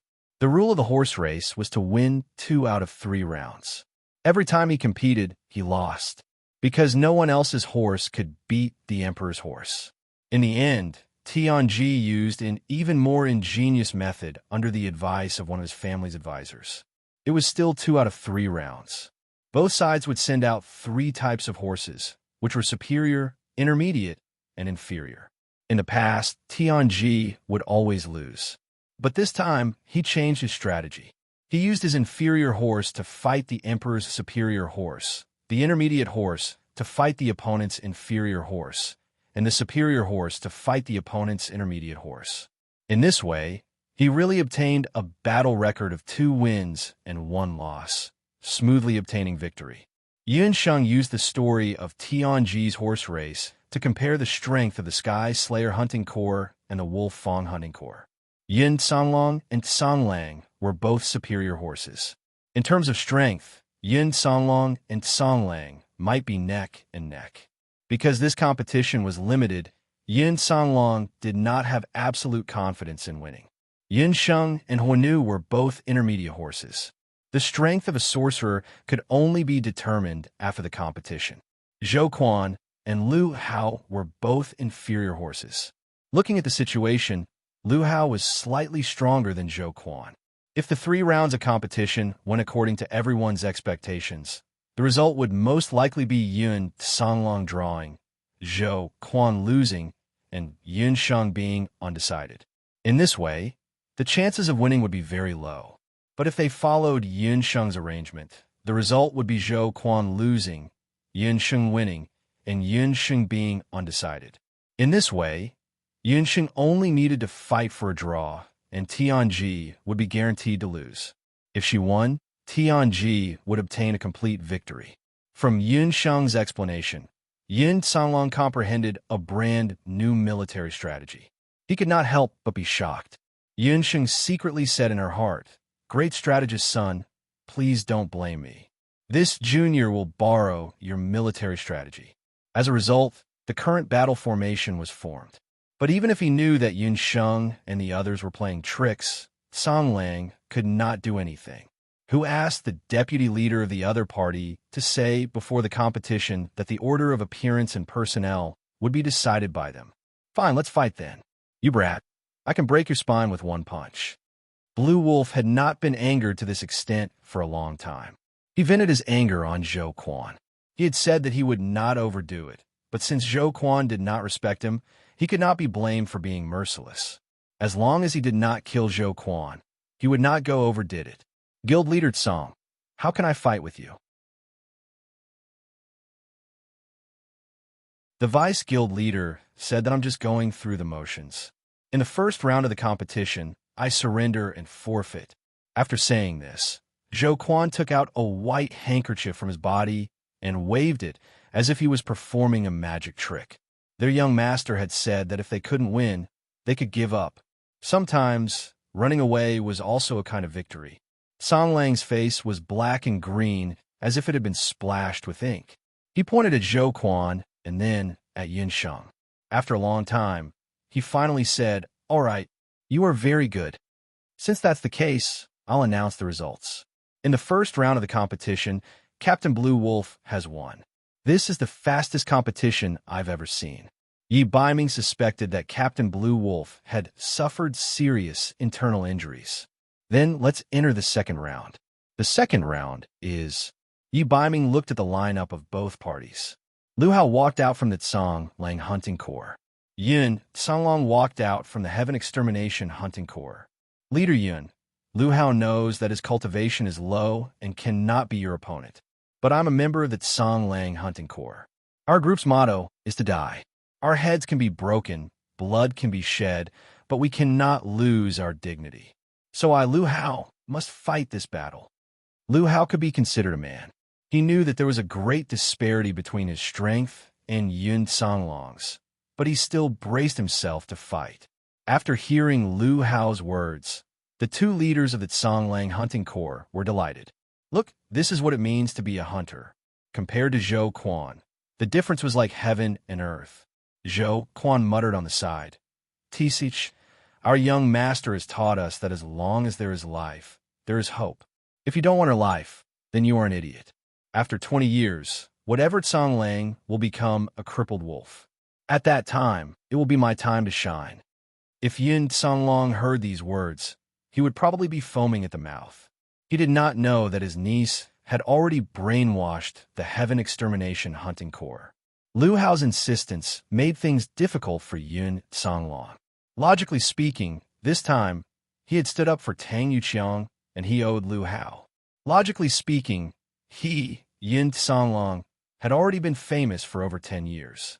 If he really fought against Lu Hao, even if he won, it would still be unreasonable for him to do so.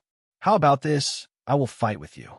But you are a junior and have an order of seniority. I will not fight with you for real. I can see that you are very skilled in using hidden weapons. Our fight will be using hidden weapons.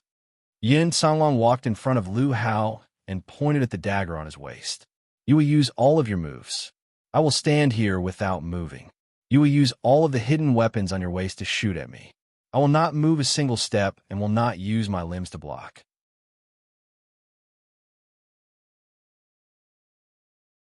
If you can hit me or force me to move a single step, then you win. When Yin Sanglong said this, Lu Hao's eyes, which originally did not have much confidence, immediately lit up. The two captains of the Wolf Fang hunting corps, who had been made a fool of by Yun Sheng and had won, also couldn't help but be happy. You're the one who said this, Captain Yin. Lu Hao instantly gritted his teeth. He opened the soft armor on his body, and a row of daggers could be seen on his waist. Lu Hao was good at using hidden weapons, especially throwing daggers. He was famous in the hunting corps for being a fast blade user. He had once killed more than 10 hunting corps soldiers who were on par with him on a mission without any support from anyone. He only relied on the row of hidden weapons on his waist to shoot and kill more than 10 hunting corps soldiers who were on par with him. It was also because of this that the Wolf Fang hunting corps made an exception and promoted him to a B-grade hunter. Yun Sanglong's strength was very strong, but if he couldn't move his limbs and couldn't even move his feet, then he would be like a dead end. Lu Hao didn't believe that he couldn't hit Yun Sanglong under these conditions. Second uncle. Captain. One family was happy while the other was sad. Yun Sheng was almost angered to death by her second uncle. She had spent a lot of effort to gain the advantage, but it was wiped out by him with one sentence. It wasn't that she didn't believe in her second uncle, but it was just that a horse could make a mistake. If he wasn't careful and got hit, then they wouldn't be able to compete in the next round. Sheng, Zhou Quan, believe in me. Yin Sanglong smiled faintly at the two of them, appearing very confident. Yun Sheng glanced at her second uncle. She realized that at that moment, her second uncle seemed to be radiating the heroic spirit of a young man. If they could completely let her second uncle get rid of the past through this competition and return to his former self, then why not? Either way, they would just have to pay with Tang Yu's life. Thinking of this, Yun Sheng felt relieved. Then I'll offend you. Please enlighten us, Captain Yun. Lu Hao and Yun Sanglong both got into their stances.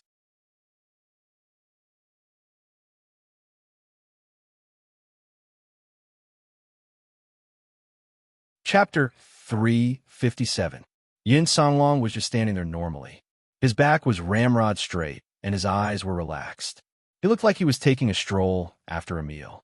He didn't look like he was going to compete at all. On the other hand, Lu Hao looked as if he was facing a great enemy. He had been a hunter for many years and had seen a lot of things. However, if his opponent was Yun Songlong, one of the two heroes of Zhou State, he wouldn't be so sure. Whoosh, whoosh, whoosh. Lu Hao moved immediately. The 5 fingers of his right hand were like springs as he instantly pulled out 3 daggers. Each dagger was extremely sharp and emitted a chill. The daggers turned into 3 arcs and directly attacked Yun Songlong's face, waist, knees, and other vital points. The daggers were fast, but Yun Songlong was faster. His originally ramrod straight body only made a few small swings and easily dodged Lu Hao's 3 daggers. Lu Hao was also prepared. His left hand instantly threw out another 5 flying daggers. Yun Songlong's figure swayed and quickly dodged a few more times. When the daggers brushed past his body, Lu Hao suddenly jumped back. Using the strength of his legs and waist, he was like a fully tense crossbow. His left and right hands quickly moved towards his waist. In an instant, the entire tavern was filled with the shadows of knives and daggers. On the walls of the tavern, countless shadows of daggers surrounded Yun Songlong like raindrops. Yun Sheng used her Shenong pupil and saw that Lu Hao's left and right hands actually shot out more than 50 daggers. This made Yun Sheng very surprised. He was indeed a hunter with the potential of the Wolf Fong hunting corps. 50 daggers could pierce a living person into a hornet's nest. Second uncle couldn't move. How could he dodge this time? Yun Songlong's face didn't change. In front of everyone's eyes, his figure disappeared in an instant. No, he didn't disappear, but Yi Baiming's gaze slightly changed. What a handsome body movement. Yun Songlong's title as a martial arts grandmaster was not undeserved. Just as the 50 over daggers were approaching him like a torrential rain, he exerted strength in his legs. His body was like a roly-poly toy, swaying nonstop in all directions. The bystanders could only see countless afterimages. Every time Yun Songlong dodged, he was only a hair's breadth away. However, Yun Songlong was always able to cleverly dodge a dagger. The dagger that was only a hair's breadth away was actually defused by his roly-poly body technique. His feet, however, did not move a single step, just as Lu Hao had promised him earlier. Lu Hao had just steadied himself. When he saw the current situation, a trace of doubt flashed across his eyes. Second uncle, nice dodge. Yunshin couldn't help but praise. Good job, Commander. Zhou Quan was also dumbfounded. Song Lang and Huanu couldn't help but reveal looks of admiration. Lu Hao's hand began to tremble slightly. His gaze suddenly changed. With a chi sound, a dagger appeared in his hand. That dagger gathered all the fighting energy in Lu Hao's body. Once the dagger was released, it carried a force of several hundred pounds. The fierce fighting energy tore the surrounding air apart. The air seemed to have been heated by the dagger, emitting a scorching smell and rolling heat waves. At this time, Yun Songlong had already dodged most of the daggers. He also aimed at that dagger. His body and eyes reacted at the same time. His body slightly swayed, and just as he was about to dodge, hiss! There was a soft hiss, as if a poisonous snake was hissing in his ear. The dagger exploded in midair, instantly turning into countless sharp fragments. Lu Hao, that brat, was smart. When Song Lang and Hua Nu saw the dagger suddenly explode, they broke out in cold sweat. However, when they saw that the dagger had exploded into hundreds and thousands of fragments, they couldn't help but be overjoyed. Yin Songlong, didn't you have a body technique? You could dodge more than 50 daggers in one breath. Could it be that you could dodge more than 100 dagger fragments at once? Lu Hao was different from the other hunters who were good at using concealed weapons. He usually practiced with his dagger, not only using fighting energy, but he also liked to research his own unique method of using concealed weapons. He could use concealed weapons, he could use his waist, he could use his hands, and he could use his brain. Yin Songlong's strength was much stronger than Lu Hao had imagined. Lu Hao had already used up all his concealed weapons, but Yin Songlong was still handling them with ease. In a moment of desperation, Lu Hao came up with a plan. He pulled out the last dagger on his body and quietly poured his fighting energy into the dagger. The fighting energy of a revered martial artist was no small matter. He quickly poured his fighting energy into the dagger and quickly threw it out. The whole process only took a few seconds. However, in these few seconds, the dagger was torn apart and shattered by the fighting energy in the air. The fragments produced were comparable to countless daggers. Lu Hao believed that no matter how good Yin Songlong's body technique was, this time it was impossible for him to dodge his clever move. Countless fragments, each of them flashed with a cold light. They whistled as they approached Yin Songlong in an instant. However, for some unknown reason, Yin Songlong actually stopped dodging. No one knew if he was thinking of how to dodge or if he had decided to just give up. Just as Yun Sheng and the others were feeling nervous, Yin Songlong suddenly shouted, "Retreat!" When his voice fell into everyone's ears, they only felt their eardrums buzzing as if thunder had suddenly descended. Those with weaker cultivations would probably immediately bleed from their 7 orifices and injure their internal organs. That shout formed a waterfall of fighting energy. The fragments of the dagger, which were originally less than a foot away from Yin Songlong, all fell to the ground like stones sinking into the ocean. Looking at the fragments of the dagger, each of them had already been compressed and deformed by the fighting energy. They were like deformed pushpins. Lu Hao's face was pale. He looked at the fragments of the dagger on the ground, and then looked at Yin Songlong, who was still standing upright like a green pine tree. Only then did he know how big the gap between him and Yin Songlong was. Strength was everything. No matter how skillful he was with concealed weapons, or how ingenious his techniques were, he was still inferior to Yin Songlong, who was standing still. Lu Hao was like a defeated rooster. He saluted Yin Songlong with cupped hands and said wholeheartedly, "Commander Yun, I lost." Only then did Yi Biming announce, "Commander Yun wins the second round of the competition." After 2 rounds, 1 win and 1 loss. The third round is naturally between me and Yin Yun. Huanu's charming eyes slightly raised. She walked out and patted Lu Hao. "Lu Hao, you did very well just now. As long as you work hard enough, one day you will also reach Commander Yun's cultivation." Although they won the first round, Song Lang and Huanu were full of anger. Although they lost the second round, Song Lang, Huanu, and Lu Hao were wholeheartedly convinced. This was the rule of survival for the hunters. They would rather lose openly than win without knowing the reason behind it. Yin Songlong also looked at Lu Hao approvingly and nodded. In that situation, just now, the opponent was only an ordinary young hunter. It was really not easy for him to react so quickly. Only then did Lu Hao pull himself together. He secretly thought that in the future, Yin Songlong would be his goal. He must surpass him. The third round of the competition was the last and also the most important one. Yin Sheng and Huanu both walked out.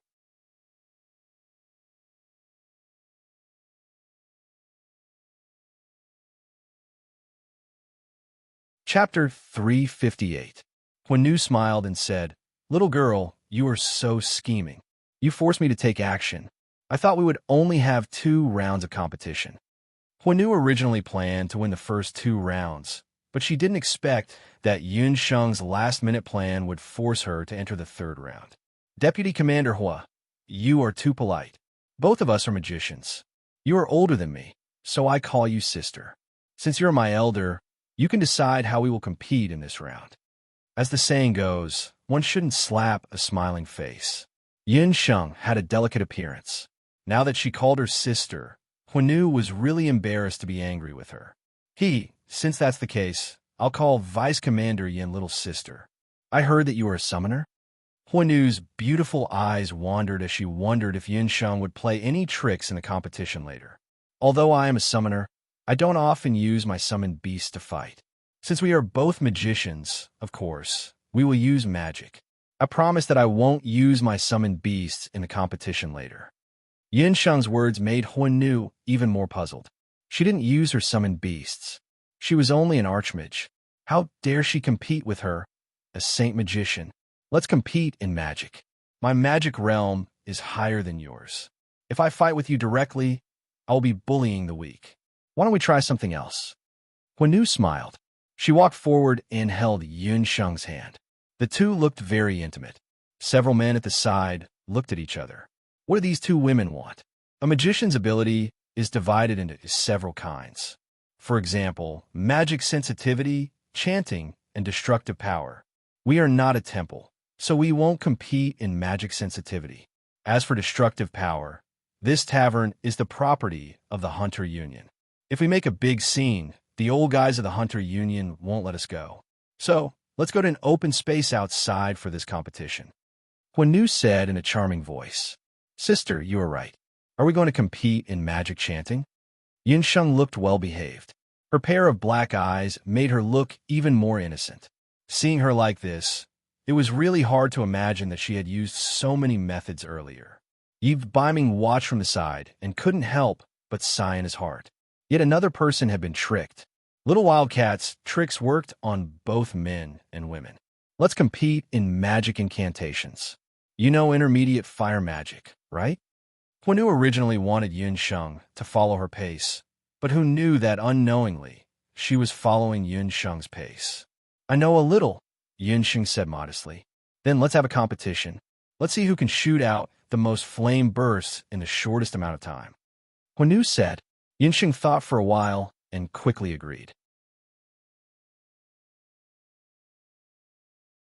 Considering that the destructive power of the flame explosion could be big or small, they decided to proceed with the third round of the competition outside the city.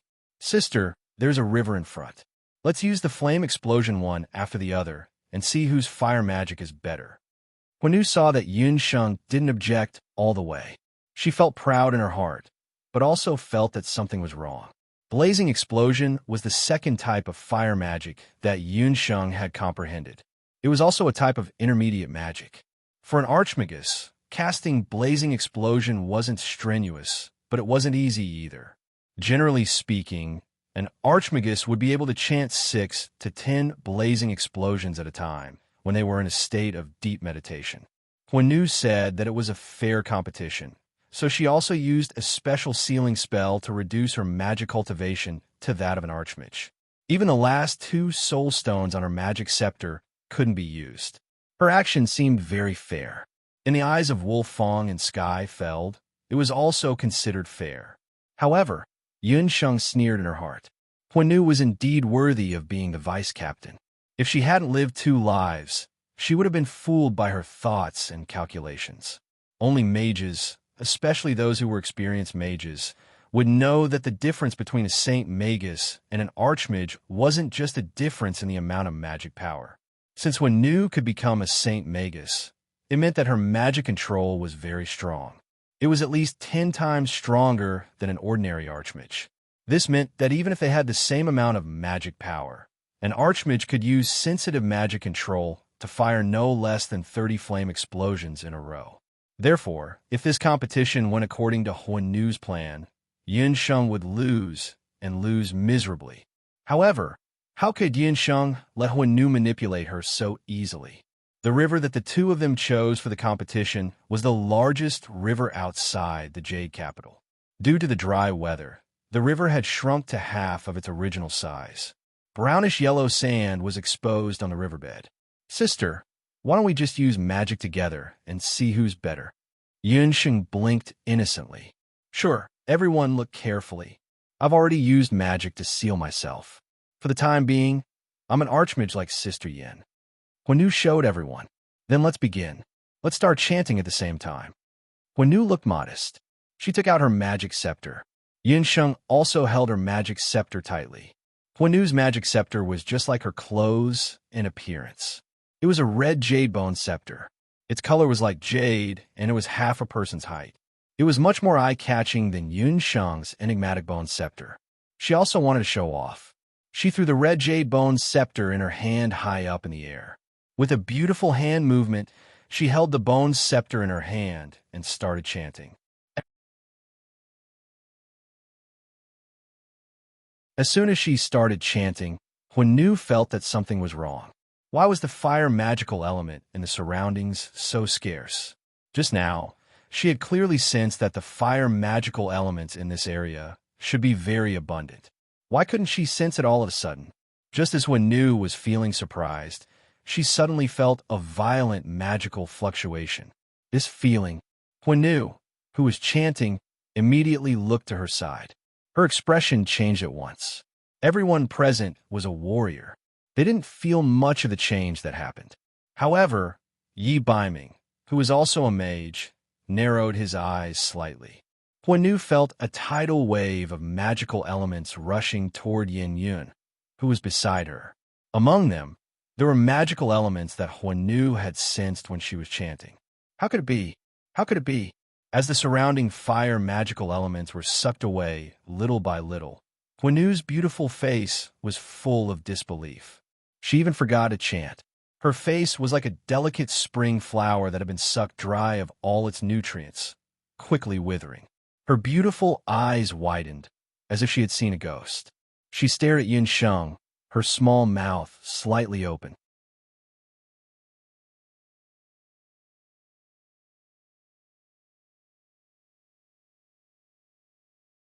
Chapter 359. She could not understand how the other party, who was also a fire mage, could steal all the fire magical elements that originally belonged to her like a group of bandits when they started chanting at the same time. Leader, the deputy leader's condition seems a little strange. Although they were not mages, the two members of the Wolf Fang hunting corps felt that something was wrong with Huanu. Although the deputy leader of Huanu was a woman, she was famous for being resourceful in the group. During the development of the Wolf Fang hunting corps, they had encountered many crises, big and small, and Huanu had helped Wolf resolve them one by one. No matter how difficult the situation was, Huanu had never been as abnormal as she was today. Of course, Huanu did not know that the person she encountered today was not an ordinary fire mage, but the almost insane Yun Sheng. A mage's magical power was affected by many factors, but it was recognized that the more magic souls one had, the higher their magical affinity would be, and they would enjoy a certain level of priority when obtaining magical elements. Although Yun Sheng and Huanu had a gap in strength, and could not control magic as well as Huanu, the advantage of her five elemental magic souls made up for it to a certain extent. In addition, her magic scepter had the brand of the wind spirit, so her chanting was smoother and faster than the average person. However, the most important thing was that she was going to compete in fire magic today. Huanu thought that she had the absolute advantage in the battle of fire magic, but Yun Sheng did not let her have her way, because she had the brand of the Hellfire of the Elves on her. The Hellfire of the Elves was the most precious fire seed of the Fire Spirit King, one of the four nature spirit kings. It was known as the King of all fires. Once the Hellfire of the Elves appeared, all the fires in the boundless land would pale in comparison. Not to mention, the surrounding fire magical elements immediately swarmed over when they smelled the Hellfire of the Elves, fighting to be the first to flatter it. To put it in perspective, Huanu and Yun Sheng were engaged in a tug-of-war competition. Due to the Hellfire of the Elves, Yun Sheng had 100 people on her side, while Huanu was left with only one person. The outcome of this competition had been decided from the beginning. That's impossible. Almost all of the fire magic elements have entered her body. Huanu gripped the red jade bone staff tightly. His fiery red nails pierced into his palm, and he felt a piercing pain. The pain made Huanu sober up a little. Impossible. It was impossible for an ordinary great magus to have such powerful magic senses. Could she be? Huanu thought again, and suddenly remembered that Yin Yun had said that she was a doctor.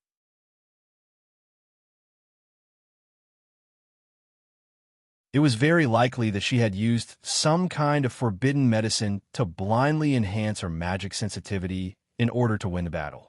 I can't be scared by him. The competition is still going on, so I must continue. Even if there is only a small amount of fire magic elements, I can still chant the most perfect flame explosion. Huanu's complexion became serious. He immediately adjusted his state of mind and calmed down. Then, he began to chant the second chant. So what if he had a large amount of magic elements? Only a smart mage would know that the wisest choice was to use the least amount of magic elements to create the best effect. Generally speaking, a mage's physique was not strong. If Yin Yun had absorbed the magic elements that her body could not bear in order to win the battle, then her body would probably not be able to bear it when he released the magic later. Fire magic elements were the most dangerous of the 4 natural magic elements. They were full of violence. Huanu had once met a mage who had taken a similar kind of forbidden medicine. His body was directly torn apart by the violent fire magic elements, and he burned himself into a pile of ashes. Yin Yin, you asked for it. Huanu calmed down and continued to chant the second chant. Soon, she rushed into the surrounding environment to obtain the fire magic elements. Seeing that Huanu had recovered, the 2 members of the Wolf Fang hunting corps could not help but feel relieved.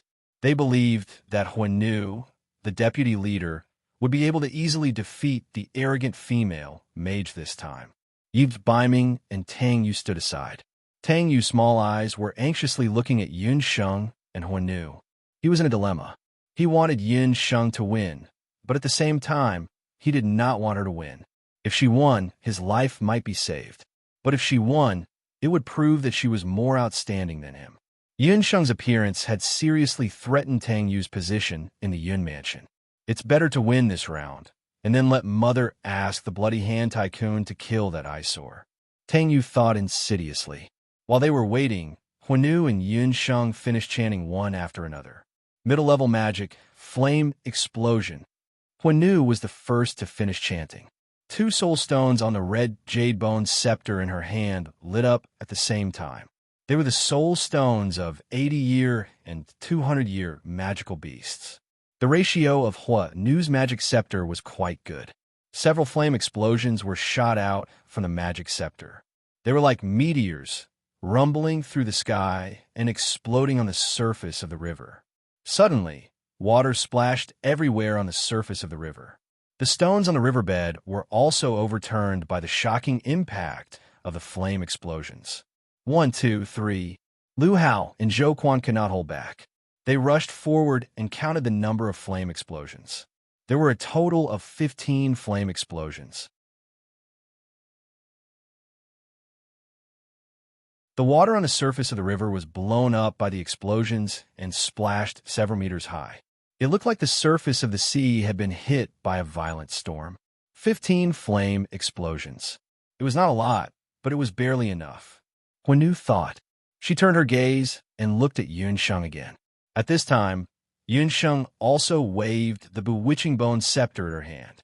When the scepter was raised, the flame explosion did not appear as expected. Could it be that she had been chanting for a long time, but she did not even succeed in chanting the basic flame explosion? Tang Yu's heart thumped. He almost cursed out loud. She must be doing it on purpose. She wanted to kill him on purpose. Just when everyone was surprised, a sharp cry came from the sky. Everyone raised their heads at the same time, only to hear a flaming bird spread its flaming wings in the air. It dragged its peacock-like tail, and every feather that was formed from flames was clearly textured. That is flame transformation? Huanu could not help but cry out in surprise. The flame bird gave a crisp cry. Suddenly, its head and tail swayed, and the entire bird turned into a fireball. As the fireball rolled, hundreds of flame feathers fell from the sky. When the feathers were in the air, they turned into fist-sized flame explosions. Boom, boom, boom. It was too late to say, but it was too fast. Countless feather-shaped flame explosions hit the water at the same time. This pitiful river had only just digested 15 flame bursts a while ago when it immediately encountered the magic madman, Yun Sheng. Hundreds of flame feathers turned into flame explosions. It was as if a submachine gun had swept across the river. On the surface of the river, waves splashed everywhere. Before the water vapor could splash, it was evaporated into white vapor by the high temperature of hundreds of degrees. The riverbed was also splashed with mud, and countless rocks were smashed into dust. The flame bird in the sky disappeared, but the water vapor and smoke in front of them had not dispersed. On the riverbank, The few people who were petrified did not even notice that they were drenched in mud and water vapor. Improved flame explosion. 9 Heaven Phoenix explosion. Yunsheng wiped the sweat from her forehead and sighed. You're tuning into the Romance Rendezvous YouTube channel. We're so grateful for your support, and don't forget to subscribe to join us on this incredible journey through captivating stories. Your generosity through donations truly makes a world of difference, as it's the primary source of revenue that allows me to expand and enhance this channel for you. Thank you from the bottom of my heart for being a part of this adventure.